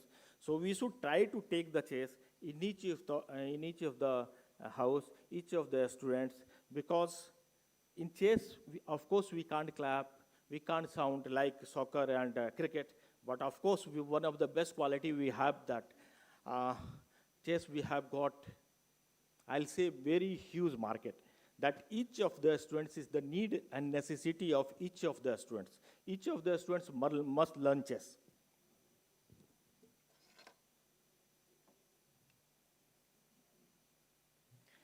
I'll tell you the global success of the stories, like Armenia, as we know that they started in 2011, and they started mainly from the beginning, from 6 to 8 age of the students, because it's very much essential that children should hone the chess or hone the quality of the chess from the beginning only, because they need to impact their entire life. As we know that chess makes the brighter citizen of the world. So it's necessary that we should try to emphasize the chess from the beginning level only. So this is their story, that fully integrated chess into a national curriculum. They have made it. Research shows that measurable improvement in cognitive skills and academic performance. This program is point of nation pride, because Russia, they are also doing extremely well, that they have integrated also chess into curricula across many regions, leveraging its rich chess heritage, regular lessons, develop their critical thinking, while the nation tournaments foster a robust talent identification system, benefiting all the students and producing world champions. USA and UK, that okay, again, is a social development. In USA and UK, chess program prioritize social development and critical thinking. Government agencies and many NGOs are supporting. They're using it a tool for social mobility, confidence building. The chess benefits. The FIDE 2026 global initiative, that okay, we are thankful that to FIDE, that FIDE is having many other programs apart from this KIIT and KISS, and with the Dana shown also. The International Chess Federation launched a global initiative promoting chess as an education tool. India is a key focus country, receiving technical support, curriculum frameworks, and best practice sharing to facilitate rapid scaling. This international backing provides credibility, because one thing is very important, that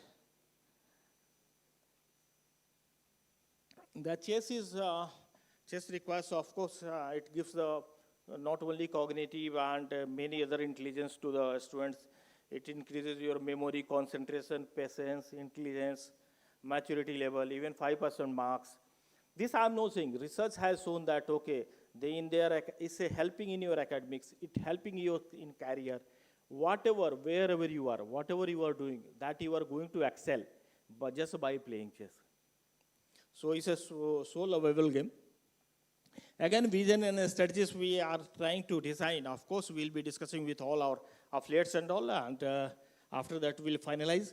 But we have the vision that, okay, 2026 to 2030, how there should be a strategy goal for the India, that 5-year roadmap.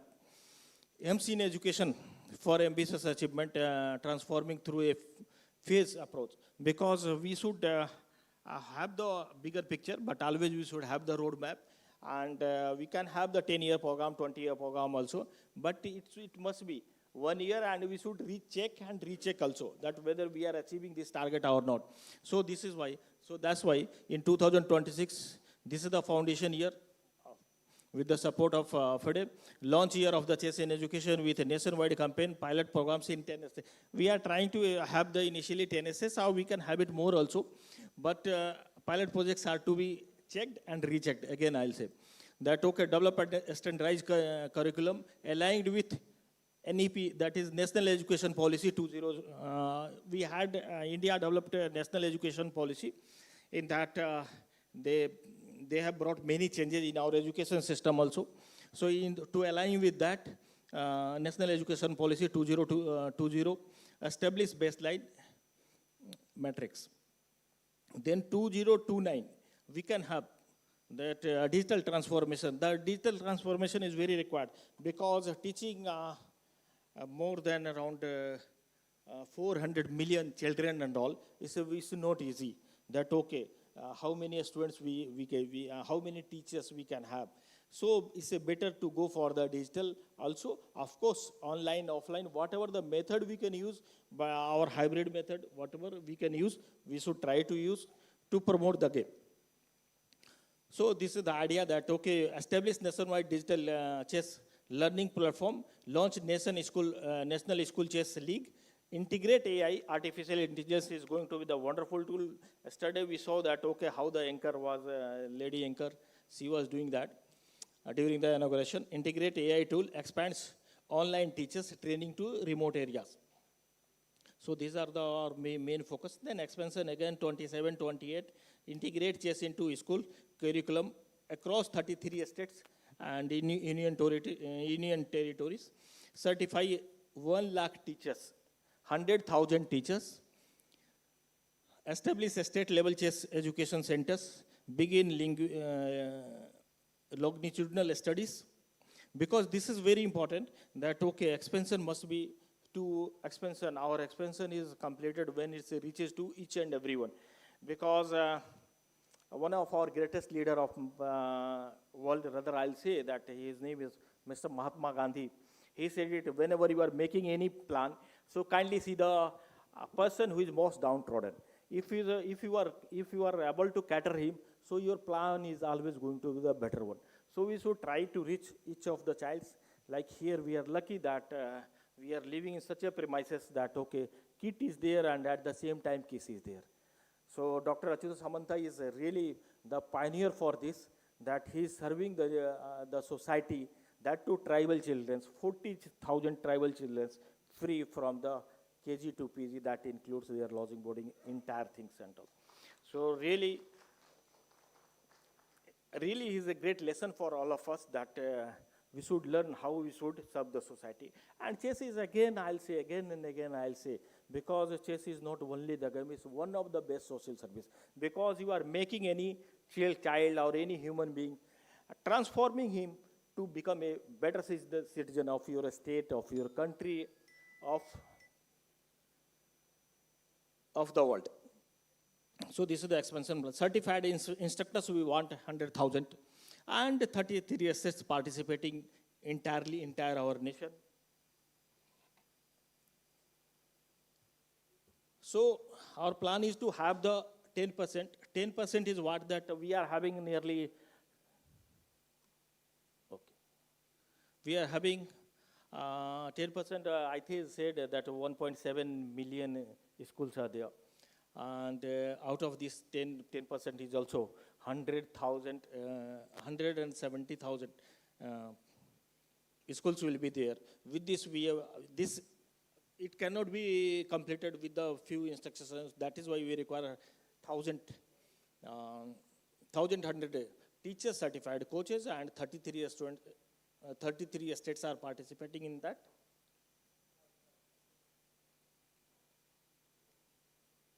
Yes. So we want to quickly, I say that as I have been instructed that okay, I should cursor. So a cheap outcome we are trying that okay, we should have the 10 million students empowered with the chess, and 1,050 schools engaged, 1,50,000, and 1,000 teachers, and one global chess nation. We want to make it the #1 global chess nation of the world. And so with this, I'll conclude this.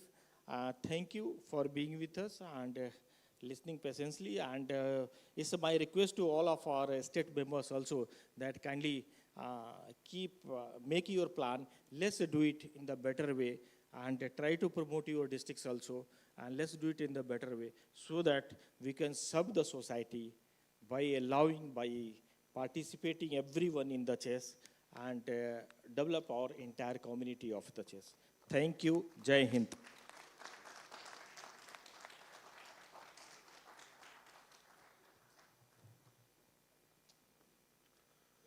Thank you to all the panelists. Your perspectives have added significant depth to our understanding of chess in education and its implementation at the national level.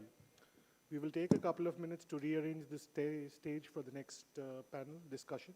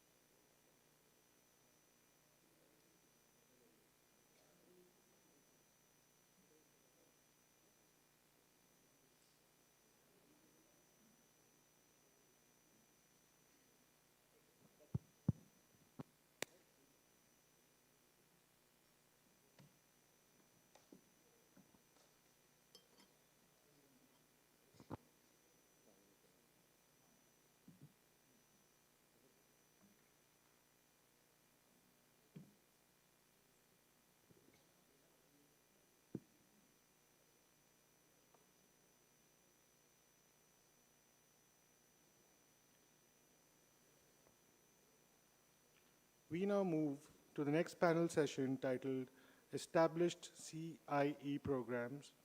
This session brings together international experiences of how to highlight how structured, scalable, and sustainable chess in education initiatives are being implemented across different regions of the world.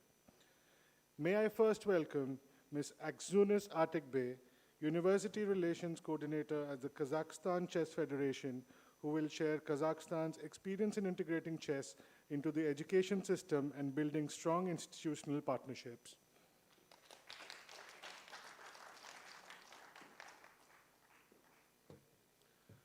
Now I would like to welcome Mr. Pep Suarez, who holds a PhD in psychology and serves as president of Olympia Chess Academia and CEO of Chess for Edu.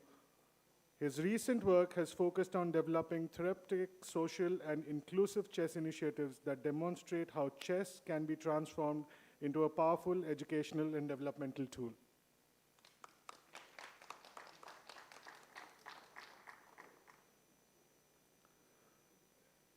Joining the panel as well is Mauricio Arias, President of the CCA Education Commission for the Americas. He will explain how the CCA is working to expand and strengthen the chess in education ecosystem across the Americas through established programs.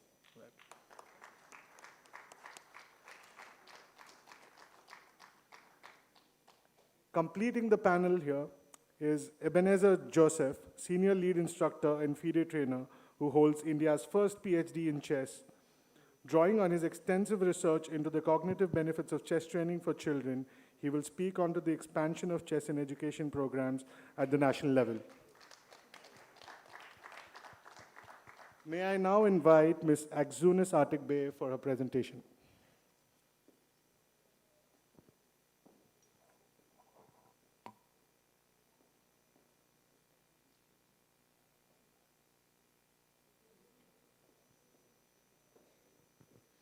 So, good afternoon, everyone.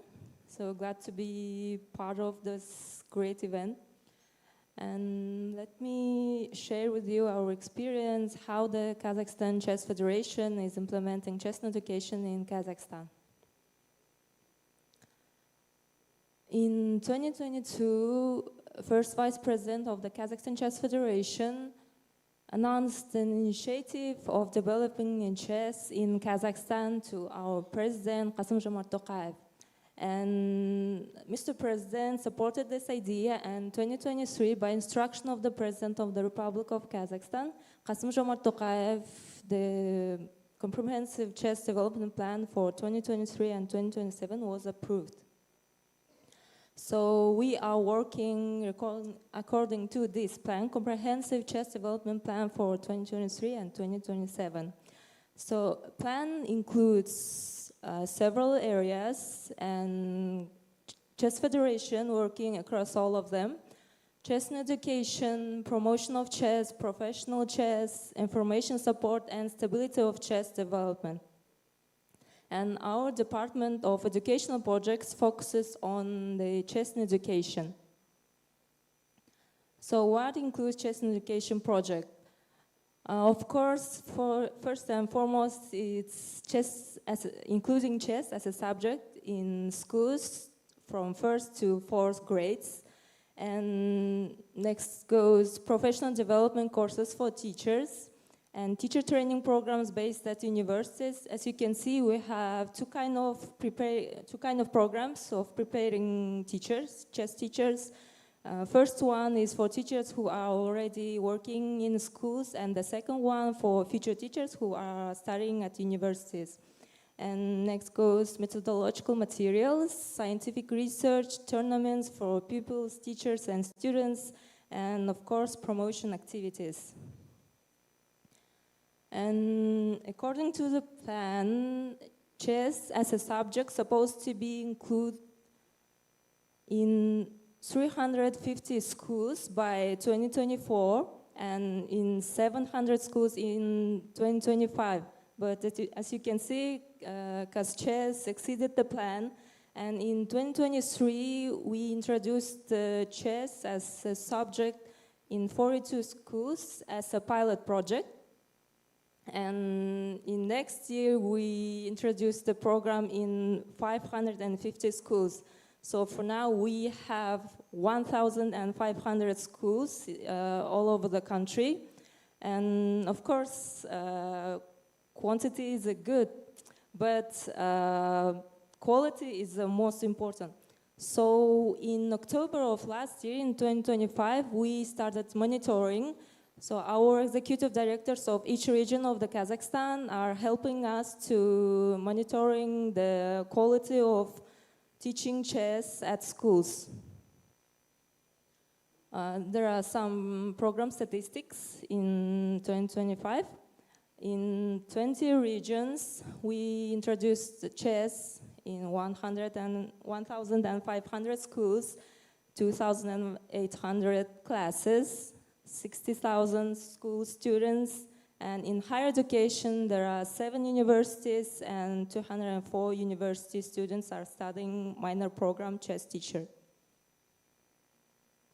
And next area is preparing teachers, teacher training programs who are working in schools, who are teaching our kids to chess. The course program is approved by the Ministry of Education and available in online and offline formats. And instruction is offered, of course, in Kazakh and Russian languages. There are our methodological support, what we made for our teachers. We call it Educational Methodological Kit, which includes textbook, workbook, and teacher's guide. And by the way, the kits for grade 1st and 2nd are recommended and approved by the Ministry of Education. So teachers can use these materials for teaching. And also we have chess class platform. It's very helpful for our teachers. They can track their students' progress and give tasks and so on. And about the research, Chess Federation with the researchers of Süleyman Demirel University are conducting the research. So the research involves 10 regions all over the country and more than 4,000 students, 103 schools, and experimental classes 128, and control classes 130. We are still waiting for the comparative analysis for our researchers, so I cannot show you the results yet. And of course, in addition to improving chess, introducing chess in schools, we are holding many tournaments, conferences for our teachers, students. The first goes International Conference Chess in Education. We can say this event is annual because we held it last year for the 3rd time. And Mr. Rita and Mr. Janesh came to Kazakhstan to give master classes for our teachers and students. And also Zyatger Ustaz tournament is for our teachers, among teachers, where took part 130 teachers. And also chess class Olympiad among school teams. Also we held University Chess Cup among university teams with a total of 34 teams and from 26 universities. Also, Chess acts as a sponsor and participates in the organization of tournaments organized by the Ministry of Higher Education and Ministry of Education. By the way, we have 2 ministries. For secondary school, it's the Ministry of Education, and for higher education is the Ministry of Science and Higher Education. So in May of 2025, we helped to organize Summer Universiad among universities and National School League Akhbozat for grades from 5th to 11th. So that's what I want to say. If you have questions, you can email me. Thank you for having me.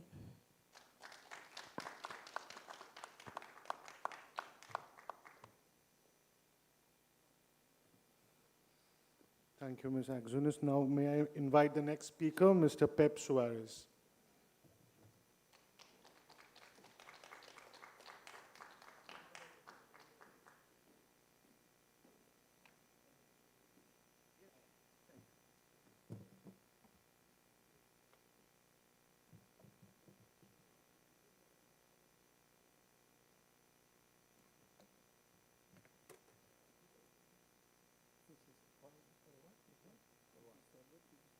Thank you.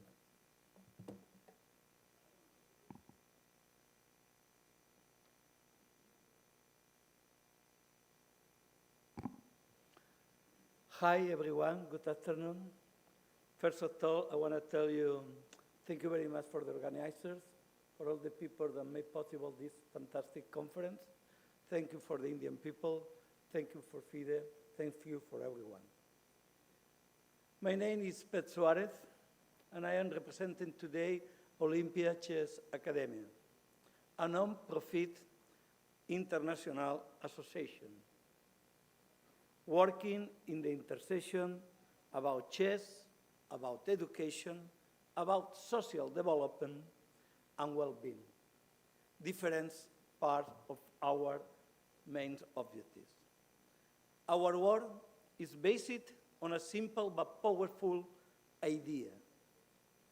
When chess is structured correctly, it becomes for more than a game. It becomes an educational tool with real impact. In this next slide, we can see a little summary of the methodology we carry out.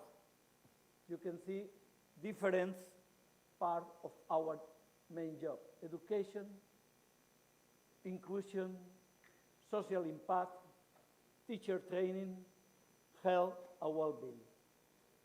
And I try to explain you all of these different activities.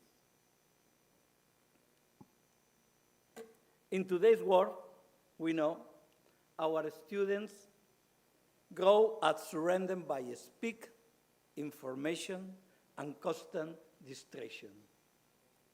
Yet, what they truly need has not changed: focus, clarity, emotional balance, and the ability to think before acting.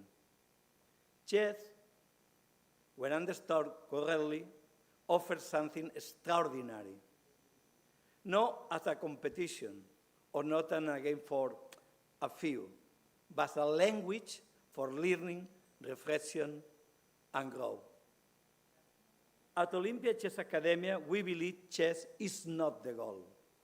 Chess is the tool, a structured pathway to develop strategic thinking, emotional resilience, and meaningful social interaction. This is where chess stops being a game and becomes education.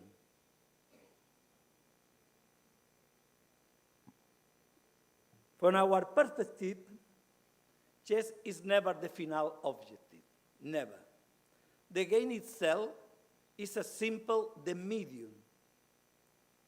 What truly matters are the skills developed through structured chess practice, cognitive skill, emotional regulation, and social abilities.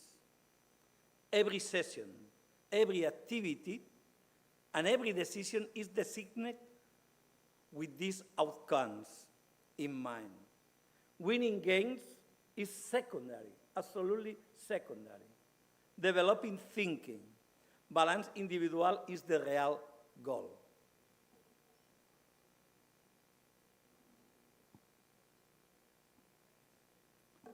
There is a crucial difference between playing chess and implementing chess in education.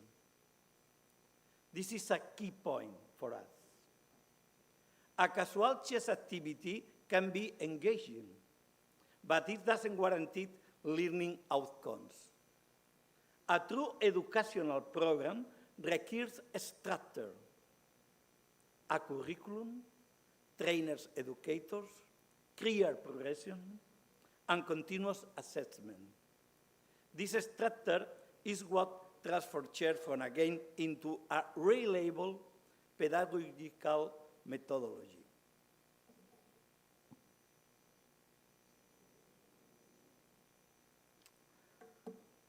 We got some pillars.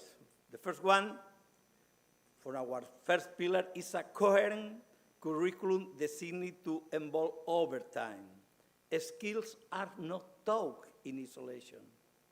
Students progress from basics, rule, and peace movement to tactical understanding, and later to strategic thinking and endgames. Each stage builds upon the previous one, ensuring continuity, depth, and long-term in path.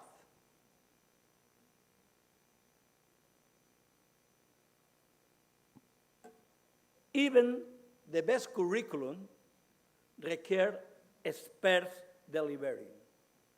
Our educators are not only the chess specialists, they are training in our educational methodology.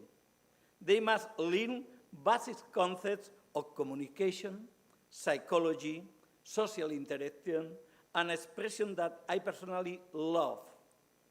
Passion for what you do. Passion is not an ordinary word. We also place emphasis on evaluation. We continue to assess both student progress and program effectiveness to maintain high quality and consistency.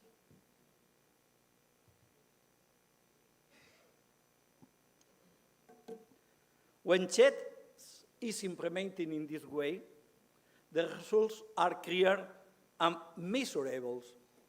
Teachers consistently report improved attention, higher engagement, and better social interaction among students.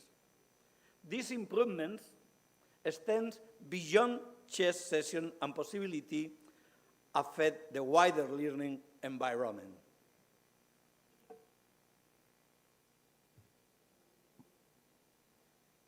One of the strengths of this methodology is its adaptability. It works in mainstream school, special educational contexts, and with older adults. Some of the projects that we are carrying out include the training of primary school teachers in the Balearic Islands with the support of the Balearic government, a project working in more than 35 senior centers using chess as a tool to prevent cognitive decline, funded by the La Caixa Foundation, the wonderful Infinite Chess projects in the Balearic and Canary Islands in collaboration with FIDE, also chess in the Menorca prison with inmates for almost 20 years. Another project is with the Red Cross on unwanted loneliness, where we have integrated chess as a communication tool for people who are alone. And our project with the Spanish Association Against Cancer, working with women with breast cancer using chess as a tool for empowerment. Each program has its own methodology, content, and specialty structure. And I want to highlight that many of them are carried out by women. The focus is on human skills, no competition. The model naturally supports inclusion and well-being across generations.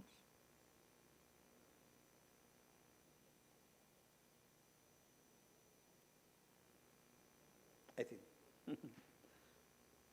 Lasting educational impact is never achieved alone.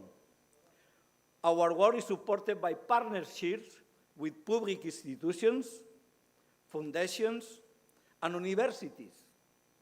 This collaboration ensures credibility, sustainability, and continuous innovation. Now, we are start working in a fantastic Erasmus project with 8 universities from South America, 1 from Portugal, and 1 from the Spanish Universidad Alcalá de Henares, who I belong, to make a fantastic Erasmus project from more than 1 million euros.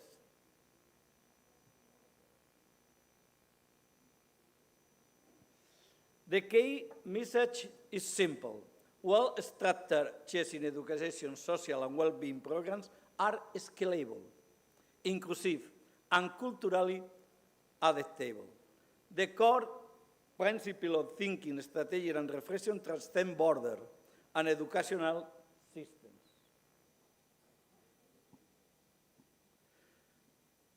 When chess is structured with intention, it becomes more than a game. It becomes an educational ecosystem, an ecosystem that prepares students not only to success academically, but to navigate complexity uncertainty and change. We're living in an era of change. So, at the Olympic Chess Academy, we believe education must develop the whole person. Chess, used correctly, offers a unique and powerful path to achieve this. This is where chess transfers to the board and becomes education. If you are interested in collaborating on any of the programs we are carrying out, or simply want to share experience with us, we will be delighted to work together. Here is our contact information. Thank you very much.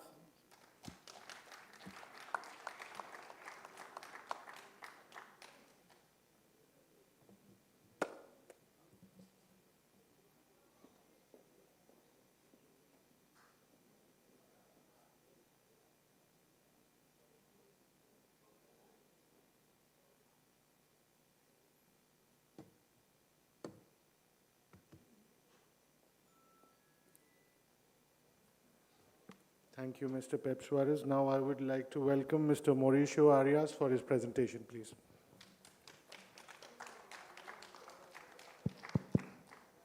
Hello. Hi, everyone. It's great to be here with you today. Be patient with me because I will be in this presentation and the next one. Both are similar. This one is about how we create, we're helping with, in the America's Chess Federation, that is the organism that I work for, to create the policies for the countries, how we give them guidance and support. And the next one is about how difficult it is to do that. Okay, so first, well, as I told you, I work for the CCA. I am the president of the Education Commission, and we help the country members to create the policies, to execute the policies, and it's not an easy job if you consider that we have 44 countries. And yes, it's 44 countries, still less than the population that you have here in India. And quite honestly, in 10 minutes, I'm not going to be able to explain to you everything we are trying to do there, but at least I can give you some clues that hopefully, for many of you, will be helpful moving forward. Now, when you work in a continent, 44 countries, you have to decide, where do we want to go with this? Because everyone will try to pull you in a different direction. And that could be just impossible to manage at the end of the day if you don't have a clear idea of what you want to do. So we decided, in order to expand this ecosystem in the Americas, to go for this model that FIDE has been proposing, that many of my colleagues here, Pep between them, with what he just explained, is a more inclusive vision of chess and education. Not as much focus on competitive chess. Not that we don't care.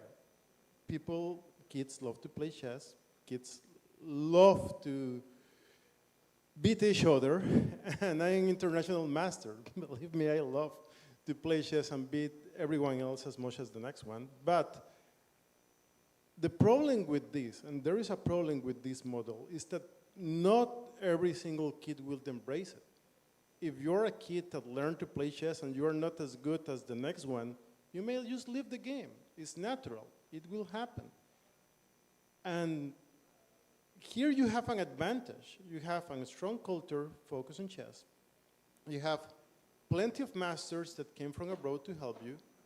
And you are one country that has a very strong, at least for what we can see, institutional support. But in the Americas, for most countries, that is not the case. And Americas as a whole has 1 billion people. India has 1.4, 1.5, something like that, I think. But for example, my own country, Costa Rica, has only 4 million people. So how do we manage to sell the idea of chess to every country? We decide to do it through education, literally to the Department of Education. And following this kind of model, where we focus more on the skills that we can develop with chess, and to do it in a model that is not as competitive, with mini games, with the storytelling, with going step by step with the little kids so they can all feel engaged, all feel part of it. And it doesn't matter if the kid next to him is much better, he will have chances in this model to feel valuable, to feel competitive. And this is what we are presenting or asking or helping the colleges to present to every Ministry of Education. This model where we try to have a wider base where every kid can participate, and also that will help us at the end because we will have more competitive athletes because the base will be bigger, wider, and we can bring more people, more kids to be part of this joy of chess. And in this model, the consequence of what we are doing at the end could be have very skilled players, grandmasters at the end, but we want every kid, all of them, to be part of this 3 entities chess in education. Now, in order to do this, we also need to provide the technical training. And when you don't have that many chess players, that can be a challenge. If you have plenty of chess players, well, that is great. You can ask the chess players to help you, but what happens if you go into a country where there are almost no chess players, or there are not that many masters that can give you some sort of support? You have to go to the teachers. And for the teachers, it could be scary to hear, hey, you know what, you have to teach chess. So we are working with FIDE to provide an easy access to these teachers, to give them the proper training so they can feel capable of working, again, with this model that is not about, I will go and play chess and beat everyone, even if we can do that, and we are also promoting that. It's not that that part doesn't exist, but we want to start from the base, from the kids and the teachers that will feel that they belong to an ecosystem where they can interact and feel competent.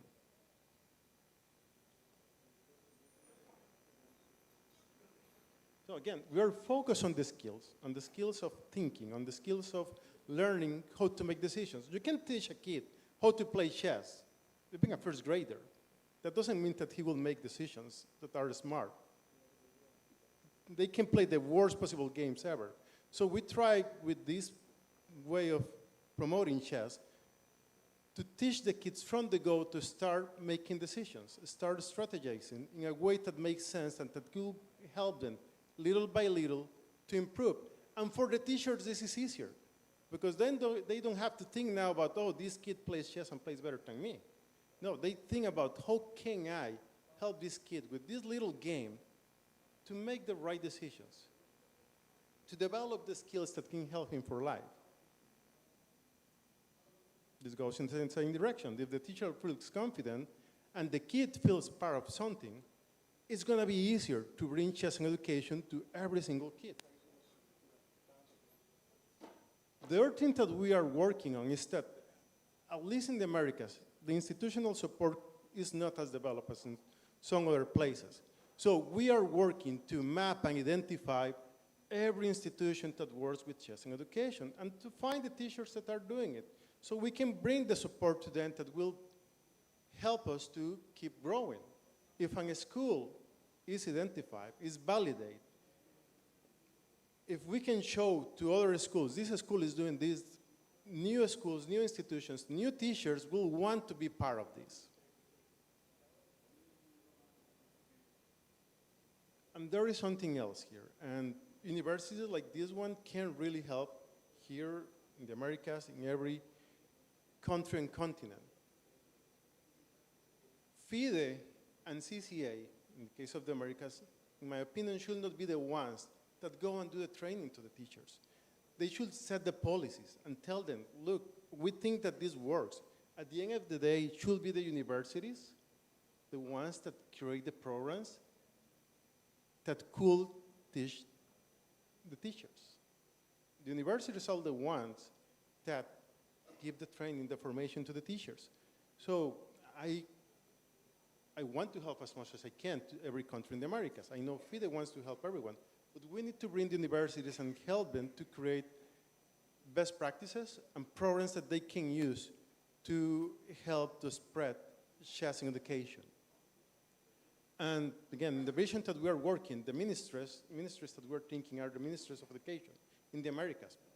In case of India, I understand is the Ministry of Sports. But, oh, yeah, I should learn to use this better. But hopefully, all this can give you a better idea of what we're doing. This is not all we're doing. This is a fraction of that, but well, I have 10 minutes. I hope I didn't break my 10 minutes, but yes. Hopefully we can build a structure, an ecosystem, not just an isolation where there is one person or one institution that is pushing and they don't have support. If we can build a strong ecosystem, if we can build institutional support, chess and education will keep growing. For us, in the Americas, we want to do this in the model that I told you. In India, you have a different vision and a different model, but hopefully what we are doing can help you to have some ideas. And my dream is that also those kids that maybe you're teaching and they're not going to be as good as competitive players will feel involved and will fall in love with the joy of chess and learning how to make decisions. And that's all for now. See you in a bit.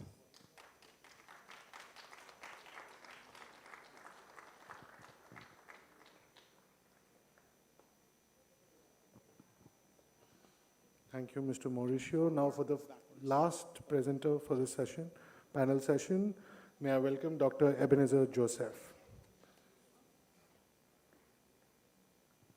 Esteemed delegates from FIDE,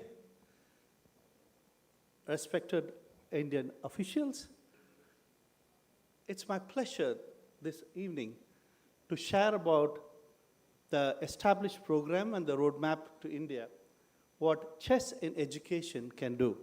Before I start, part of this congregation is children. And we want to take this program to whom? Children. So I'm going to ask the children, how many of you play chess? The children there, how many of you play chess? If you play chess, can you put your hands up? Children there, how many of you play chess? Those who play chess, can you just stand up, please, for a second? If you know how to play chess, can you stand up for a second? And I want you to give a hand for them. They've been carefully listening to the lecture so far. And these are the tribal children. These are the grassroots level. Thank you so much. Be seated. We are honored by your presence. Thank you. Okay.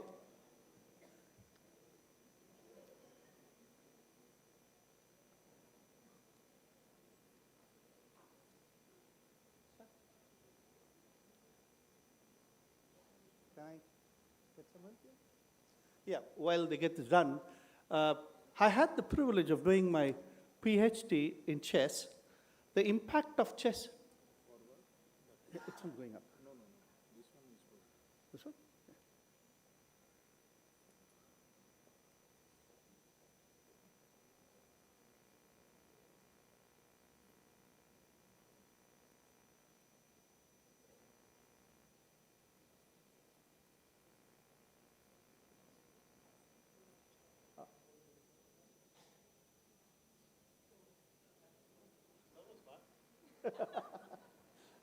Okay, sorry.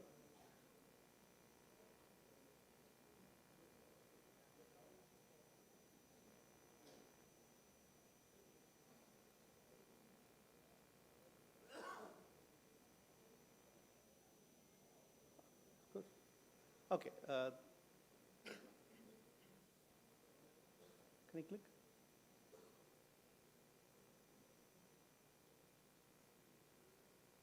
Okay, there's some issue there. Okay, fine. Coming to this, doing a PhD in chess on cognition and...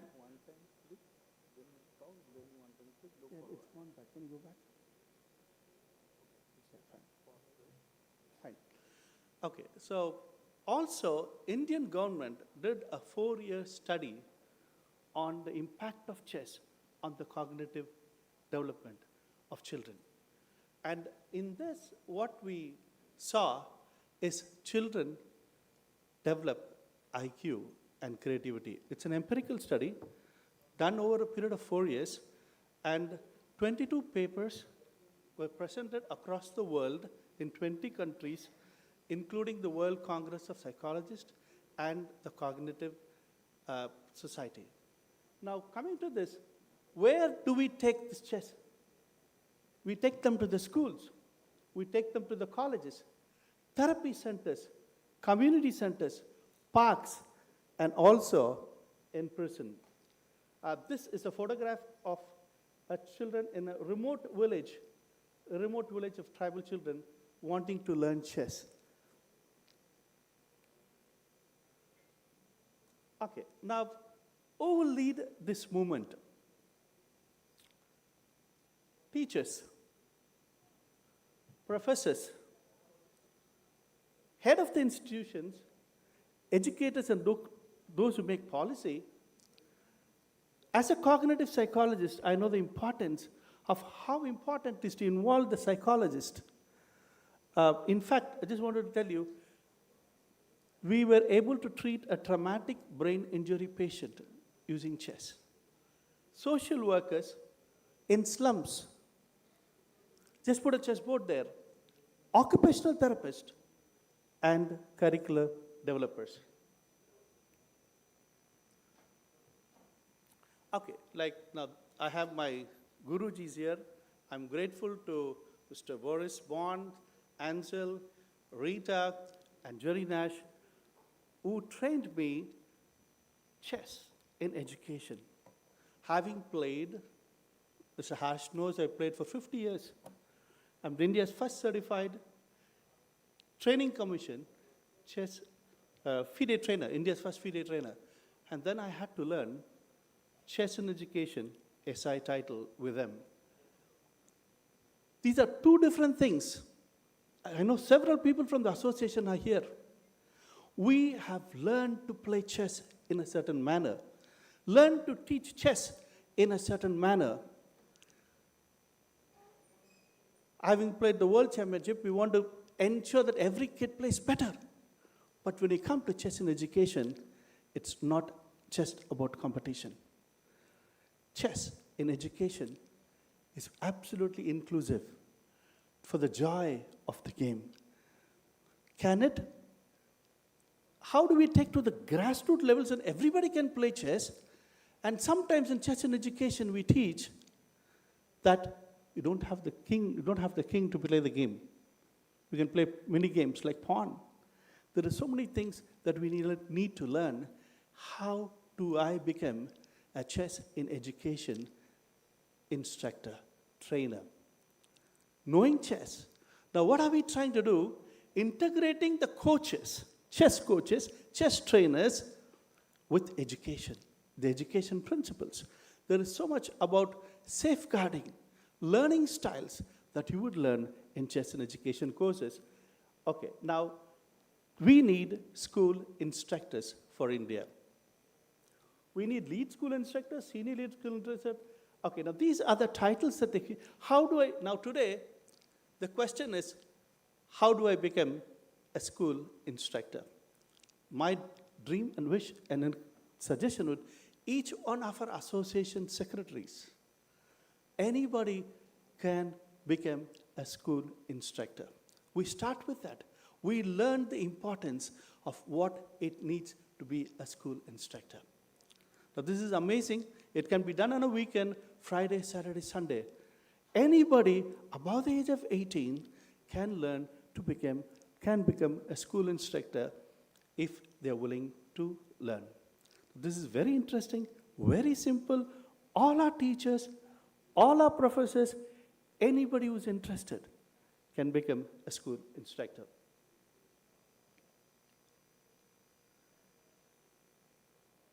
Okay, now we are talking about reaching the school students. We're touching, our target is the college students, the disabled. The disabled, last month I was training a kid who was 60% mentally retarded. Within 2-3 time that we started training him, he learned to play chess. He enjoyed playing chess. I tried a little further, even went to a tournament to play chess. So his chess is chess for the blind, chess for the deaf. We have so many concepts. And the trainers, how do we train them? How do we train a blind student? We need to train the blind the teachers who work with them, the people who work with the deaf. And one of the most amazing things is chess is so beautiful for the disabled. I remember having trained 15,000 kids in the last 30 years. The joy of a parent of a little boy, he won a game in the club. And she went running around saying, my child won. In every game that he has played, he has lost. He could not run, he could not do. But in chess, he could win. He could play and win. The joy of bringing to the disabled. Okay, this has already been said by a lot of people. India, we're looking at India with almost 14.72 lakh schools, 24.8 crore students, 98 lakh teachers. Just teachers who could benefit out of this. How do we take this to India? What is our next step forward? Okay, now this has been spoken much, beautifully. In my research with the Department of Science and Technology, Cognitive Science Research Initiative of Government of India, a 4-year study, I could find that chess improves creativity, chess improves intelligence, IQ. When I was standing with All India Institute of Mainz chairman, one of the top guys in mental health in India, he asked me just one question. Can chess improve memory? If you can prove that, I'll give you a project. Now, we did a cognitive assessments, just like the sir did amazing things with, we tried, but we did not have equipments. We did a cognitive assessment, WISC-4. It takes about 2 hours to do a test for a child. We did 2,000 tests with 100 children each control group. And we found chess is improving intelligence. Chess is improving creativity. When I talk about intelligence, what do I say that? Processing speed, working memory, verbal comprehension, and perceptual reasoning. These are the 4 important aspects of intelligence. But unfortunately, I could not find in my study chess improved the academic scores. I was stunned. I did a study in a remote village in Madurai where 50 children, we taught chess. And in that school, I found children improved in English. I was amazed. I was expecting the results in maths. Now, why did the children not improving in education? Not every good chess player is a great academician. Why?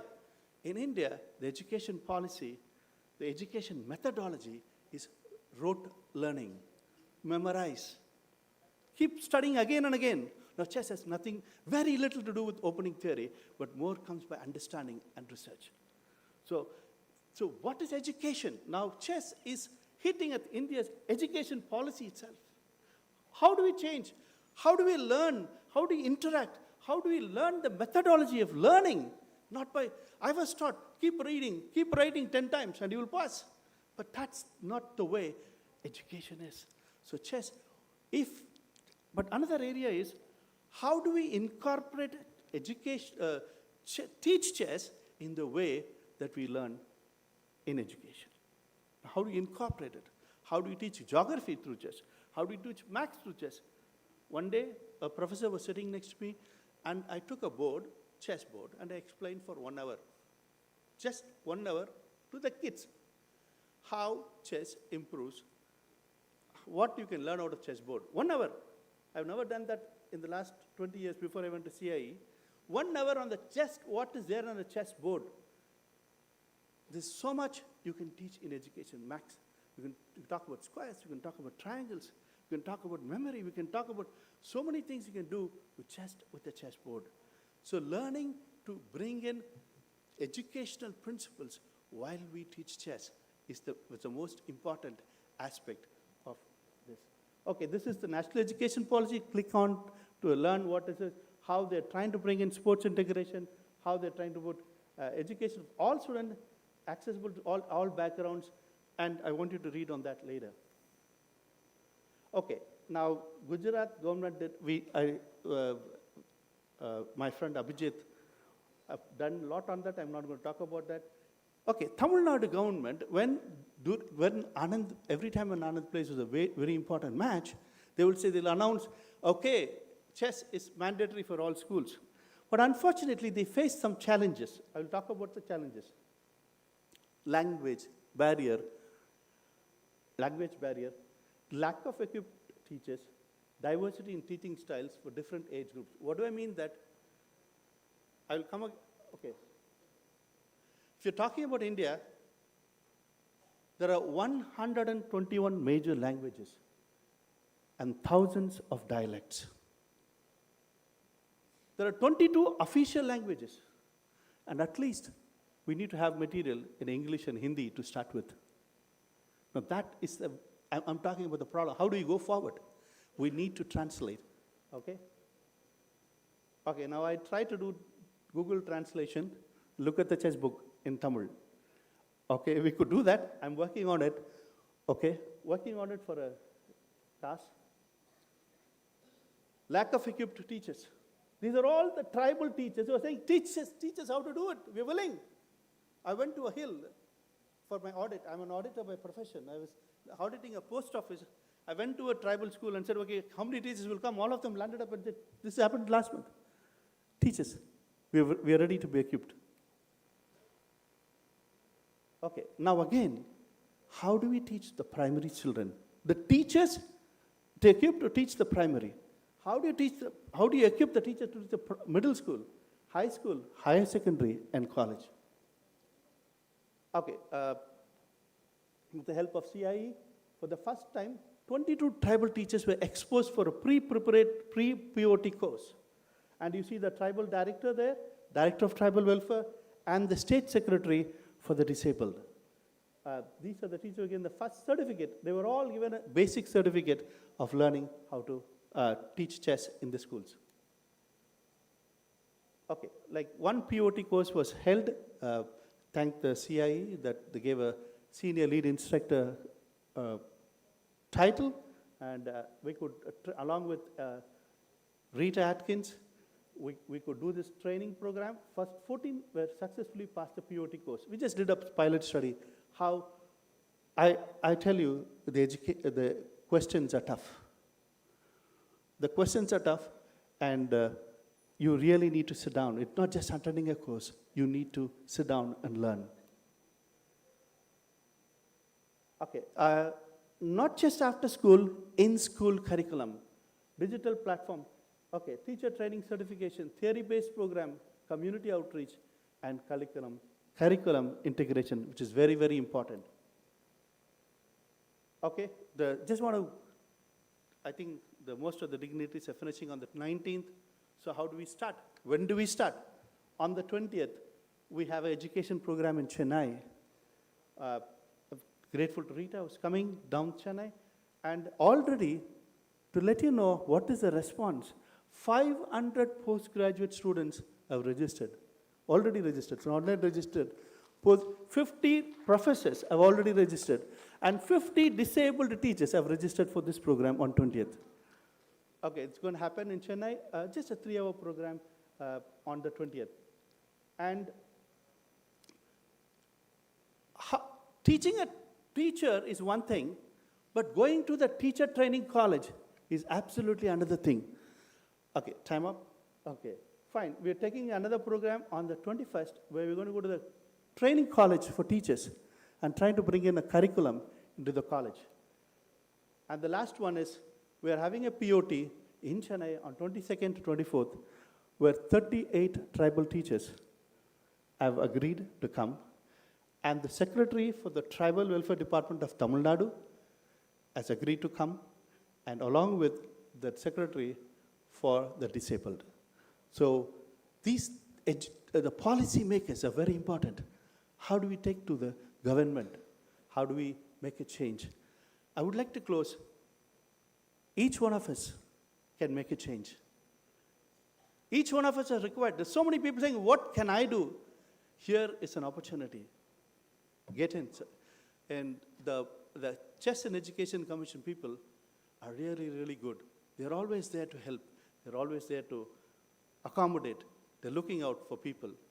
So let's make chess in education, the year of 2026, chess in education, a reality, taking chess to the uttermost parts of India, the root. And thank you. With the great officials in India, I'm sure this is possible. Thank you.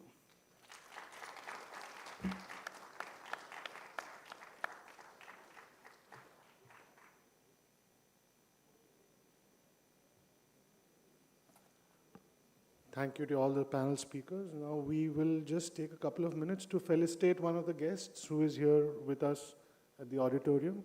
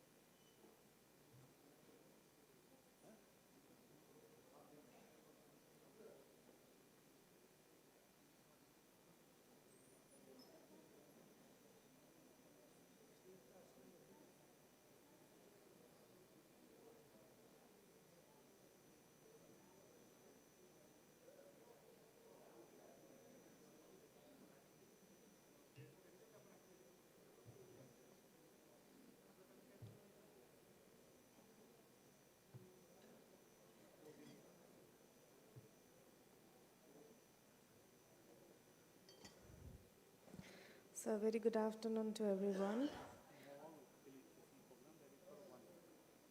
So, we have a very small felicitation program for one person who is a prominent Indian industrialist and sports administrator based in Orissa. So, for him to felicitate, to do the honor, may I kindly request Mr. Andre Botlin, Chair of the FIDE Social Commission, Jerry Nash, Chair of the FIDE Educational Commission, Grand Master Avijit Kunteji, Dharmendra Kumarji, to be on the dais.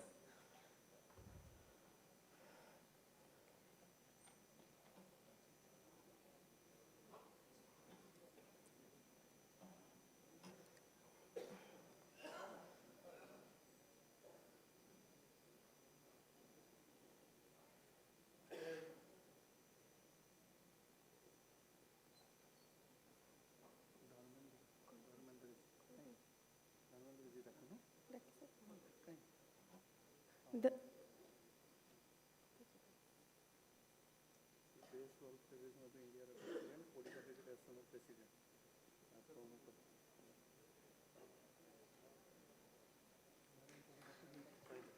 So, Shri Pankaj Lochan Mahanti is a prominent Indian industrialist and sports administrator based in Odisha.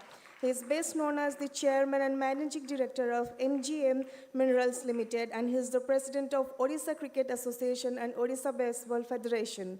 So he is one of the best sports promoter of Odisha. Please give him a big round of applause.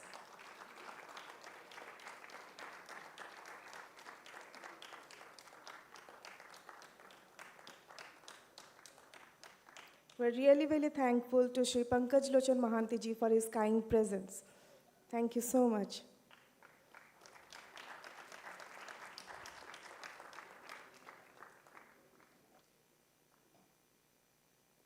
Thank you everyone.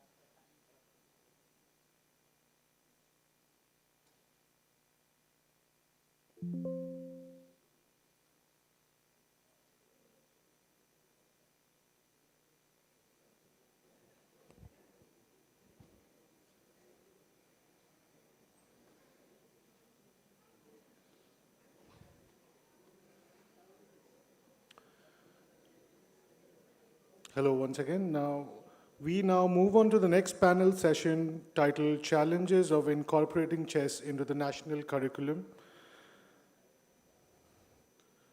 This session focuses on one of the most critical aspects of chess in education, how chess can be aligned with national curriculum frameworks, adapted to different age groups, and sustainably implemented without formal education systems. I am pleased to welcome Ms. Rita Atkins, Secretary of the FIDE Education Commission, who will share her perspectives on what kind of chess should be taught, at what stage, and for how long, particularly in primary school education. Joining her once again is Mauricio Arias, President of the CCA Education Commission for the Americas. He will address the challenges faced by the CCA and its member federations in incorporating chess into national curricula and outline the approaches being adopted to overcome these challenges. And now we also welcome Grandmaster Abhijit Kunte, who will share his vision and insights on integrating chess into the national curriculum from the perspective of elite play, long-term development, and educational impact. May I now invite the first speaker, Ms. Rita Atkins, to take the stage, please.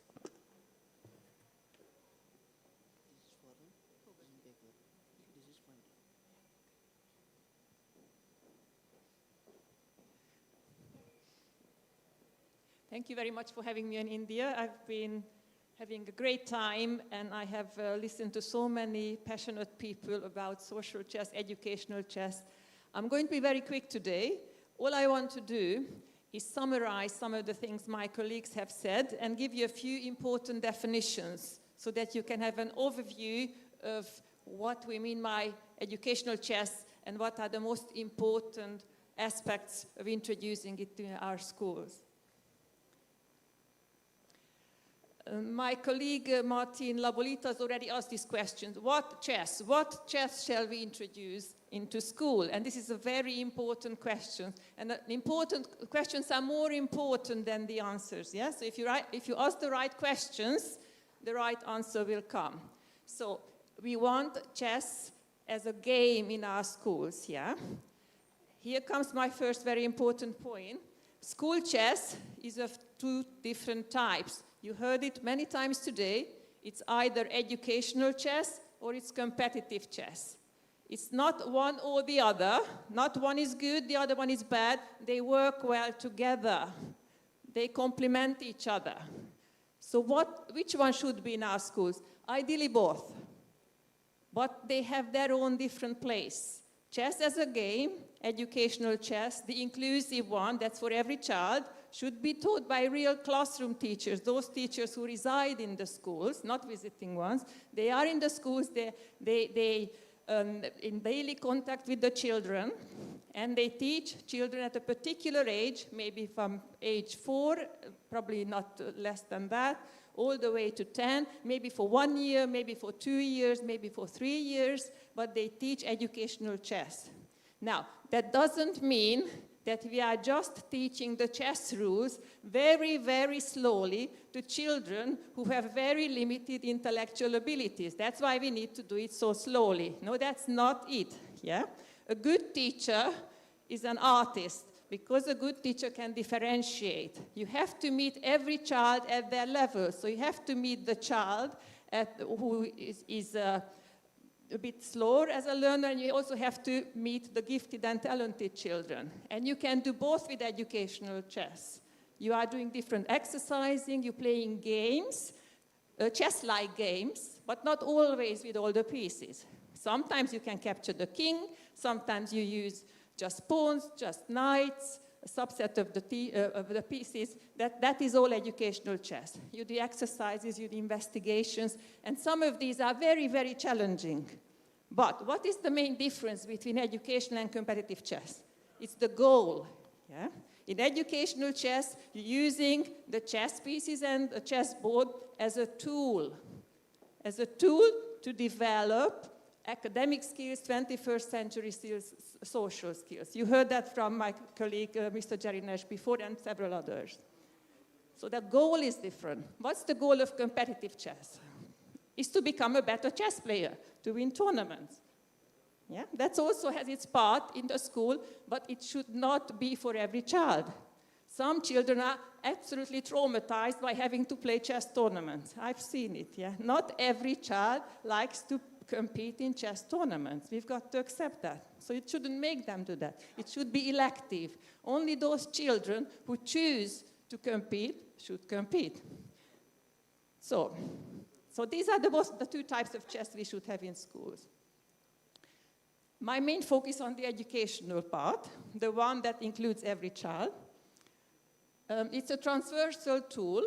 A transversal tool is when we use chess to cut across all subjects. When we play mini games, when we play other strategy games on the board, we're using chess as a transversal tool. For example, to develop resilience, time control, decision under pressure, metacognition. These are all skills that we develop when we use chess as a transversal tool. Chess can also be used as an interdisciplinary tool, and that is when it's used to facilitate the learning of specific subject. So when in educational chess, we sometimes combine curriculum links with chess. We do maths problems on the chessboard, literacy problems, we connect it with history. That's when we use chess as an interdisciplinary tool. Now, how do we get the competitive chess into the school? By having chess clubs there. If you have a competitive chess player, one of the teachers, that's the ideal scenario, the teacher is also a chess player, then that teacher should be put in charge of the chess club. You may not have the luxury for every school, so what you can do then a group of schools can have a joint chess club. But you must have a chess club, you must give the option to those children who want to complete. They need to be able to move on. That also helps the teachers, because the teachers have to be happy to teach chess, yeah? And imagine, you are not a chess player yourself, you are a teacher, you are forced to teach chess. Very, very soon, you will have a few students who are better than you. And no matter how we try to persuade ourselves, it's not a good feeling, yeah? But if you clearly distinguish between educational chess and competitive chess, then the teacher is happy. Here we're doing educational chess. You want to compete? Don't try and beat me. Go to the chess club and then beat the others there or beat the trainer there. Yeah? So that's also kind of a protection for the teacher, and I think this is the ideal setup.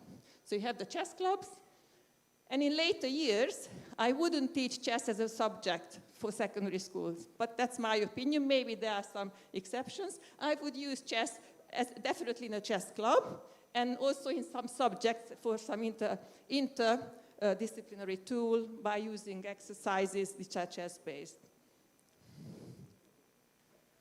Now, what are the perceived barriers of introducing chess in the national curriculum? It used to be the case that policymakers complained about a crowded curriculum. If I want to put in chess, I have to take something out. I don't think it's anymore the case, because there's more and more evidence about the beneficial use of chess in schools. So having an hour maybe a week in the curriculum is something that's justified. So we don't meet with this objection that much anymore, but about 5-10 years ago it often happened. Teacher confidence gap. Classroom teachers are not chess experts. I've already talked about that. For educational chess, they are perfect. Yeah? So this is not a valid excuse either now. Dubious transferability, mixed research results. Yes, why? Why are we putting chess in the curricula? Because we want our children to benefit from it, to develop skills. So what are they going to develop? There's very little evidence that academic skills are improved through chess. I think our colleague Ebenezer has talked about that. But there is an overwhelming evidence, of course more research is needed, that the so-called executive functions or social skills or life skills are developed and improved through the use of chess in schools. Yeah? So the transfer, if we are not looking, we are looking in the wrong direction. If we are looking for academic performance, then we are looking in the wrong direction. But there are many other skills a human should have, and most of those other skills are improved with educational chess. And of course, the last one is the stereotype. Only chess is only for clever kids. We can't have it in all our classrooms. Maybe we can have it for the top math set, yeah? Those are the clever kids. That doesn't work anymore because we are not trying to improve the academic performance of the children. So this one, we want chess for every child, not just for the gifted children. So these are only perceived barriers. They are not real barriers to educational chess in the curriculum. So quickly about the way forward, just a few pointers. Teacher training is the most important. Yeah? You must train your teachers. Your in-service teachers who are already in the school and those who are becoming teachers, those at the universities. So you need to provide for both. Obviously, the training might be differently timed, but the content should be similar. Universities must be involved. Many of us mentioned that already today. Why? Universities are close to policymakers. You cannot do a national curriculum change without policymakers' approval. So you must have research evidence. You must have some universities included in the training, in the teacher training, and also in the research that backs up that you're supposed to be doing this well. Curriculum design. We have from FIDE EDU, we have with curriculum design, we are collecting from all over the world, also using these special occasions, these conferences, to get materials for educational chess, because it's a new area, yeah? Chess coaching has been around for a long time. There are very perceived ways of, you teach the pieces, and then you teach the pins, the double attacks, the simple endgames, and all the rest. That's been around. There are many, many, many chess books on that as well. But for educational chess, there isn't that much content around. So we need to design all this content. We are actively doing that at FIDE EDU. And start it small. Start with pilot programs. Start with 5, 10, 20 schools in a district or in a smaller country. And evaluate that. Use the universities to do the research to see how well the program is doing. And if you're happy, then carry on and launch it in the entire country. If you are not, then make adjustments and then carry on all the same. And that's all from me. So this is how I see it. I'm very optimistic. I would like to see chess, educational chess in every school and competitive chess in every school, or at least access to competitive chess for every child as well. Thank you.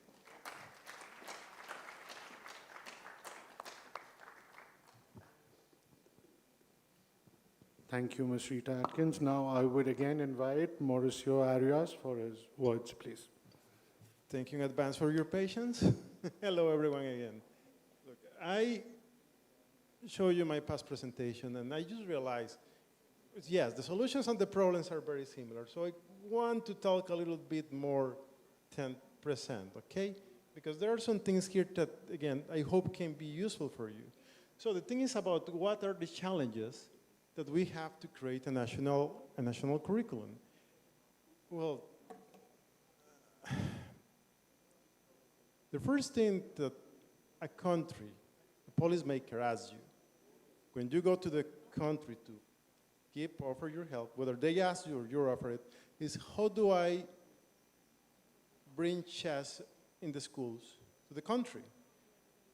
And if I have to give an honest answer, usually the answer is, I don't know. Because every country is different. You have to see what the countries have and how can you move forward in that country. So it's not the same if we go to Cuba.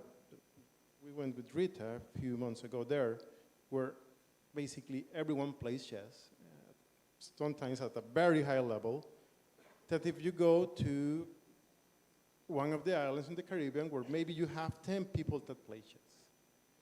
So where I'm going here is that every time that you go to a country, a region, and it's cool, you have to figure out what they have and what you can do to help them. But if you want to do that, I go to the point that I mentioned when we start my last presentation.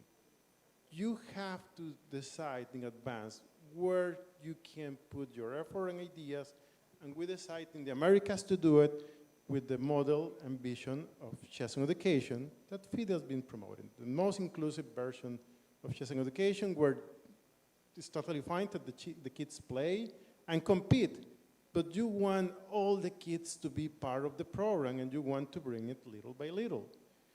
Now, we went to Cuba and we promote this idea. Well, I don't know if promote is the way to say it. We told them, like, you know what, this is what we are doing, and I know I'm selling fish to a fisher, but this is what we do, and maybe you will be interested. And they went crazy with the idea. They love it, because they told us, you know what, we have this amazing pyramid where we train the kids, we make them, we work with them in a way that we know we will have several grandmasters, age 14, 15, 16, in a few months, but most of the kids just leave the program. So when we did this, they immediately start to connect dots and say, we are going to go to the Ministry of Education, we are going to promote this way of looking at things, and we are going to execute it. And they're moving in that direction. So that is the number one thing I will tell you. Like, people will want you to tell them, this is what you should do, and you should have an idea, but you should always adjust that to the reality that you have on the ground. What do we need to do here so we can achieve something? The other part, the other challenge is the training of the coaches. It doesn't matter if in a country, one of the islands that I mentioned to you wants to execute chess in education. There are some that want to do it right now. They don't have the teachers. I can give you the best policy in the world, I can give you the best methods, but if you don't have the teachers, it's not gonna work. So the training of the teachers is very important, but here I want to put emphasis on the word teachers. For us chess players, I think it's a challenge, but we can adjust, we can give chess in the schools, but the teachers, if you tell them, hey, you need to teach this 5-year-old kid that is very mean, by the way, chess, but actually, well, I know he plays better than you, but you still need to teach him, they will freak out. If you tell them, no, the way that this looks, how does it look? Chess in the school in this vision. You start with a little mini game. You start with maybe a game that is not exactly chess, but has the same chessboard, has some basic rules, and you engage the kid, telling him, hey, you know what, in this game you win with your 4 pieces trapping that little one, okay? And the kids start to play, and the rules are very basic. But they start from the go making decisions that are at least thoughtful. They are not looking at a chessboard with 16 and 16 pieces thinking, hey, this is a fun move. They start making decisions. And any teacher, even one that doesn't play chess, can teach these mini games. Every teacher can use also storytelling to make sure that the kids will feel engaged. Oh, it's not just the king, it's this and the queen and the pieces. It's this magic kingdom where the pieces do this and that for this and that reason. And then they start to engage and love the game. And they don't have to be worried about, oh, that other kid beat me 20 times in a row, so I'm leaving chess. We can do this training with the teachers. FIDE has a great method of training. And I'm pretty sure that here in India, for example, you can develop also your methods. Now, we decided to marry with FIDE. I am very happy with what we do with them. It's not the only way to get it done, but making sure that you can engage the teachers, make them feel confident, and make sure that the kids have a good time with the programs that they develop is key here. The other part, the other challenge on the policy making, again, it's not that FIDE is not doing a good job, or that the schools are not doing a good job, or that the individuals are not doing a good job. It's that we should not be the ones that are creating programs. Nobody goes to a school where someone says, hey, I create a math program, you know? And it's a great one. Universities should create these programs. It's great that FIDE can tell and give support to universities and tell them, maybe you can do this or that. But until we make sure that we can engage universities to start creating programs with best practices, and to start doing research so those practices can improve, is going to be difficult to get chess to explode in chess and education up to the point that we want to. And I think so far, we did not get enough traction in that direction. Hopefully we can keep working so universities like this beautiful one can start working in that direction, can start creating training and courses for the teachers so they can have a professional formation. Some people sometimes tell me, hey, you know, research is great to sell to the countries. The countries don't care. When they come to us and they tell us, we want chess in education, it's a very easy sell. They believe in chess in education. Everyone thinks chess is great. The kids are smart. Yes, let's do it. Now, research is paramount for me, but from the point of view of improving what we are doing. Now, if you want to sell chess, you can go to any country right now in the Americas and tell them, we have this, we want to do it. And usually that is not the problem. They love it. The problems are a little bit different than that. Something else I will recommend you, and it's part of how to solve these situations. Like you go to a country and you want them to bring chess in education. Most of the time is that you don't have the right person for the job. What I mean is that, for example, to the Americas, we brought Jerry, and we brought Rita, and Pep Suarez, and Leoncio Garcia, and every time we got them to meet with the politicians, they love it. They were like, yes, we have to do this. And that is one of the, for me, most important things that you can do if you want chess to be executed in your school, your region, your community. Find the right person to deliver the message. Maybe, like in my case, I can tell you, like I don't think I will be the right one to go and sit with a politician and do the job that Jerry did, for example, in many of the countries that he went in the last 2 years to help us. But if you can find that person that can go and deliver that message, do it. Now, let me go fast forward because I told you many of the things I put here were in our presentation. So, but at the end, I think this is the way that I start this one, and I think is the most important part. We have to move from this person that is great at doing something with chess, that may have a whole program in the school, and make sure that what we have is an institutional commitment, institutional support. We have so many great institutions and people working in chess. Like FIDE, I'm telling you, I'm very happy with the job that they've been doing with Jerry, Rita, Ansel, and all the people of the commission. The International School Chess Federation, they are here. They are doing also an amazing job to promote chess and education. And as never before, my time playing chess, I see kids in every country getting engaged in this. Countries trying to bring chess and education. Hopefully we can move from having people that are the program to having a strong institutional support. Schools that really believe on this and that feel identified. Ministers of education and sport that can say, yes, there is a structure behind it, and not just that one person that willingly is pushing forward, but that eventually will not be there. Same as me and same as many of you, but hopefully we can all together build this kind of structure that can support chess and education moving forward. And, okay, I move.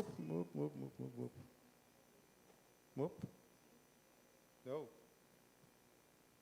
Okay. Where should I go? Oh. This is difficult. And yes, you're done. Thank you so much.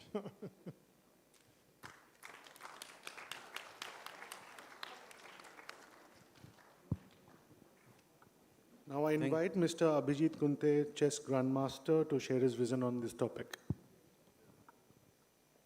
So thank you, Maurice, and thank you, Rita, for the beautiful lecture on the challenges what we are facing. I feel there is a lot to say about chess in education and chess in school. I think it's two different subjects, and many countries get it mixed, many people get it mixed. I feel India as a country, we are a very strong chess playing nation. We are number 2 in the world right now. So any kid who is playing chess at the age of 7 or 8, and if he's not competitive, the parents are not going to like it.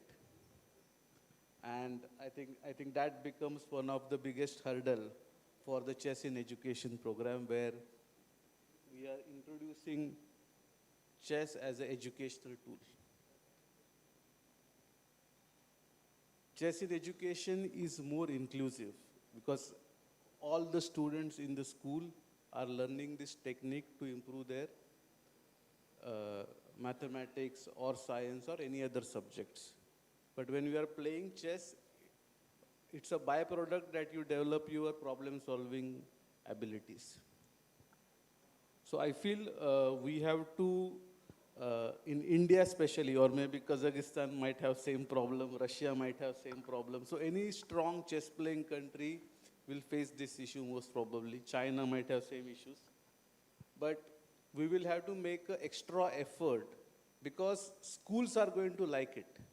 Whenever it's an inclusive program where all the children are learning it, because when we play a tournament, when we introduce chess in school, then we introduce a chess in school competition. Somebody comes first, somebody comes second, somebody comes last. The person who comes last loses interest. So it becomes automatically an exclusive sport for the champions. But chess in education is completely different. So this inclusive approach and exclusive approach, that is what we need to explain to the school authorities, the government. As he said that whenever he spoke to the politicians, he liked it because politicians immediately understand that he is not dealing with only with the champions, but is dealing with the masses, and that is what they want to reach to.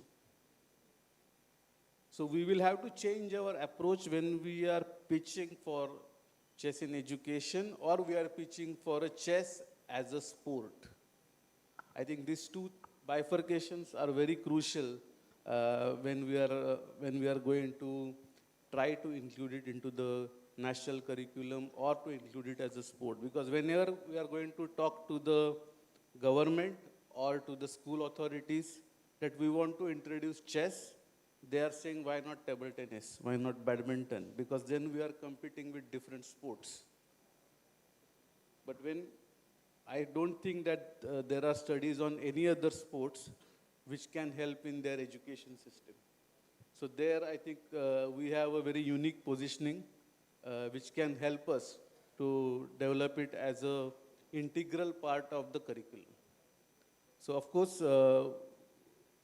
we are trying very hard in India. Mr. Verma has already spoken. Mr. Harsh, who has already started the program in 56,000 schools. And many other governments are really keen. But there has to be a dedicated effort and deliberate effort on chess in education kind of programs with inclusion of chess curriculum for improving the subjects and not introducing it only as a sport. So once chess in education ends, then they come to the chess as a subject. So I think we will need to define the lines as chess is very competitive in India and we have under 6. Now recently we have a 3.5-year-old boy who has got a rating. So we are living in a different competitive mode. But yes, definitely we will try it and whatever be our learnings, we will definitely try to put it in our next conference. Thank you very much.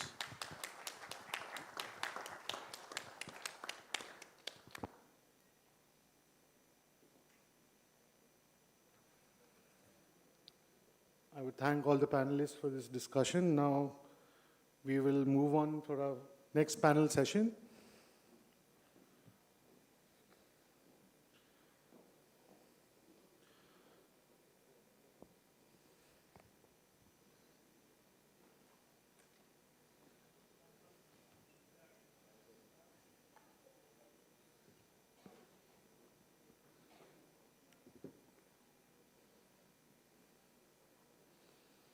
Our next panel session is titled CIE, Teacher Training at University. This session focuses on a critical pillar of chess in education, the preparation and professional development of educators. Without well-trained teachers, even the strongest chess in education frameworks cannot achieve their full potential. This discussion will explore how universities can serve as key drivers in building capacity, credibility, and continuity for chess in education initiatives. May I please welcome Ms. Akzunis Atikbey, University Relations Coordinator of the Kazakhstan Chess Federation, who will speak about the implementation of chess teacher training programs at universities in Kazakhstan and the institutional models supporting them. Joining here again is Mr. Jonathan Quest, whose role as a professor of chess in education focuses on developing the next generation of chess educators. Dr. Quest works to ensure that chess is taught as one educational skill among many, maximizing the value and versatility of chess teachers within school systems. Lastly, I would like to welcome Mr. Martin Labolita. I think he's not here because he is unwell, but I just got the news that he has been discharged from the hospital, so now I'm going to start with the session. May I please invite Ms. Akzunis Atikbey for her speech. Thank you.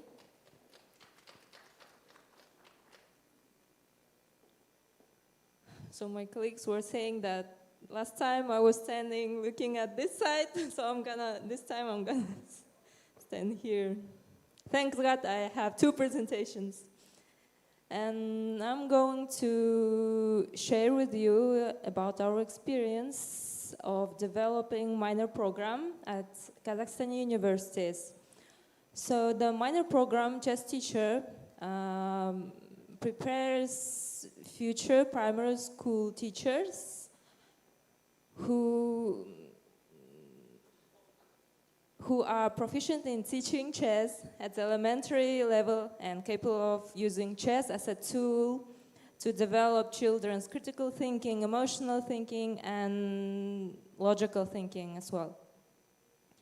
So, why we developed the minor program? Let me start with the challenge. As I mentioned earlier, the number of schools is increasing every year in our country, where we introduced chess as subject. And it will lead to a shortage of teachers who can teach chess at schools. So it will be like a double job in the future, schools will be increasing and we will be training teachers at schools. But from universities, we'll be graduating another teachers, so we made a decision to develop the minor program to prepare teachers, chess teachers at universities. So the result, now we are preparing more than 200 students. Okay, I will skip this page. And who are the authors of our minor program? The first one, of course, is Evgeny Vladimirov. He's the head coach of the Kazakhstan national team. And our methodologists of the Kazakhstan Chess Federation, Roman Mokhov and Begman Agmanov. And let me show you how we introduced our minor program to the universities. The first step was to check university system. Can we include our minor program to their list, and how are their ECTS system and so on. So after determining whether a university meets all required criteria, we held presentations to students and universities about our minor program, explaining its history and of course the content of our minor program. And of course, we were providing many tournaments and events to attract more students at universities. And we organized guest lectures. For example, our executive director, Gulmira Dauletova, and Ksenia Balabayeva, she's a women grandmaster of our country. And in the result, we have 7 universities all over the country. As you can see, they are located all over the country, which allows us to reach all the regions. And there are numbers of students in each university. In this academic year, only 5 universities started studying minor program, because Yesenov University and Janabekov University, that time the Committee of Educational Programs already approved the list of minor programs, so we are planning to start studying minor program in next couple of years. And the minor program consists of level-based of 3 modules, which allows our students to gradually engage their studying process. And in the first module, there's the basic fundamentals of chess, which includes basic concepts of and ideas of chess, interdisciplinary connections with mathematics, children's primer, and literacy.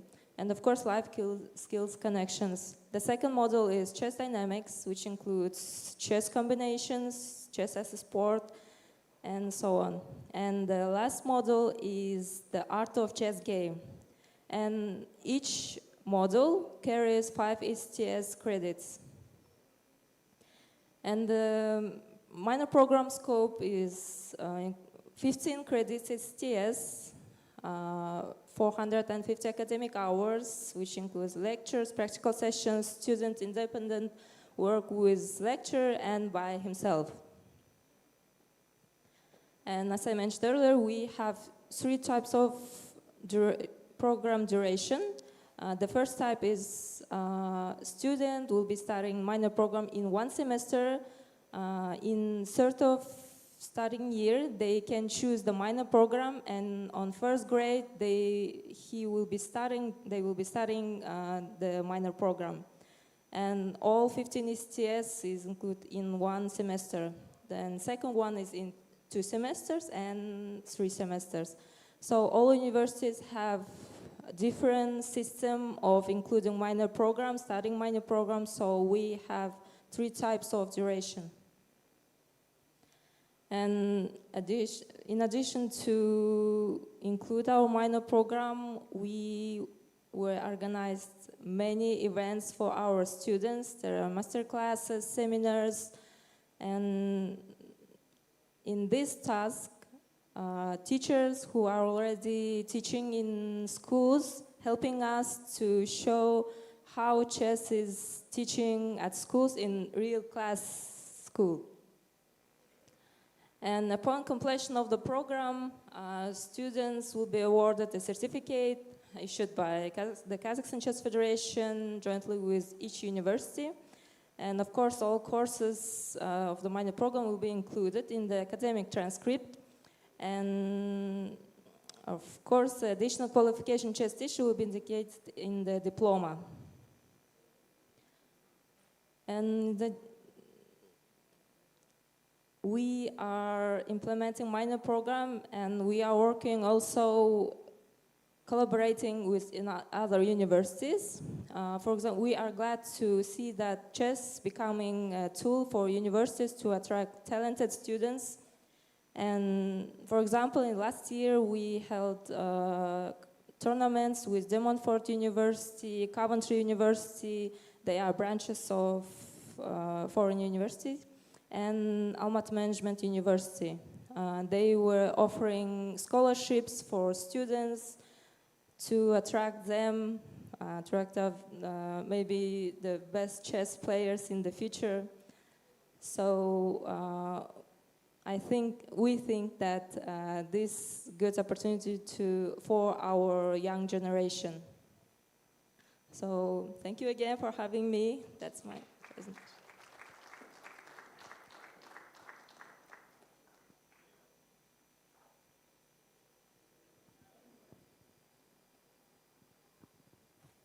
Please welcome Mr. Jonathan Quest.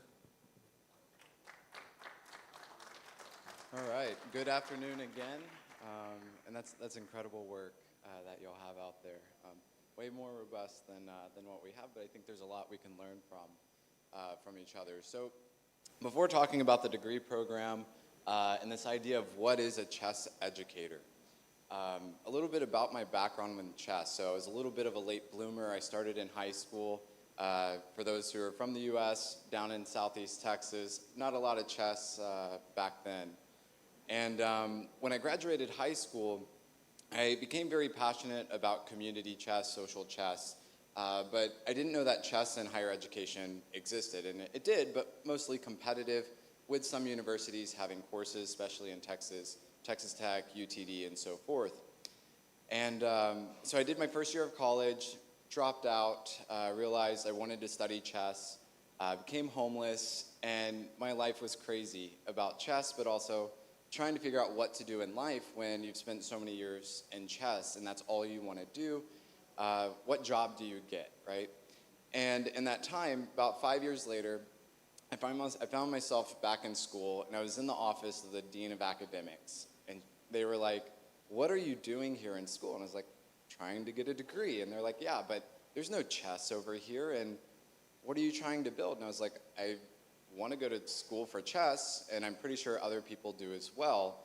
And so their question was, well, how do you know it's going to be successful? How do you know, how many students are you going to get? And I said, well, currently 0, because this doesn't exist. So we have to do something different.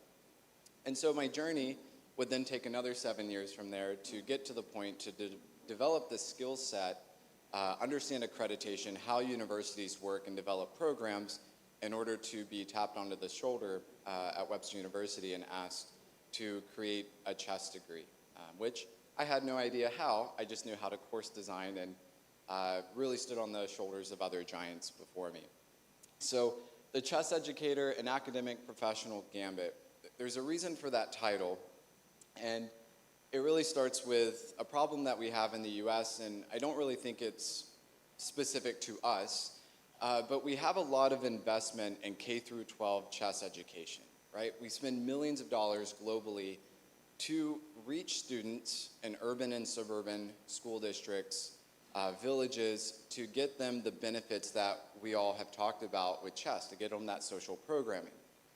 I'm not so sure that the ROI that we're getting back on that return is actually there.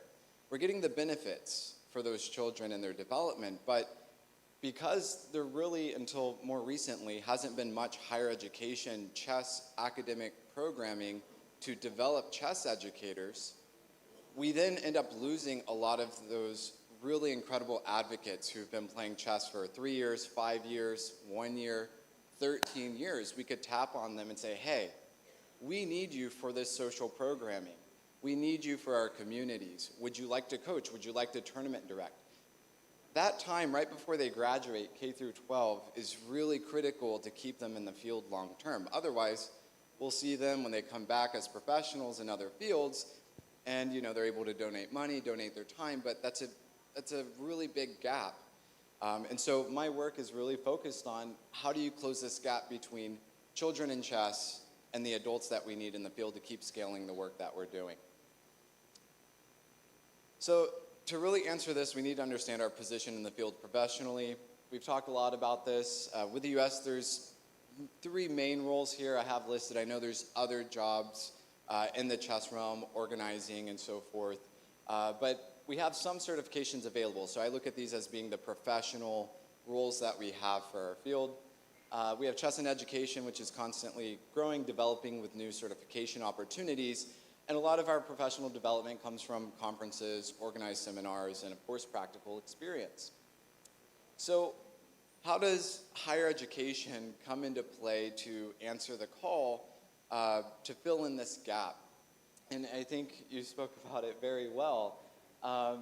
There's an interesting book, just to take a side note, interesting book by I wouldn't even know how to reference him, but Ivan Illich, Deschooling Society. Really interesting book, very controversial, but the idea was that we don't have a place for children in society, so we put them in school. Hopefully they become educated in the process, but what ends up happening is the university is a special place to carry the burden of what society needs in developing these young adults into the adults to keep the society going. In this case, I have a lot of hope, more than maybe Mr. Illick, based on the work that all of my colleagues here are doing in K through 12. I think we have a very bright future for chess. So if we're looking at higher education to fill in the gap of developing chess educators or chess professionals for our field, I'm sure all of us could list a lot of different skill sets we need in order to be successful. And quite frankly, I'm not sure that any one university can do it all, especially when you get into the details of that. So we'll talk about that here in a second. But this chess degree with Webster University, of course the university had their structure they wanted the degree to have. So they wanted 18 credit hours specifically. They already had a few of the courses, 1-credit courses that we have listed here, but they wanted it to be academic based, right? Playing chess is not enough. We need something more tangible. So I was really interested in chess and education over the few years before. And as I was also teaching literacy in chess in some remote places in Alaska, I was like, well, this would be really neat to eventually have a degree. So I built a course that had modules that could be expanded. And this is most of what was there, despite making the changes to meet the demands. So this program, 18 credit hours, starts with the foundational course 3010, Intro to Chess and Education. Students who do not have any chess background of how to play, or if they don't have a rating of like 1,000 or higher, whether that's over the board or online, they take chess for beginners as a pair. Because as we're teaching them how to use chess in the classroom, we also want them to know how to play chess. So from there, we have other academic courses that become unlocked for the students. And this is where we kind of start thinking about, well, what is chess education? What does it actually encompass? Well, we have chess history, we can talk about psychology and research. Wouldn't it be kind of great for a chess educator or a student who's trained in chess education to get some business skills? What sort of business can you develop? What's something that you can design? And then really getting familiar with education technology. I don't mean playing a game of chess and analyzing it with Stockfish with a click of a button. We're talking about using it in the classrooms. What sort of digital tools can you create and use to make the curriculum more effective or reach areas in your state, your district, your country that you just simply cannot do in person. So it really speeds up that outreach. The elective courses, so the students take up to about 3 credits here.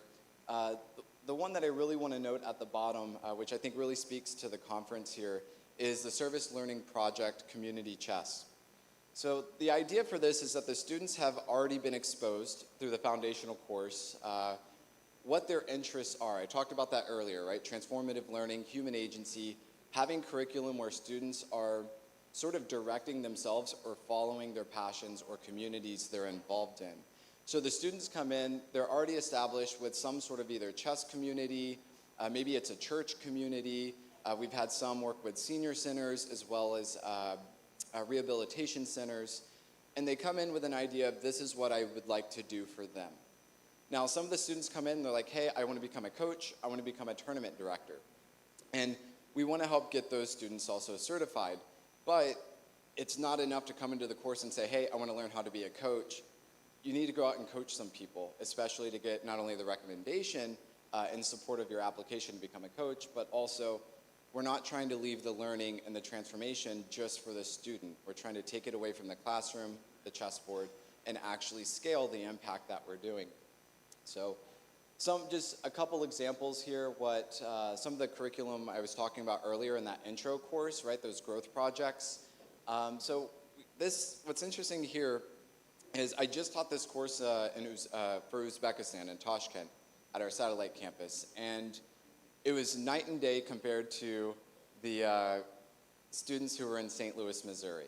Huge different cultural background and really the implications of what they were thinking. Additionally, in St. Louis, we have a lot of Grand Masters and International Masters, so those were the students who took the course first, whereas these students came from maybe playing with the club or the team in Uzbekistan, but the majority of them also had taken 1 or 2 courses before. That was it. And they were like, how to play chess.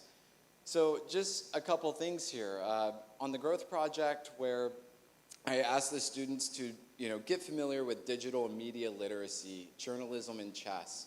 Find out what's going on out there and report on it. And they were put into groups. They created these like 10 to 15 page chess magazines, right, as if they were to publish it. And the groups had the autonomy to think about what they were interested in. Now, they had to showcase some historical games, do some annotative analysis, but they really needed to showcase a level of depth, right, of sort of investigative journalism here. So here on the left, the students, one of the groups was like, hey, what's going on in Uzbekistan?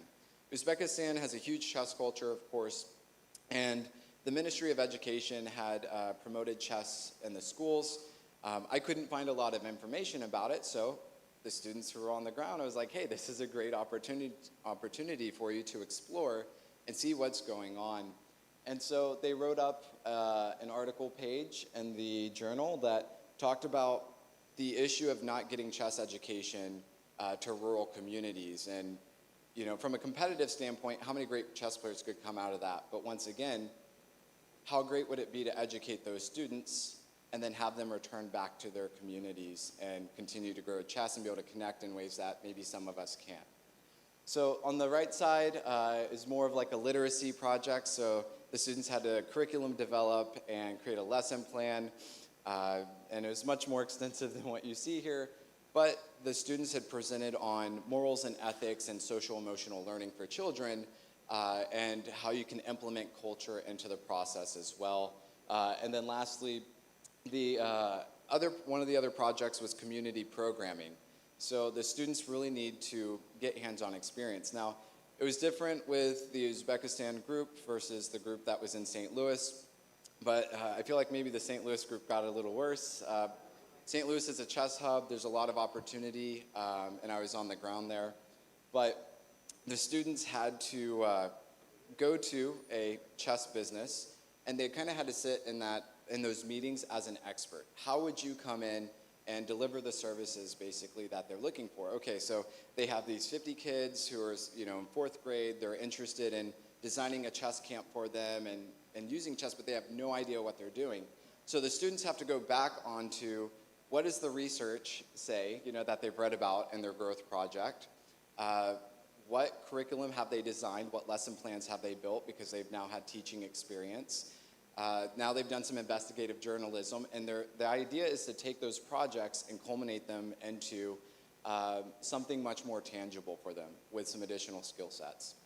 So we had a camp. It was a 2-day camp, and just really great feedback also between the people who were involved sort of in this put together, fake business, but there was some real impact, and these are obviously real children from the school district as well that were involved. But a really great opportunity to put these skills together. So when I think about chess in higher education, I'm very concerned with what professional skills are we giving these students or helping them develop to transform them into what we need. We talk about children being the future, and I do believe that, but also we have adult learners coming back to universities as well, and we should use those skill sets that they bring as well to scale the work. So advantages, global scalability. We have already heard the amazing work of FIDE in different federations and organizations that are providing incredible learning opportunities, both for students but also for adults, teachers. But I believe that universities can scale that gap because they're very accessible, and as talked about, very close to policymakers. So we can do professional development in that. We can do certification authorization. In the US, I know there was an initiative this year with the coach certification about trying to get sort of independent organizations to become authorized to deliver certifications and training. And then I want sort of a check of all trades teachers. So if we're going to create chess and education teachers, I think it would also be great for them to know how to tournament direct, to know how to organize events, to know how to go through businesses or partnerships in the community, because they're going to be our strongest advocate in the school anyways, and rather than having to outsource and find more people, we can really load them up because we have the time in higher education through maybe 1, 2, or even 3, 4, 5 courses to develop them through. And I think that'll provide more community value. And it's a lot of work. This isn't something that you can do right away. I mean, we're talking semesters. I mean, the courses we teach are 8 weeks long, so they're fairly quick, but it still takes students 2 years to go through our program. And then challenges, university red tape. So anybody here who works in higher education, you know that administration can be tough to get through, right? Fortunately for me, the administration already had a buy-in. Susan Polgar was there. The department chair was very enthusiastic, but we had the president and the chancellor, right? You can't really get much more support than that internally, but they had been trying to do this for 5 years. So one of the other challenges, and this was briefly discussed, is how do you standardize learning outcomes or professional skill outcomes, especially when we have different cultures for different institutions around the world? I don't have an answer for that, but that's something that should be worked towards as we're building more programs. And then professional outcomes. Chess is very entrepreneurial professionally. There are jobs out there, but usually everybody's trying to carve a space or work with other people to partnership to build something new. So something to kind of think about. So as we offer chess in higher education and we're going to send these students out into the wild, professionally developed, they should have a robust skill set to be able to start something on their own. And then sustainability, this has been talked about as well, that we need the programs to not only be funded, but we need to make sure that there's a system in place for longevity, which seems to be a very big issue with scholastic chess. I don't think that would be any less of a challenge with higher education because administration changes constantly and so does budgets. Even departments of education, might disappear in some places. So solving this problem together, I want to end with this. So we need globalized university collaboration. Everybody's doing something a little bit different. And I think that's really the best part because what I've done with Webster University is not the answer. It's simply just one perspective based on one set of cultures and really higher education requirements that the university needs. We also need to define what chess in higher education actually is. So I'm coming from the perspective of scalability with professionals in the field and certain skill sets, but many of you might have other ideas of what skill sets should be considered. Once again, standardizing learning outcomes. I think of medicine as a very interesting field for the fact that they have step exams and things to check on students in the process as they're learning and developing. And also board certifications. That's quite a ways away, but I have that in the back of my mind because, once again, we want to make sure that the students that are being educated and trained, we're getting a consistent experience, right, to maximize those benefits in those schools for children. And then this part here, conducting program research. So I mentioned earlier that transformation takes a while to document. So we want to try to find how we can document that in the process of it. So I'm really looking forward to other programs that are conducting research and collecting data on the successes and also the challenges, right, that we're all facing, so then that we can meet more for more conferences and have more discussions about how we can better serve the communities through university.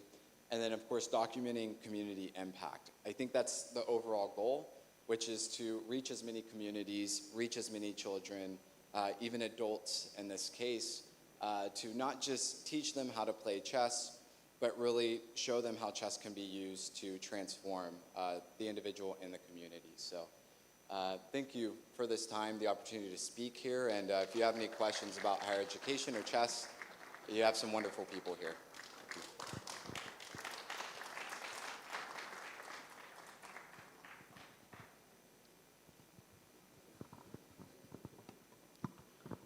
I would like to thank both the speakers, Ms. Akzunis Artikbey and Mr. Jonathan Quest, for the discussions.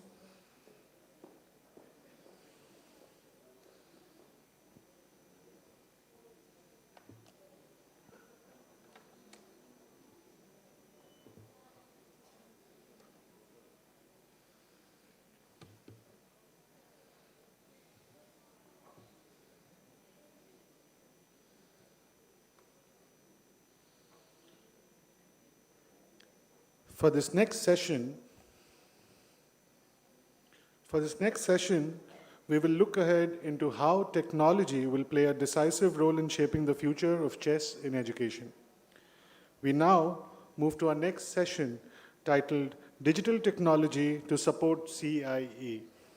This session will explore how digital platforms and tools can enhance teaching, learning, scalability, and accessibility, and how innovation can support the goals of the FIDE 2026 Year of Chess in Education. It is now my pleasure to welcome Ms. Dilda Norris-Bayeva.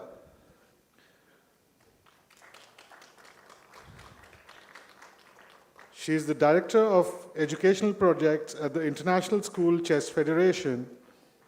She will present the current state of digital chess platforms, focusing on their educational potential, emerging trends, key challenges, and future directions. Her presentation will also introduce OpenBoard, positioned as an ecosystem supporting effective chess in education integration. Joining her will be Ms. Rita Atkins, co-creator of Logic Board. She is responsible for shaping the creative and educational direction of the software and will explain why Logic Board serves as a powerful and practical classroom for delivering educational chess. And now, I would also welcome Mr. Pep Suarez, CEO of Chess4Edu, who has developed KAISA, an innovative educational software platform. He will share how chess-based mini-games can empower teachers, enrich learning processes, and support the holistic development of young learners. May I now please invite Ms. Dilda Norris-Bayeva for her speech.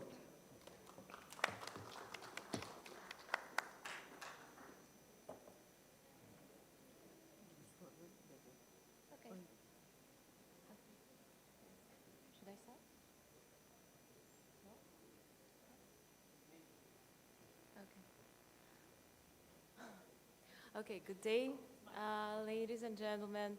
And firstly, I would like to thank you for your patience and for being so supportive of chess in education. I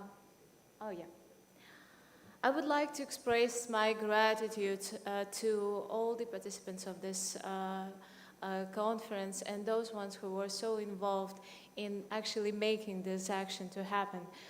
Because we see that today this is a perfect stage in order to start the dialogue of integrating chess in education and to hear different voices in support of that. I'd like to express my gratitude to FIDE, especially to Educational Commission, because they are the pioneers of promoting chess in education globally.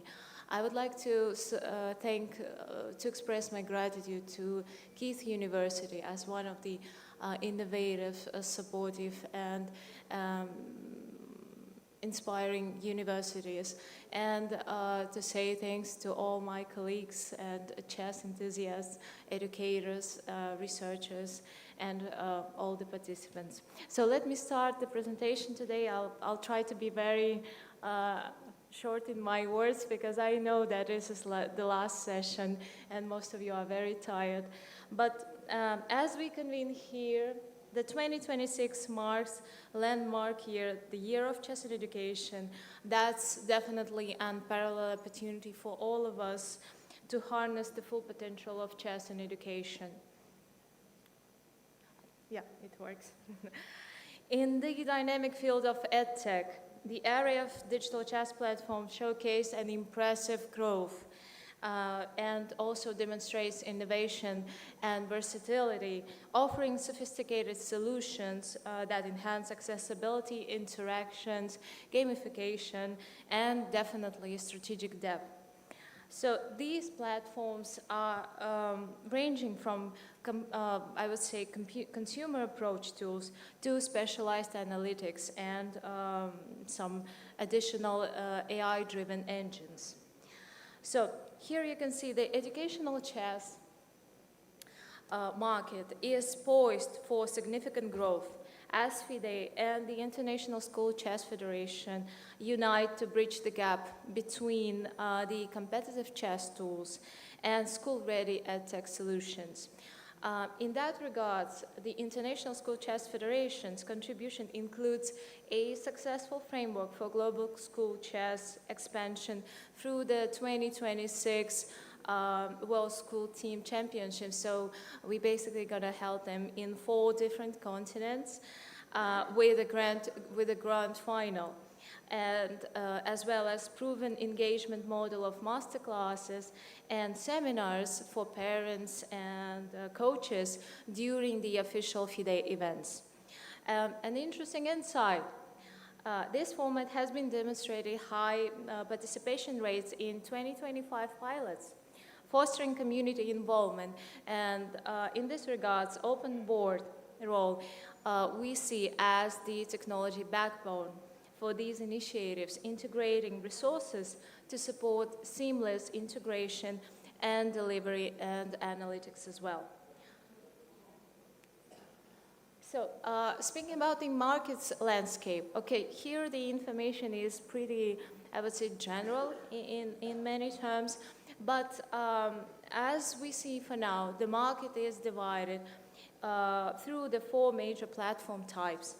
Massive consumer platforms like, for example, you can see here like Chess and Chess.com and Chess hold up to 75% share, excelling users' engagement. So also there are solutions like professional solutions like ChessSpace and World Chess that cover around 5 to 10% with the Grandmaster content. There are a variety, I would say, like a vast of different educational platforms, such as ChessKids, Chessable, Chessity, and many more, that represent around 15 to 20% of the curriculum tools.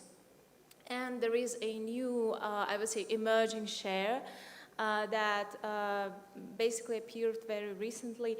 It's the integration of different AI tools. And for instance, there are some pioneers in this sphere like AIM Chess and ChessUp that brings innovations up to 15% in total share market. And there are also some very interesting tools. For instance, Play Like Magnus. This solution also provides the user's unique experience. So you can, for instance, you can choose with which age group, with which age performance of Magnus you can compete in person. So you can, for instance, you can compete like with the Magnus of his place when he was 17, or when he was maybe 12, or maybe when he was 20, or maybe when he was in his 30s. So that's actually a true demonstration of this immense growth in technology and innovations. If we're going to towards the open board, what we are witnessing to say, a significant gap is that no single platform today delivers a full chess in education ecosystem. This represents an opportunity for us to build an open board and integration layer, emerging and partnering rather than competing with existing solutions. So basically, our International School Chess Federation, in support with our technical partners, are building our own platform that corresponds a new philosophy when we are providing an open support and open access and inviting partners to be the part of us. Here you can see the ecosystem previews. This slide outlines its architecture inspired by ecosystem best practices for vertical integration. For example, learning and content for curriculum and courses, competition and verification for tournaments and fair play, community engagement for networks and gamification, infrastructure and analytics for ministries and federations, and real-time dashboards. So we see that our target audience is mostly include teachers and trainers for professional showcase, a school for pilots, students and parents for child-friendly tools, ministries for policy analytics, and EdTech companies for partnering and R&D. So, and in our futures, in like our next phases of development, we see the encompass of IE personalization, evidence-based RTC, inclusion mode, and consent management. So here I'm demonstrating the, I would say, the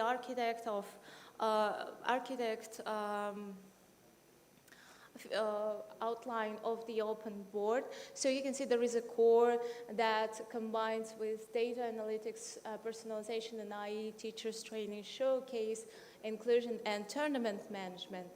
Then there is a second layer that mostly called the integration layer, designed for partners and services, where we will be providing the IP access for our partners, and the outer layer, delivery for B2B and B2C.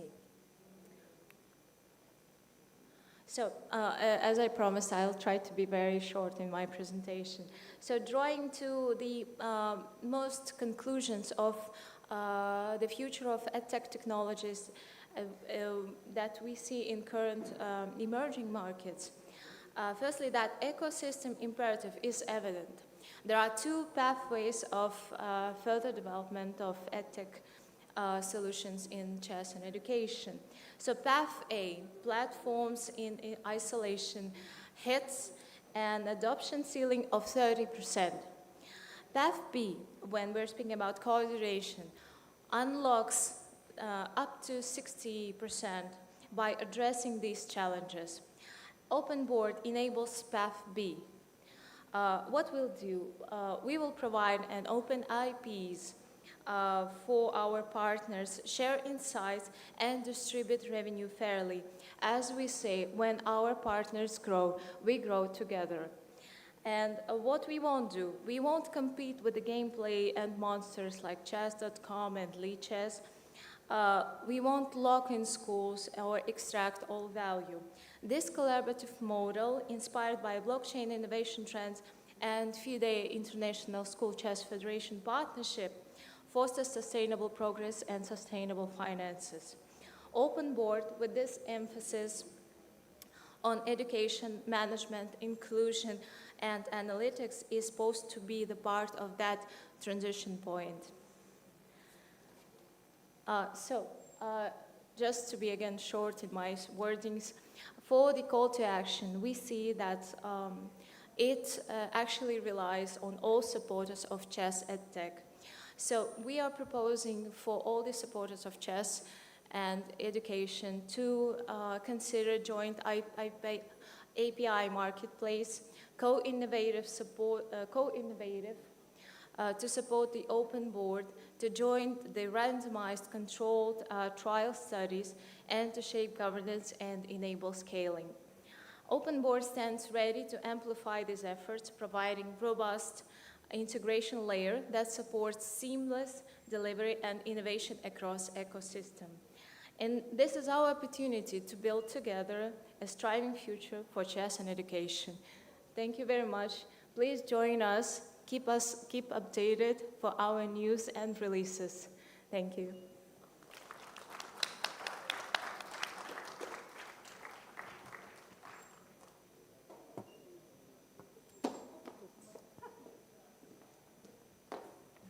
Now please welcome Ms. Rita Atkins. Hello again. I'm going to talk about Logic Board. That's a software that I helped develop. The simple reason behind is that I was always in love with educational chess, and I couldn't find anything suitable for educational chess, so the only solution was to make a software that is suitable for educational chess. I'm not going to say much about the technicalities. It's a very easy to use interface. So all I'm asking you is to go to logicboard.com in your own time, preferably not now, and you will get a month's free premium license. You can try out all the facilities and all the different things you can do with Logic Board. If you like it, then please find me. I'm very happy to tell you more and come to some agreement.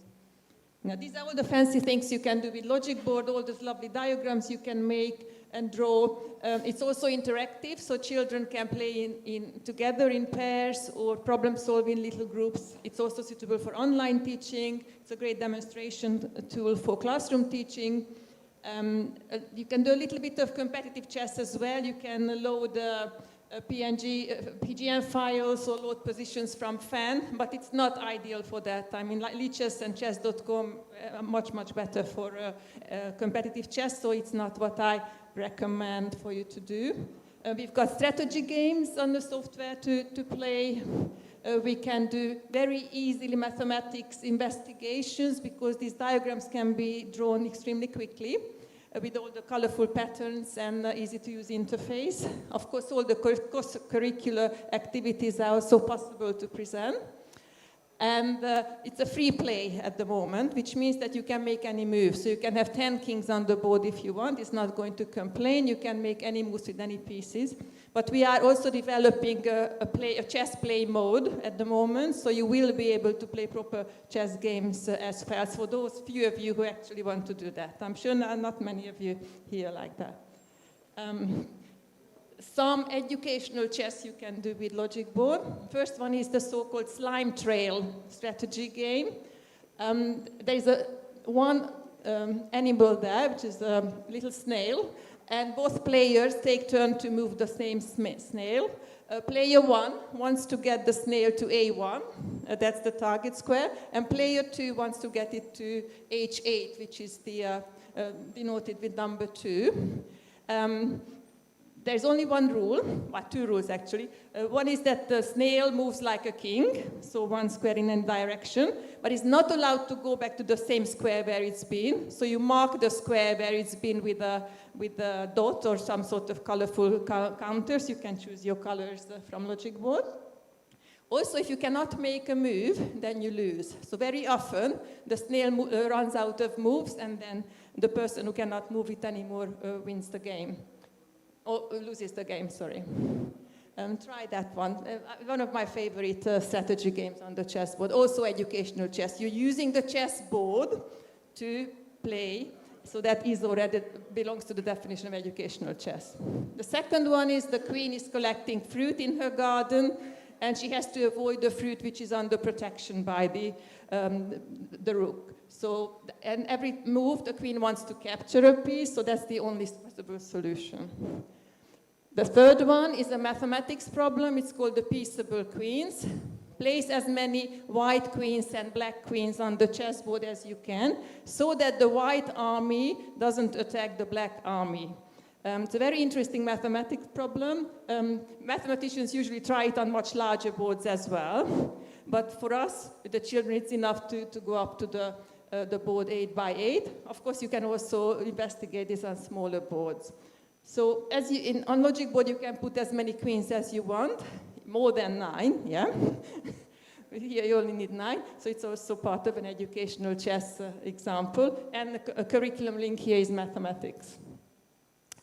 We have breakout boards. That means that if you use logic board as a classroom demonstration board, and every child in the classroom has a laptop or an iPad or a mobile phone, then you can distribute them into pairs or small groups to play individually. So they all join your board at a certain position you want to play or the certain exercise you want them to do, and then you can pair them off to work on that individually. Yes, that's the most important thing. It's more often than not, it's used as a teacher-led demo board, and we don't use any chat functions, so it's safe for also online teaching. It's very, it even passed the US very strict regulations for child safety, so it is pretty safe. We have worksheets. Worksheets make it even more educational because you can zoom onto a topic. Here, this was a treasure hunt, where the king had to go, whichever piece is in yellow has to go to the diamond, and avoiding all the danger squares. Yeah, so there is usually just a single solution for the piece to get to that square. If you're interested in looking at this worksheet, just take a photo of the QR code. That would have been my presentation until I talked to Grandmaster Pijit Kunte, who told me that I must convince the audience here more about the value of educational chess. So I quickly put in a few more diagrams for you. So this one is an exercise about checkmate, the educational way, yeah? So we are here using the concept of checkmate, the abstract concept of checkmate. So we're borrowing that from chess to develop a little bit of critical thinking or problem-solving skills. So let's see what the exercise is. In the top left position, you need to add a piece to the board to create checkmate. That's all the information you're given. Add a piece to the board to create checkmate. Because of lack of time, I'm not going to let you think about this. I just tell you the answer. It has to be a rook on h5, assuming that no piece have been promoted, so you don't have two queens. So that's the only solution. Does it make you a better chess player doing problems like that? Probably not. But it's going to help you with critical thinking skills. Next one on the top right. Again, a checkmate position if you remove a single piece from the chessboard. So think about which piece you need to remove from there. It's the e4 pawn, yeah? And then the rook gets protected on g6.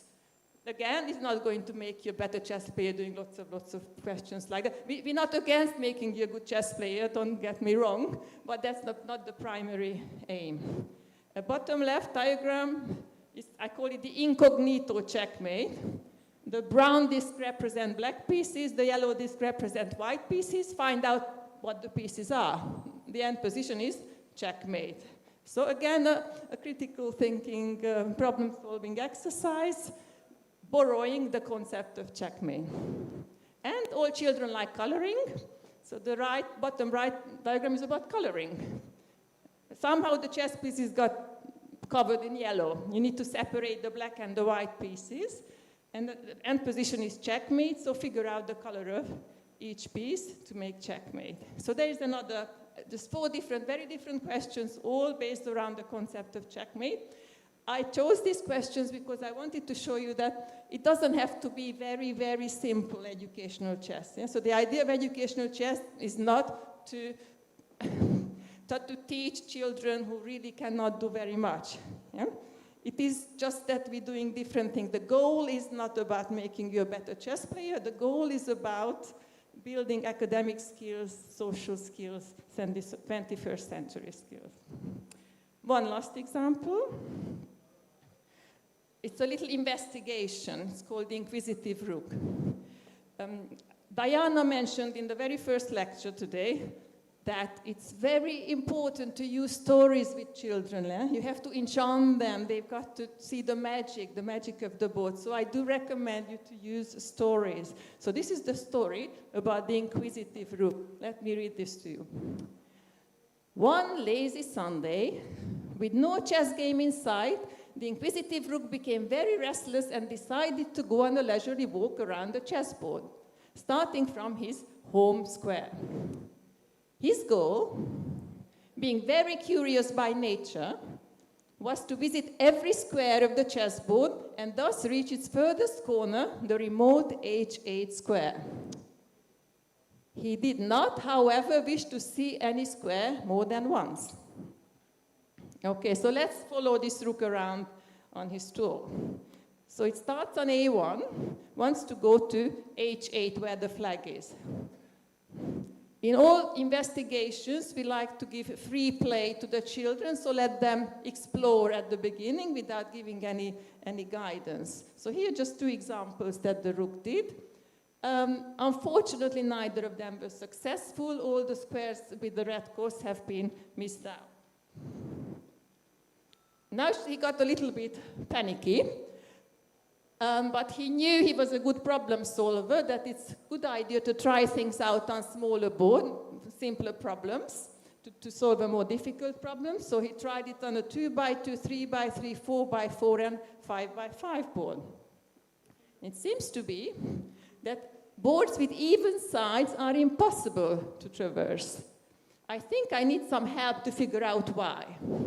So basically, the 3x3, the 5x5 worked very easily, but the 2x2 and the 4x4 both didn't seem to work. So there's something to do with odd and even numbers for the sides of the chessboard.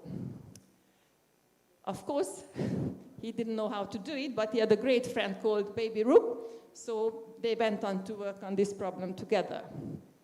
Now, Baby Rook is very special because Baby Rook only takes one single step in any direction. That's why it's Baby Rook, very small steps, yeah? So let's see if Baby Rook can complete the tour and get to H8. If the coloring here represents, the red arrow is every odd move, which is always to a light square, yeah? Because the A1 is a dark square, so the first move has to be to a light square by Baby Rook, because he only moves one square in a direction. So all the red arrows indicate moving to a light square, and all the blue arrows indicate moving to a dark square. Now, if Baby Rook takes wants to get to H8, and assuming he can do it, then he has to take altogether 63 steps. Is 63 an odd number or an even number? It's an odd number, so it has to be the light square.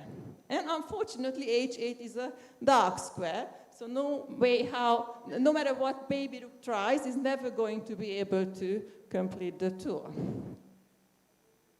And that's it. So this was an example for investigation in educational chess, using chess as a tool. Thank you very much.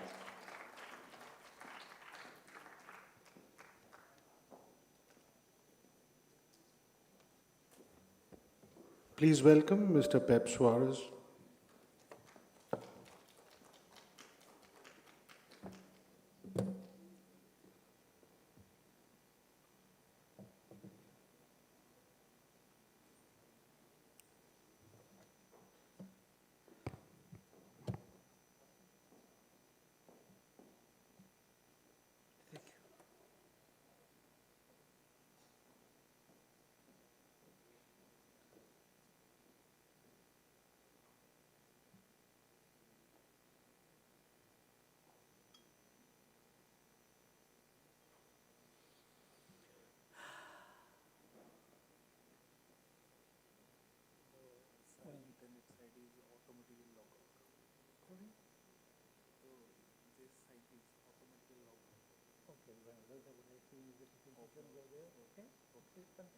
Okay, thank you.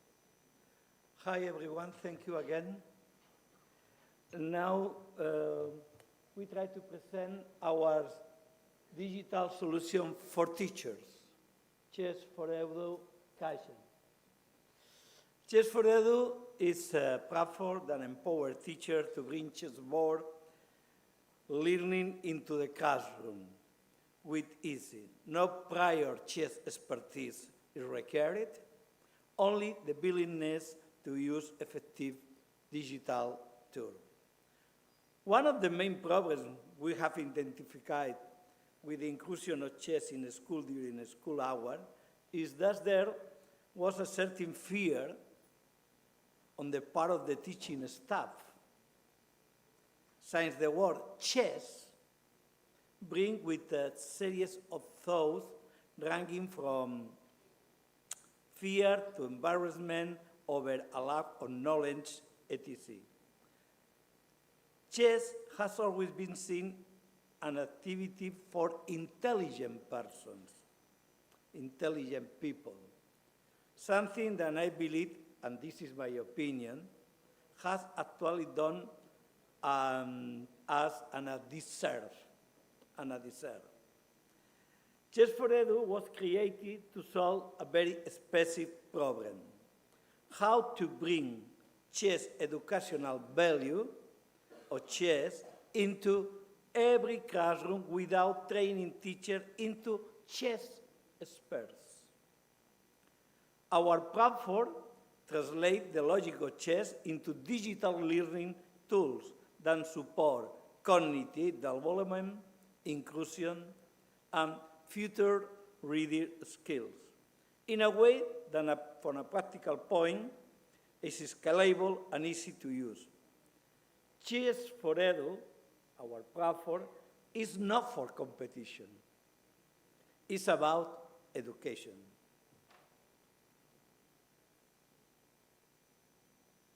You can see here in this slide, you can see all the things that we can do with Chess for Edu, and now I try to explain all the things that you can see here.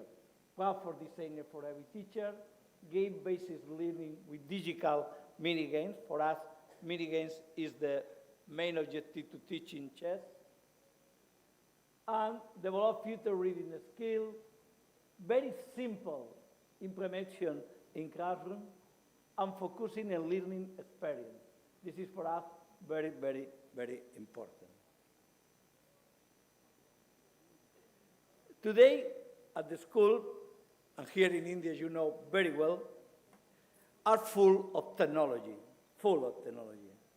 But the real challenge for us is not having technology, it's using it with meaning.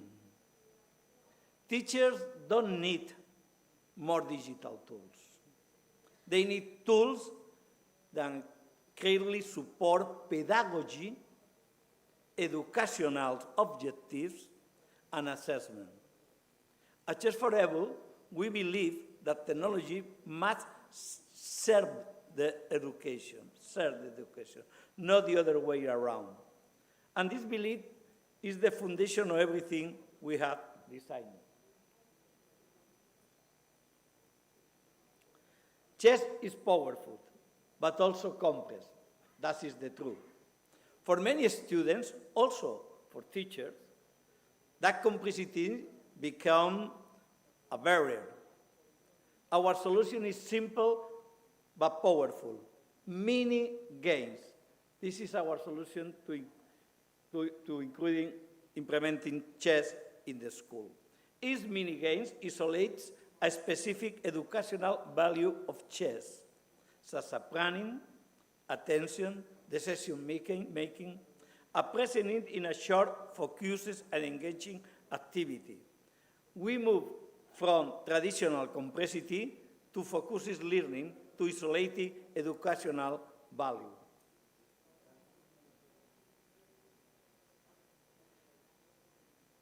This slide represents the core philosophy for Chess for Edu. The platform is designed for teachers, not for chess specialists. Teachers don't need to know openings, tactics, or endgames. They only need to know what they want to work on. Training, flexibility, attention, emotional control. Chess for Edu translates chess logic into intuitive educational activities, accessibility to any education professional, regardless of their background. Just simple 3 steps for implementation of Chess for Edu in the classroom. Very simple 3 steps. First, select. The teacher chooses the classroom, age group, the pedagogical objective, and the available time. Second, generate. The platform instantly provides ready-to-use mini-games aligning with those criteria. Third, evaluate. Students receive immediate feedback, allowing teachers to observe progress and adapt quickly. This creates an agile, effective learning secret that fits naturally into real classroom.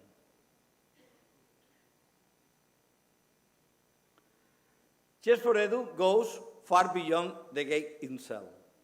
The mini-games are designed to develop exceptional cognitive and social emotional skills, including executive functions such as planning, working memory, and cognitive flexibility, problem solving, critical thinking and analysis of complex situations, emotional control, managing impulsivity and building resilience, and inclusive education, offering accessible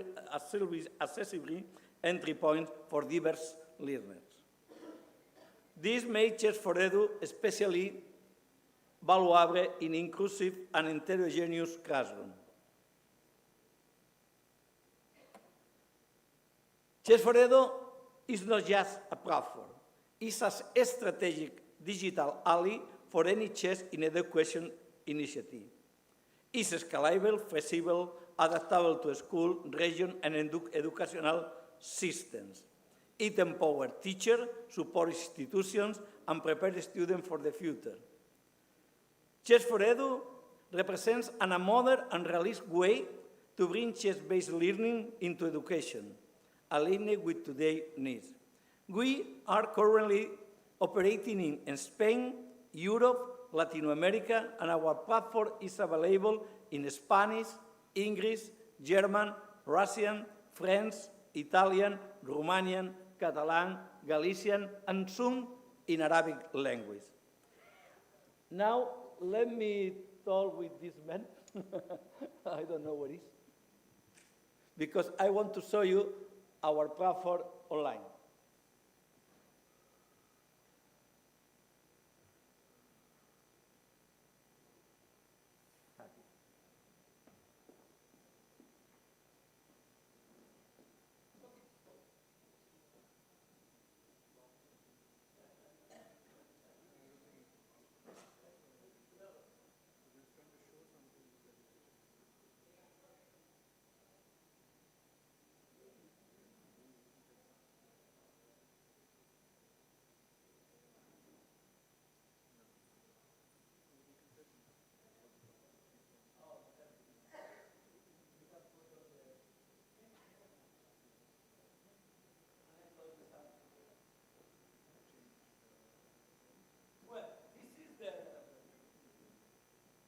When you enter to Chess for Edu platform, you can see this website, this page. And here, for example, you can choose your classroom. Please click to classroom. On the left, classroom. Okay, let me.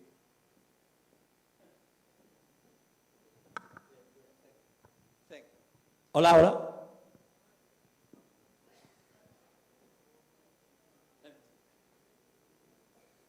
I told from behind the bars. You can show, for example, you enter and you can see the classroom, you can use your classroom, you got a secretary in your classroom where all the teachers, all the administrators, all the students, etc. Of course, if you come to the classroom, you can manage the classroom. Which kind of mini games do you want to play your student? If you can filter by state, by skill, for example, logic, pupil, memory, individual, speed, vision, calculation, creativity, and also for age, first cycle, second cycle, third cycle, etc. Later you have here where is all the teacher you got. You can see here for different teachers, you got different classroom, etc. And of course you can choose a different mini games.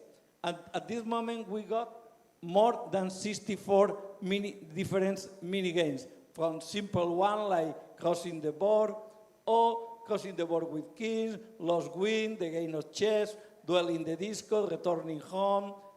Very different than you can try to play with your student. And one thing that is important for us, when you come to one mini game, you can play in something easy, very easy, or something challenging for the student. But something that also is very important, that the teacher must play with a little bot we are implementing. Then this is important for the teacher because a lot of time the teacher needs to know perfectly what is the main objective of the mini game. And for example, now here he can play here with the bot, and the bot play very easy. And this is is very good for the teacher because they know exactly what is the main objective, the main criteria of every mini game.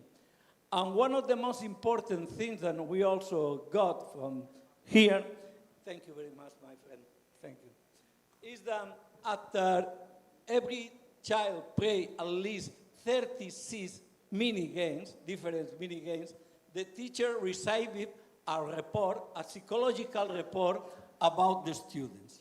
This is something unique, I think, in the world. Because when we're making this application, making with the engineer, but also with specialist, people specialized in psychology. And this is important because later when the teachers receive the report from the students, they can use this report in another activity, educational activities. So, thank you very much. I left my contact, the last page, we left our contact here. If you want to collaborate or you want something for us, you can send to us an email. This is our website, chessforever.com. This is our email. And that's all, my fellows. Thank you.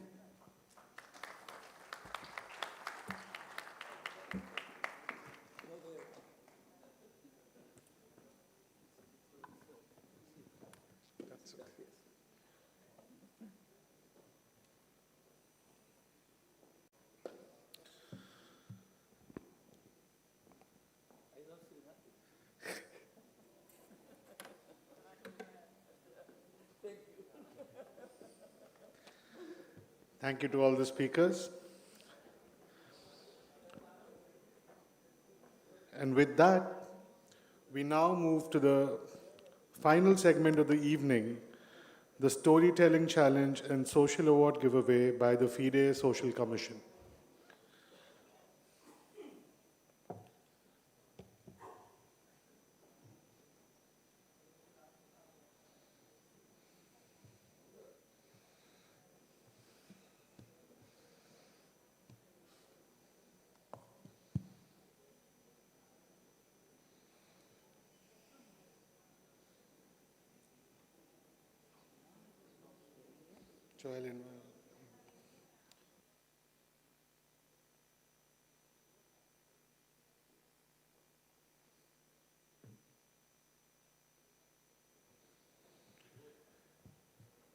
May I please invite Mr. Andre Voitlin, Chair of FIDE Social Commission, to come and join us on the stage.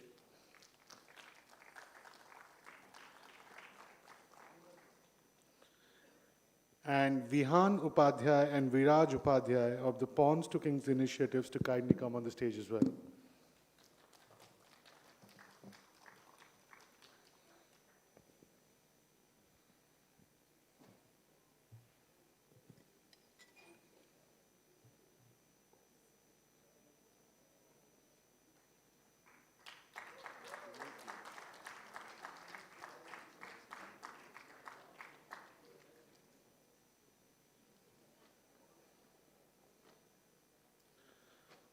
As we have explored today, the future of chess in education is built on research, technology, and policy. But its foundation, its very soul, is found in the human stories of change.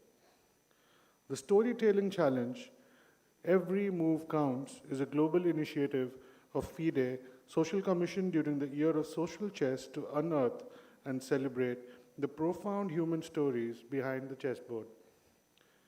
Moving beyond grandmasters and tournaments, it seeks short films that reveal how chess acts as a powerful catalyst for personal growth, social transformation, and community building. The challenge invited participants worldwide to submit their narratives in two categories, professional and amateur. The winning entries are compelling testaments to chess's unique ability to build confidence and create new opportunities in classrooms, prisons, refugee centers, and community across the globe. Now, I would please like to welcome Mr. Andrew Voitlin, Chair of the FIDE Social Commission, to present the Storytelling Challenge project and announce the results. Please welcome. Thank you very much. Late.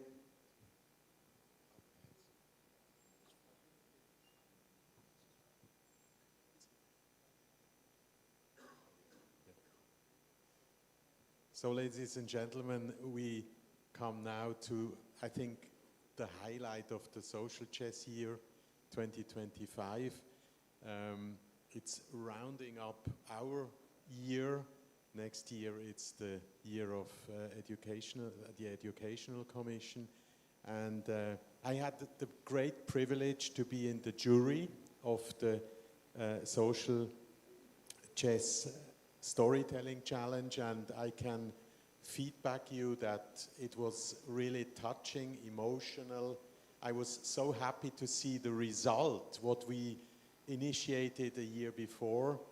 We got 56 movies, and every movie was in line with what we wanted and touching. So I have the privilege tonight to present to you the winners. I go to the different slides. So our storytelling challenge was aimed to promote and inspire through powerful stories about the social impact of chess. So the idea was to have two categories. We asked professionals to send in movies with very concrete requirements, but also the grassroots categories, so you could present films done with your handy or with iPads, etc., and cut into a movie. We received 56 movies, 43 grassroots and 13 professionals, and I can tell you all over the world, and that was really amazing, from Ecuador through Brazil, Spain, Nigeria, India, Kyrgyzstan, and New Zealand. There were some requirements concerning the format. I will not go into the details. We had a requirement of the language that if it's not English, you should provide subtitles. Then the content should be in line with the FIDE values and our motto, gens una sums. And we had a submission deadline, which was then extended into the November. But we, the jury said only the movies who came in time were then in the choice area. So for the jury, we had criteria that we said originality and creativity 50%, storytelling and narrative impact 25%, importance and the relevance for our social chess topic 25%. We wanted to award Best Short Film Professional, Best Grassroots Film Amateur, and our personal FIDE Social Commission Choice Award. And I can tell you we have extended, the jury extended also going to a fourth award. I will come back to this in seconds. So I had the job to be from the side from the Social Commission to bring into my appreciation some aspects of the Social Commission work we did in this year and also in the past.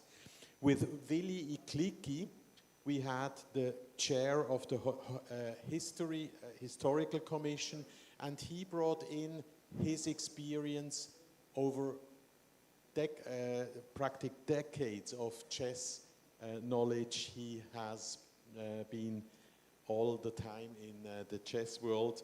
And then I had also Maxim Kolishev, who is an art director And that was also a very important person to see the technical part of the movies, the quality, the cut, the story, how a story was designed. And we had tough discussions, but we found 4 winners. So perhaps to finish this part, the prizes, I told you about the prizes, but the recognition after the storytelling contest winner the presentation is that the winners will get a trophy, but the trophy is not here. It will be awarded at the Chess Olympiad in Samarkand. Then we have an invitation for these winners, for the 3 winners, not the 4th, who will be in Samarkand present when the trophy will be announced and the film shown. Then every participant will get a certificate of participation, and we will have the presentation of all the films then there in Samarkand. And the best short film in the professional category, and I'm so happy to have Cristobal José Blanco Acevedo from Spain here present, is the winner of the professional category. It's the film Alberto on a Blue Day, and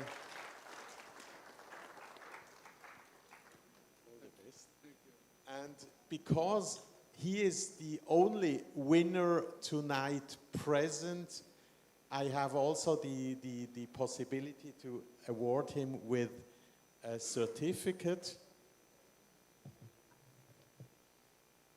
And I think he presented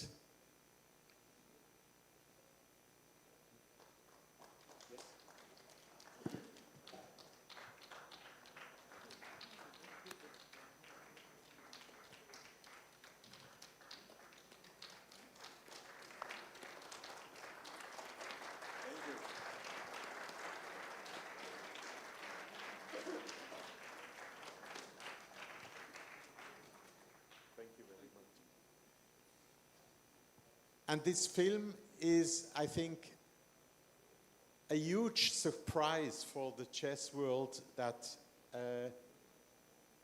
a person can have a chess game during a medical intervention in a brain surgery. And he showed already his slides in our yesterday's conference. And I think it's one of these films who can also be shown to the world, and we were all 3 very clear on it. It was the best film. But the best film, we had so many wonderful, also professional films, that I always said we have only winners in this contest. But congratulations, Cristobal, for your prize. And I will continue with the next category, and this is the grassroots category. We had 43 movies, and we chose a film who has been made in a rural area. So it is a film where we have indigenous population in Mexico. And this film has been not only from the story and the quality, but also it was a very special film in the sense of the cutting, the whole story. So I'm very happy to announce the grassroots film winners, and this is the film, The Childhood Board, shot by Alfredo Castanedo Herrera from Mexico. And this producer of the film is unfortunately not here, but we will have him on stage in Samarkand in a year.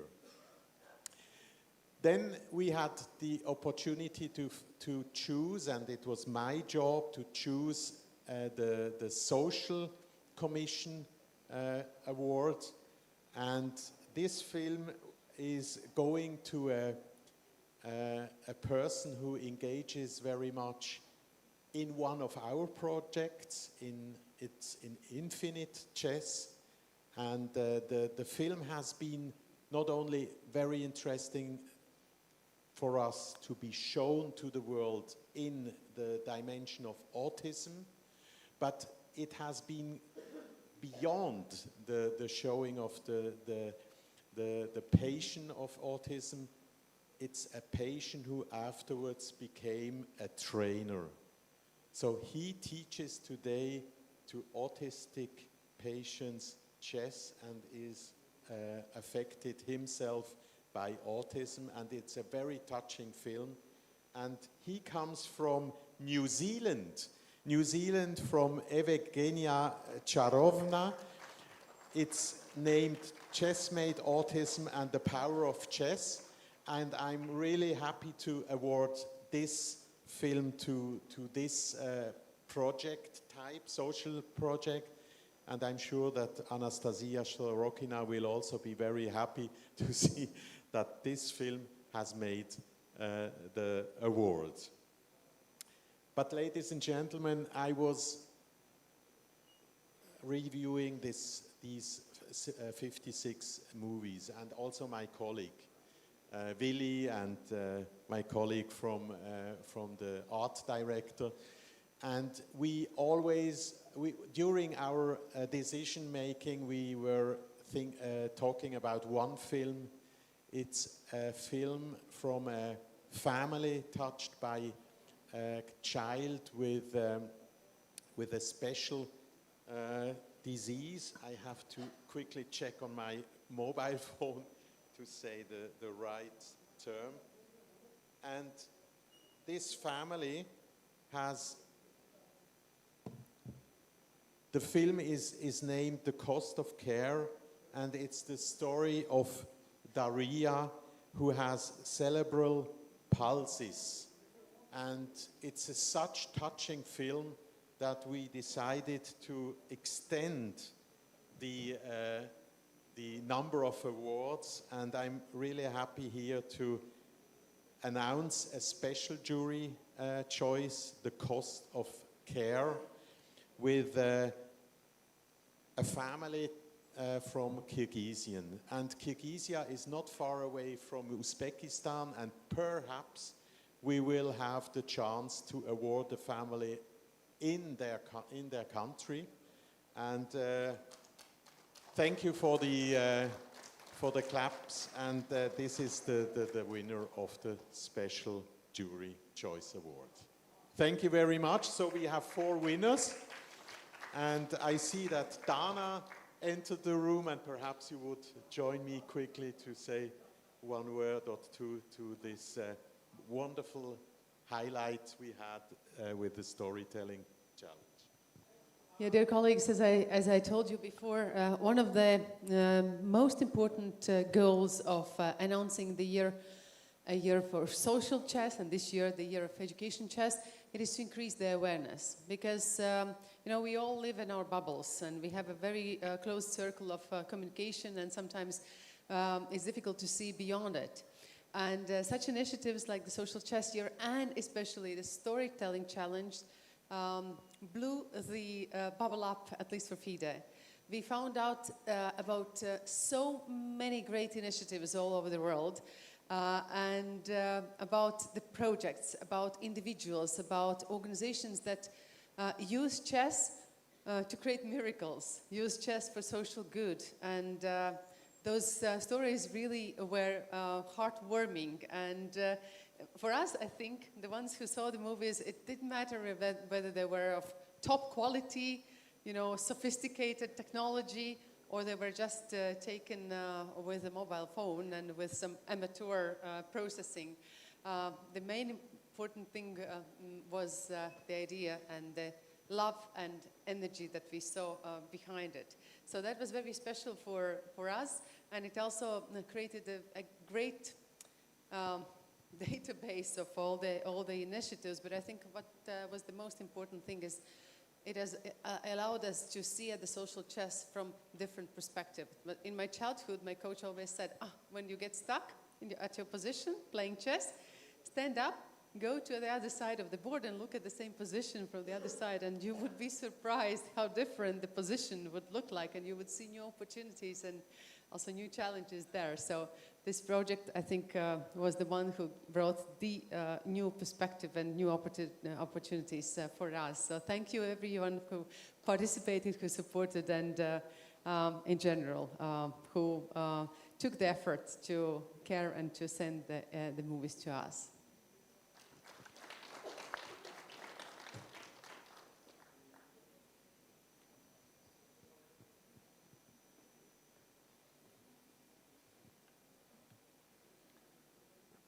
So for the next award, we have the Outstanding FIDE Social Award.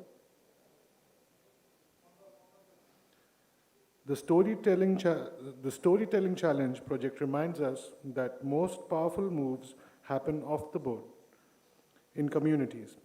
And now we have the great honor to present one of FIDE's highest recognitions of such impact, the Outstanding FIDE Social Award for the project nominated by the All India Chess Federation. Pawns to Kings is a child-led initiative by the children and for the children, created with the mission of making chess accessible to every child, regardless of socioeconomic backgrounds. It is a non-profit initiative founded in Assam by two teenage brothers, Vihan Upadhyay, 14-year-old, and Viraj Upadhyay, a 12-year-old teenager. The project reaches underprivileged communities, remote villages, orphanages, flood relief camps, juvenile homes, and rehabilitation centers.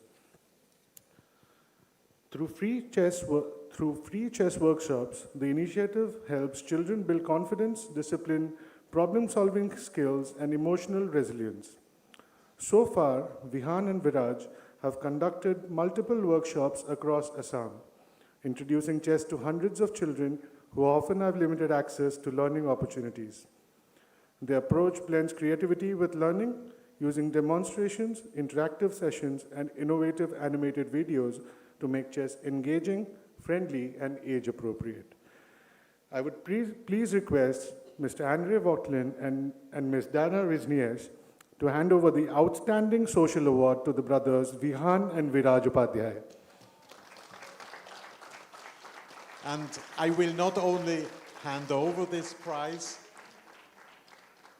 I also saw their movies, because these two brothers, they made a movie who also very much touched us.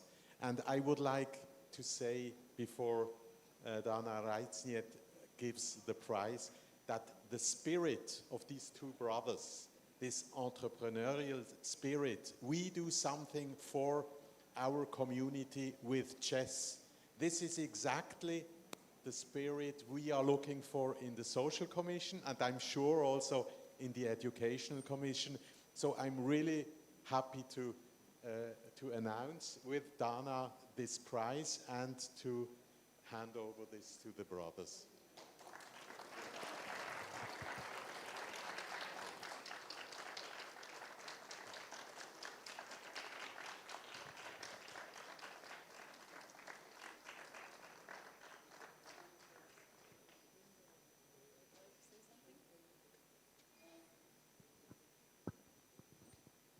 Hello everyone, it's a pleasure to speak before you all. My name is Vihan Upadhyay.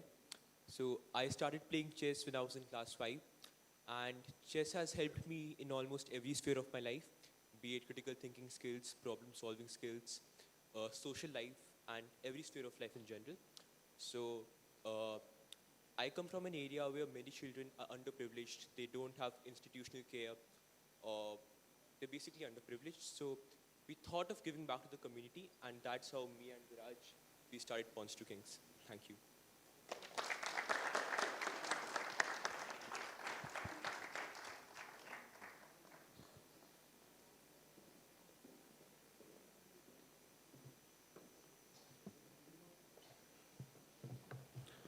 Now moving on to the final award of the night, the FIDE Social Chess Award.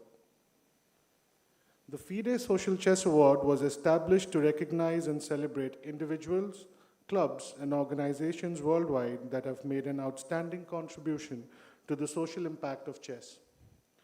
Its primary aim is to highlight efforts that go beyond competitive play and demonstrate how chess can serve as a powerful tool for inclusion, education, empowerment, and community building. The concept behind the award is rooted in the belief that chess is not just a game, but a medium to positively influence society. By recognizing exemplary contributions, the award encourages national federations to support social chess initiatives, celebrate local heroes, and share inspiring stories that demonstrate chess's broader societal value. And now we have the great honor to present one of FIDE's highest recognitions for such a hero. Mr. Bernard Wanjala, advisor of FIDE Social Commission, is a leading figure in Kenyan and African chess. Known for his impactful work as a player, coach, and influential administrator, his efforts have targeted schools, youth programs, and marginalized communities, significantly expanding the sports reach in Kenya.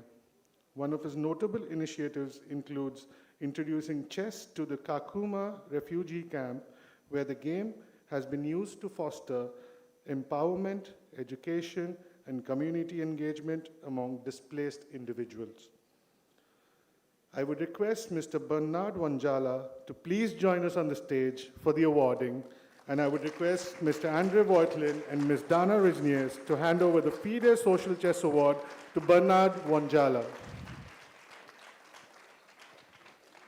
Ladies and gentlemen, can we have a big round of applause, please? Yes, dear colleagues, Bernard is one of the most active presidents, not only in the African continent, but also worldwide, who takes so much care not only about the competitive sports, but also about education and social chess. And you already heard that he's been a key person in one of our major initiatives dedicated to refugees, our Kakuma project, or Chess for Protection project, where we have trained already around 3,000 kids over a few years' time. And he could do the minimum, just to be partner, a formal partner as we would request. But he's always going a mile further than we expect. He's taking care about those kids. He's taking them to the national competitions. He's really, into it with all his heart and effort. But I've seen also personally other initiatives.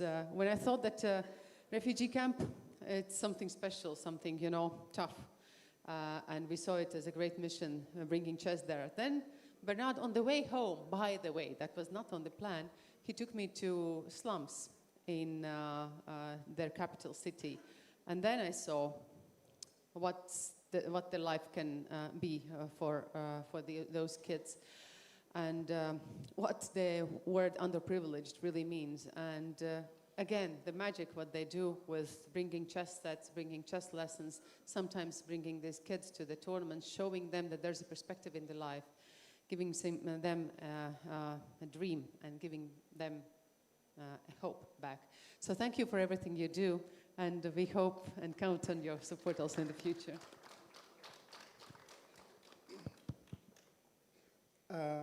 Dear colleagues and MD, this is a very special moment, not for me, but for the children in Kakuma refugee camp.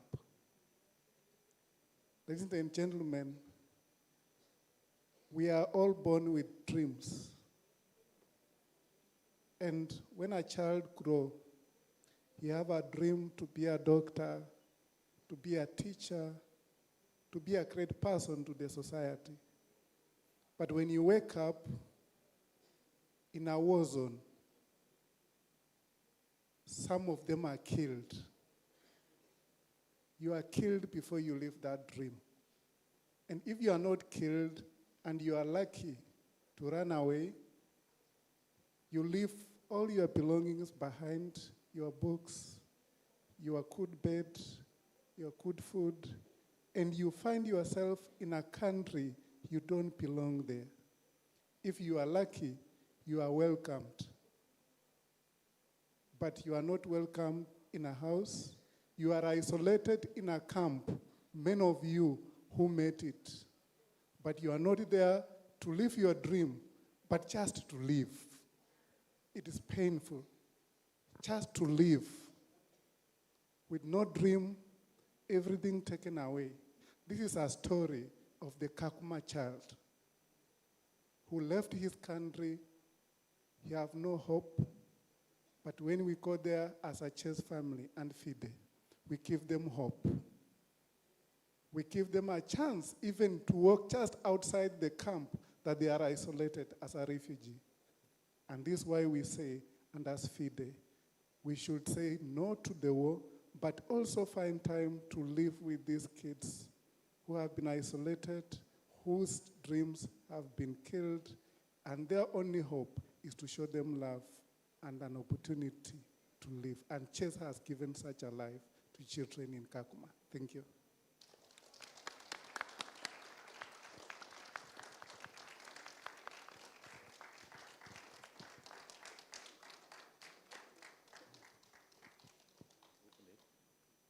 Also from the side from the Social Commission, Mr. Vanjala is an advisor, and he is for me the role model of a national federation president who transposes not only his duty in the competitive mission of FIDE, but he is very strong helping the social projects to grow and to engage in his country for our purposes. And we are really happy to have his help, for example, to bring 2 refugee teams next year to Samarkand.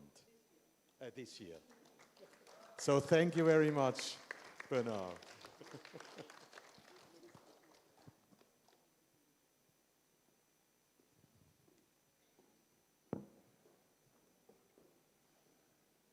And now with that, we come to the end of the conference. And as we conclude, remember that one of our goals is to build stronger cooperation so chess can play a meaningful role in education and social projects globally. Thank you for the 2 days of incredible insights. Now, I wish you safe travels and may your work continue to make every move and every lesson count. Thank you so much.